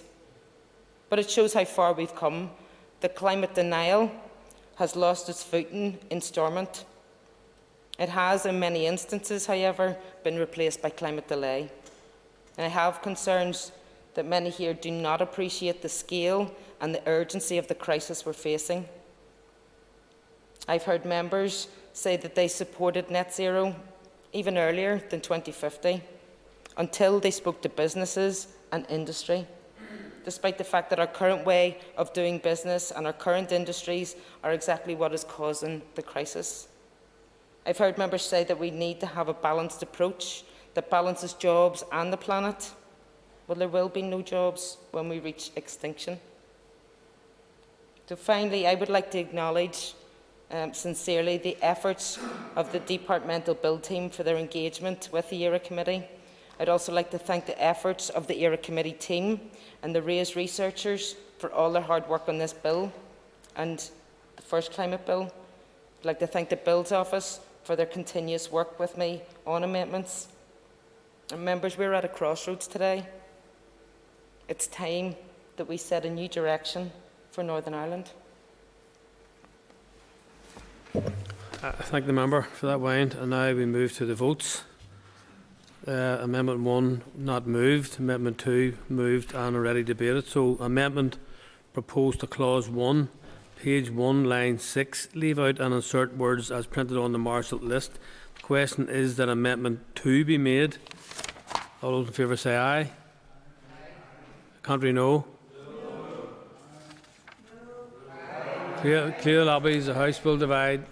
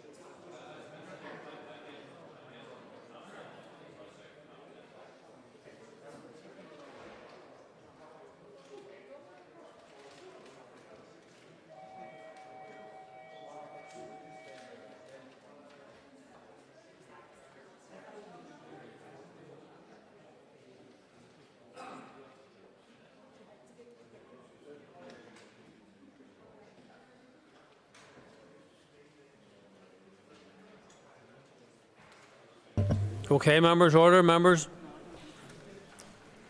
Okay, members, thank you. Members, the question is that Amendment 2 be agreed. All those in favour say aye. Contrary, no. Do we have tellers?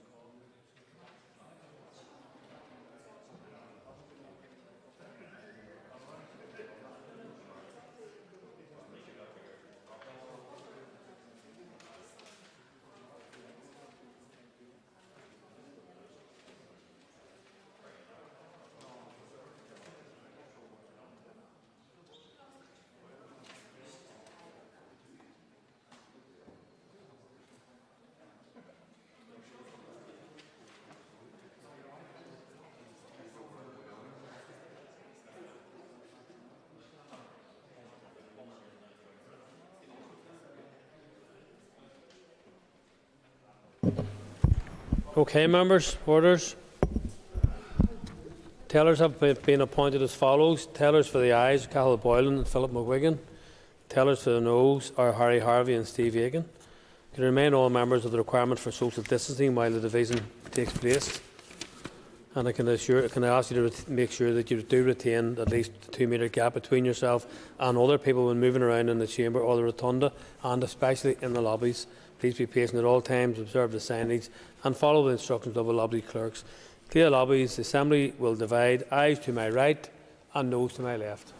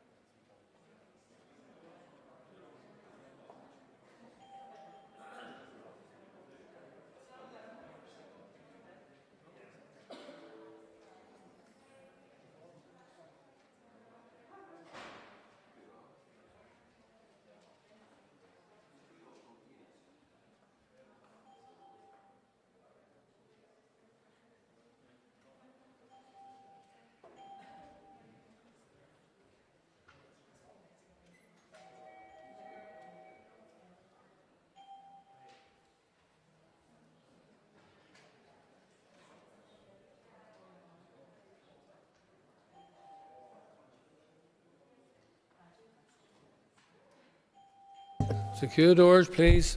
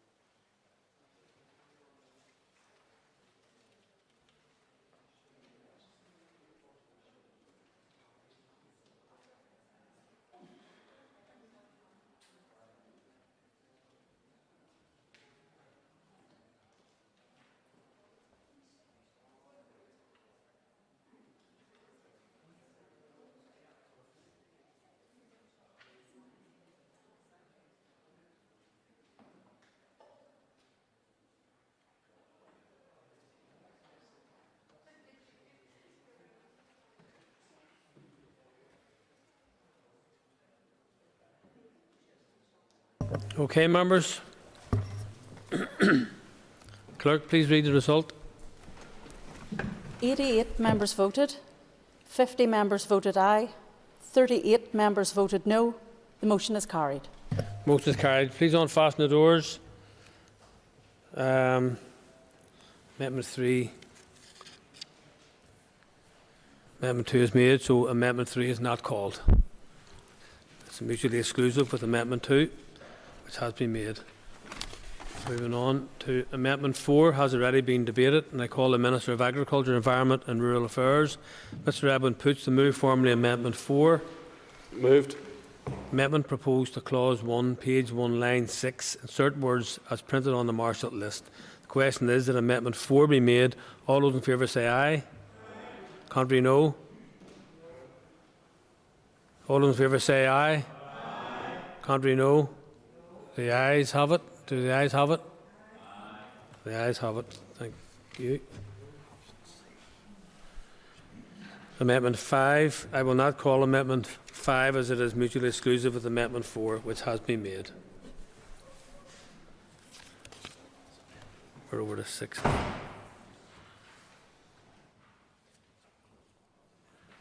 The question is that Clause 1 as amended stand part of the bill. All those in favour say aye. Contrary, no.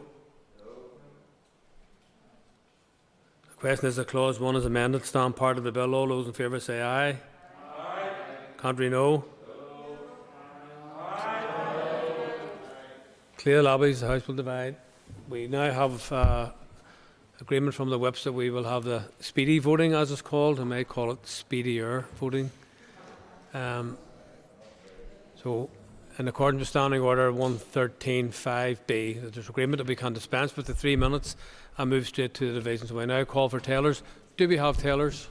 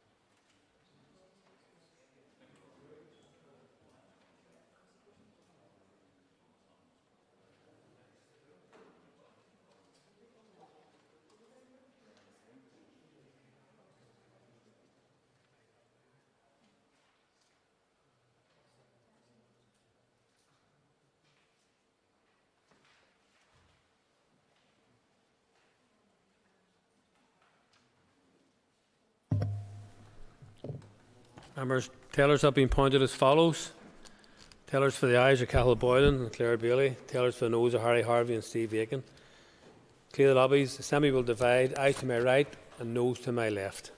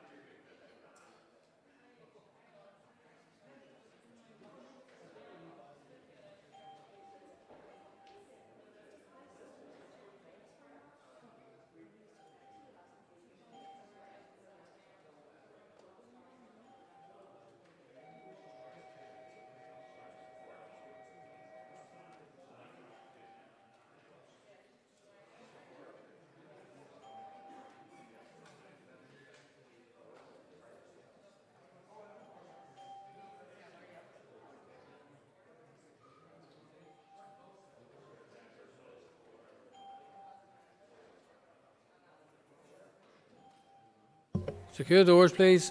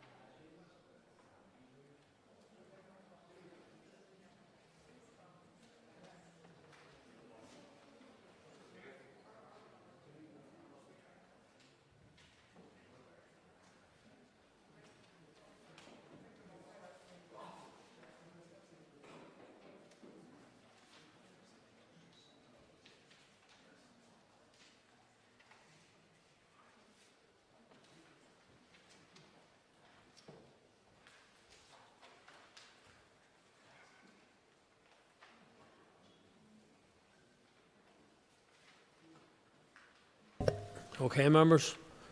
Clerk, please read the result.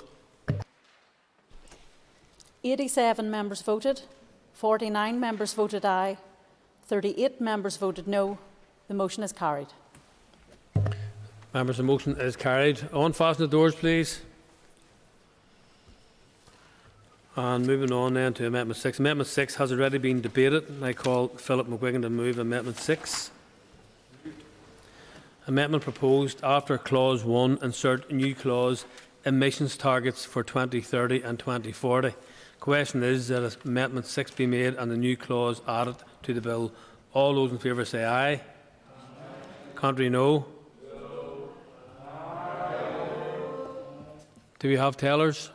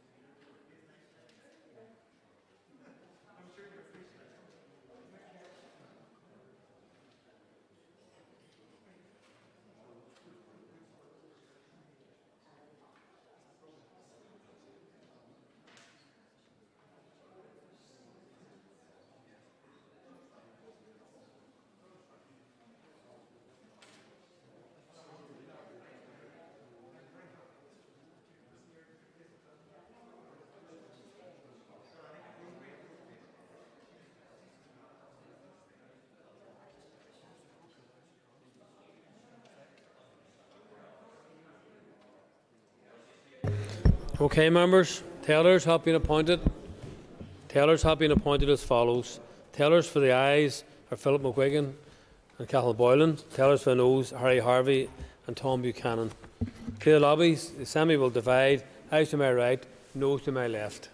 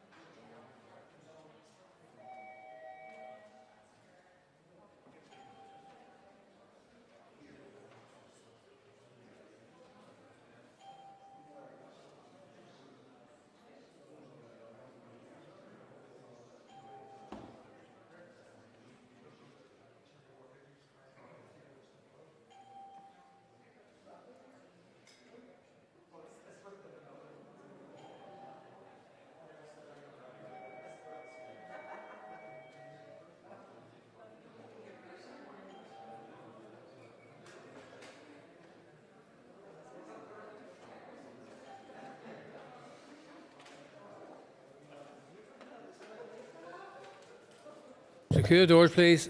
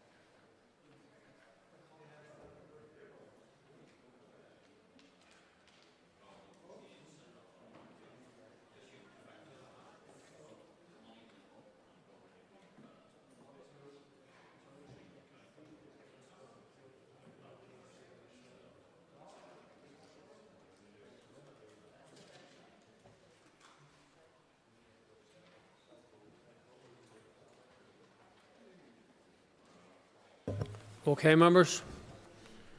Clerk, please read the result. 87 members voted, 60 members voted aye, 27 members voted no. The motion is carried. Motion is carried. Unfasten the doors, please. Amendment 7 has already been debated, and I call Claire Bailey to move formally Amendment 7. Not moved. Not moved. Clause 2. The question is that Clause 2 as amended stand part of the bill. All those in favour say aye. Contrary, no. The ayes have it. The ayes have it. Amendment 8 has already been debated, and I call Claire Bailey to move formally Amendment 8. Not moved. Not moved. The question is that Clause 3 as amended stand part of the bill. All those in favour say aye. Contrary, no. The ayes have it. The ayes have it. Thank you. Amendment 9 has already been debated, and I call the Minister of Agriculture, Environment and Rural Affairs to move formally Amendment 9. Moved. Amendment proposed to Clause 4, page 2, line 1, leave out and insert words as printed on the Marshall list. Question is that Amendment 9 be made. All those in favour say aye. Aye. Contrary, no. The ayes have it. The ayes have it. Thank you. Now, I will not call Amendment 10 as it is mutually exclusive with Amendment 9, which has been made. Clause 4. The question is that Clause 4 is amended stand part of the bill. All those in favour say aye. Contrary, no. The ayes have it. The ayes have it. Amendment 11 has already been debated, and I call Mr. John Blair to move formally Amendment 11. Not moved. Not moved. We go over here. Amendment 13. All right. Amendment 12 has already been debated, and I call the Minister of Agriculture, Environment and Rural Affairs to move formally Amendment 12. Moved. Amendment proposed to Clause 5, page 2, line 21, insert words as printed on the Marshall list. Question is that Amendment 12 be made. All those in favour say aye. Contrary, no. Do we have tellers? Do we have tellers?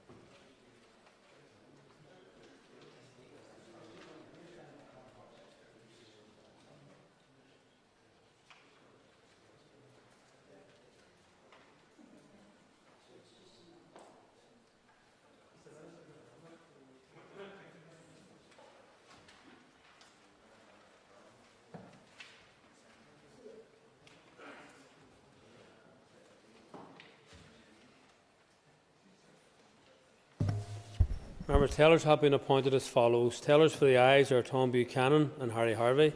Tellers for the noes are Andrew Muir and Rachel Woods. Assembly will divide ayes to my right, noes to my left.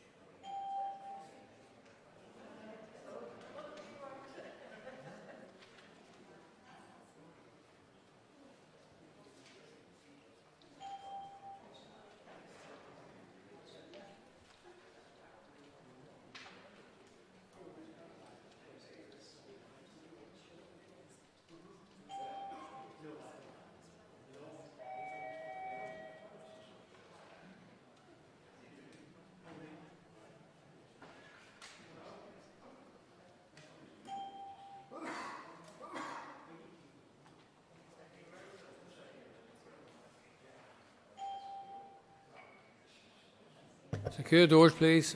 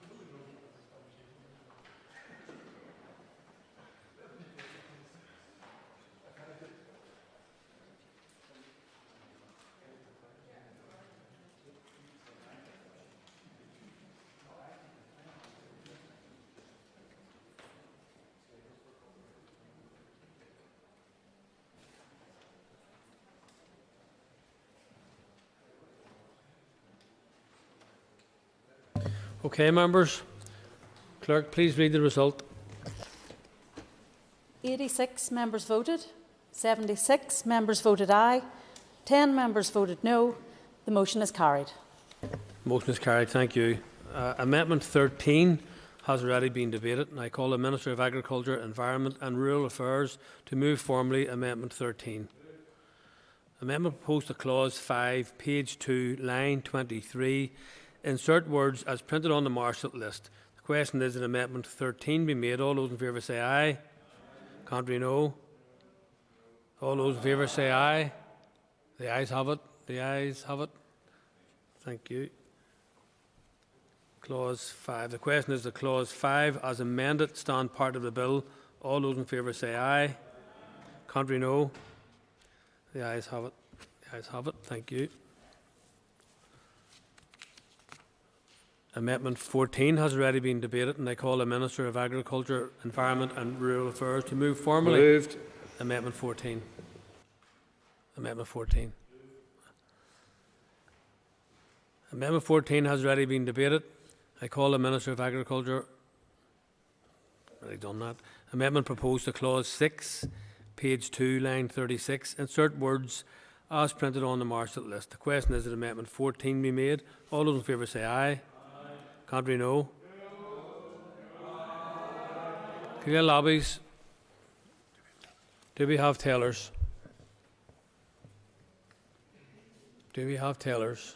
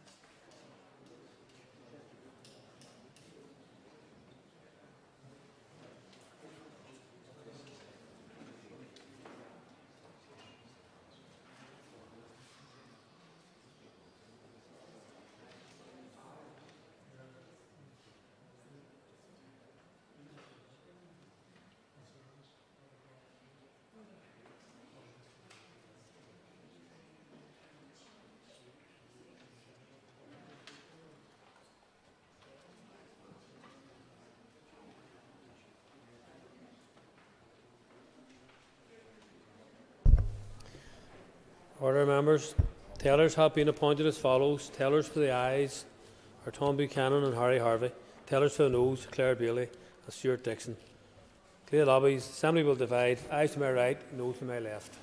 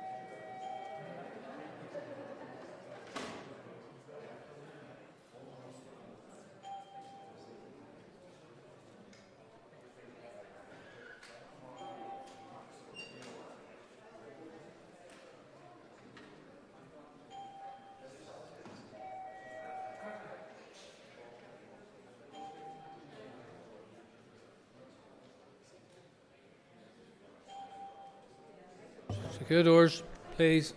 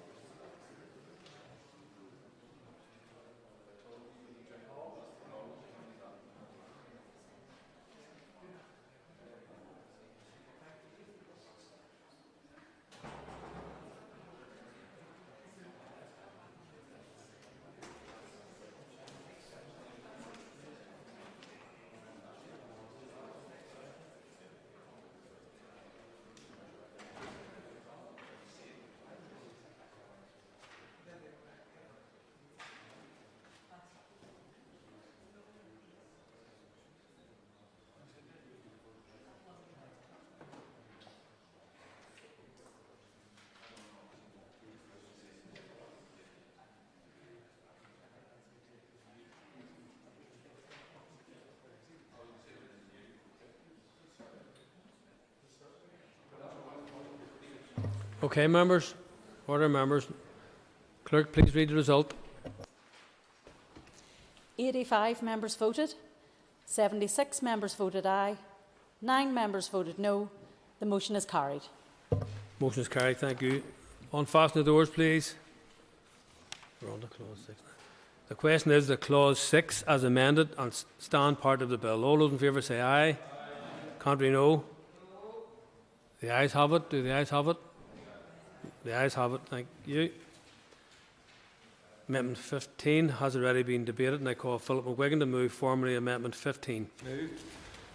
Amendment proposed to clause 7, page 3, line 19. Insert words as printed on the marshal list. The question is that Amendment 15 be made. All those in favour say aye. Aye. Contrary, no. The ayes have it. The ayes have it. Clause 7 is amended. The stand part. The question is that clause 7 as amended stand part of the bill.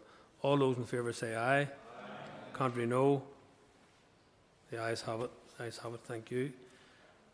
No amendments have been tabled to clause 8. The question is that clause 8 stand part of the bill. All those in favour say aye. Aye. Contrary, no. The ayes have it. The ayes have it. Thank you. Amendment 16 has already been debated, and I call Ms Claire Bailey to move formally Amendment 16. Moved. Amendment proposed to clause 9, page 4, line 12. Leave out and insert words as printed on the marshal list. The question is that Amendment 16 be made. All those in favour say aye. Aye. Contrary, no. The ayes have it. The ayes have it. Thank you. Be on option M here.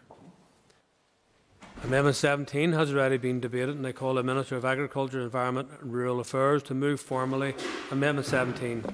Moved. Amendment proposed to clause 9, page 4, line 16.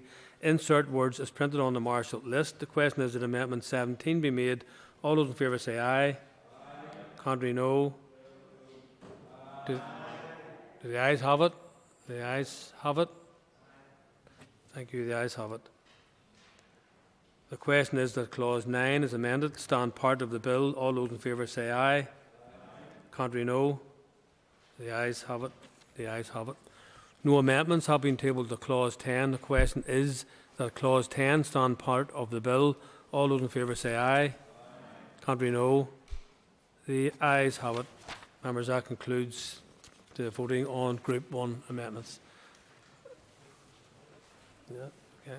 I propose by leave of the Assembly to suspend the sitting until 10:30 a.m. tomorrow morning. The sitting is by leave suspended. Thank you. Good night. AOI.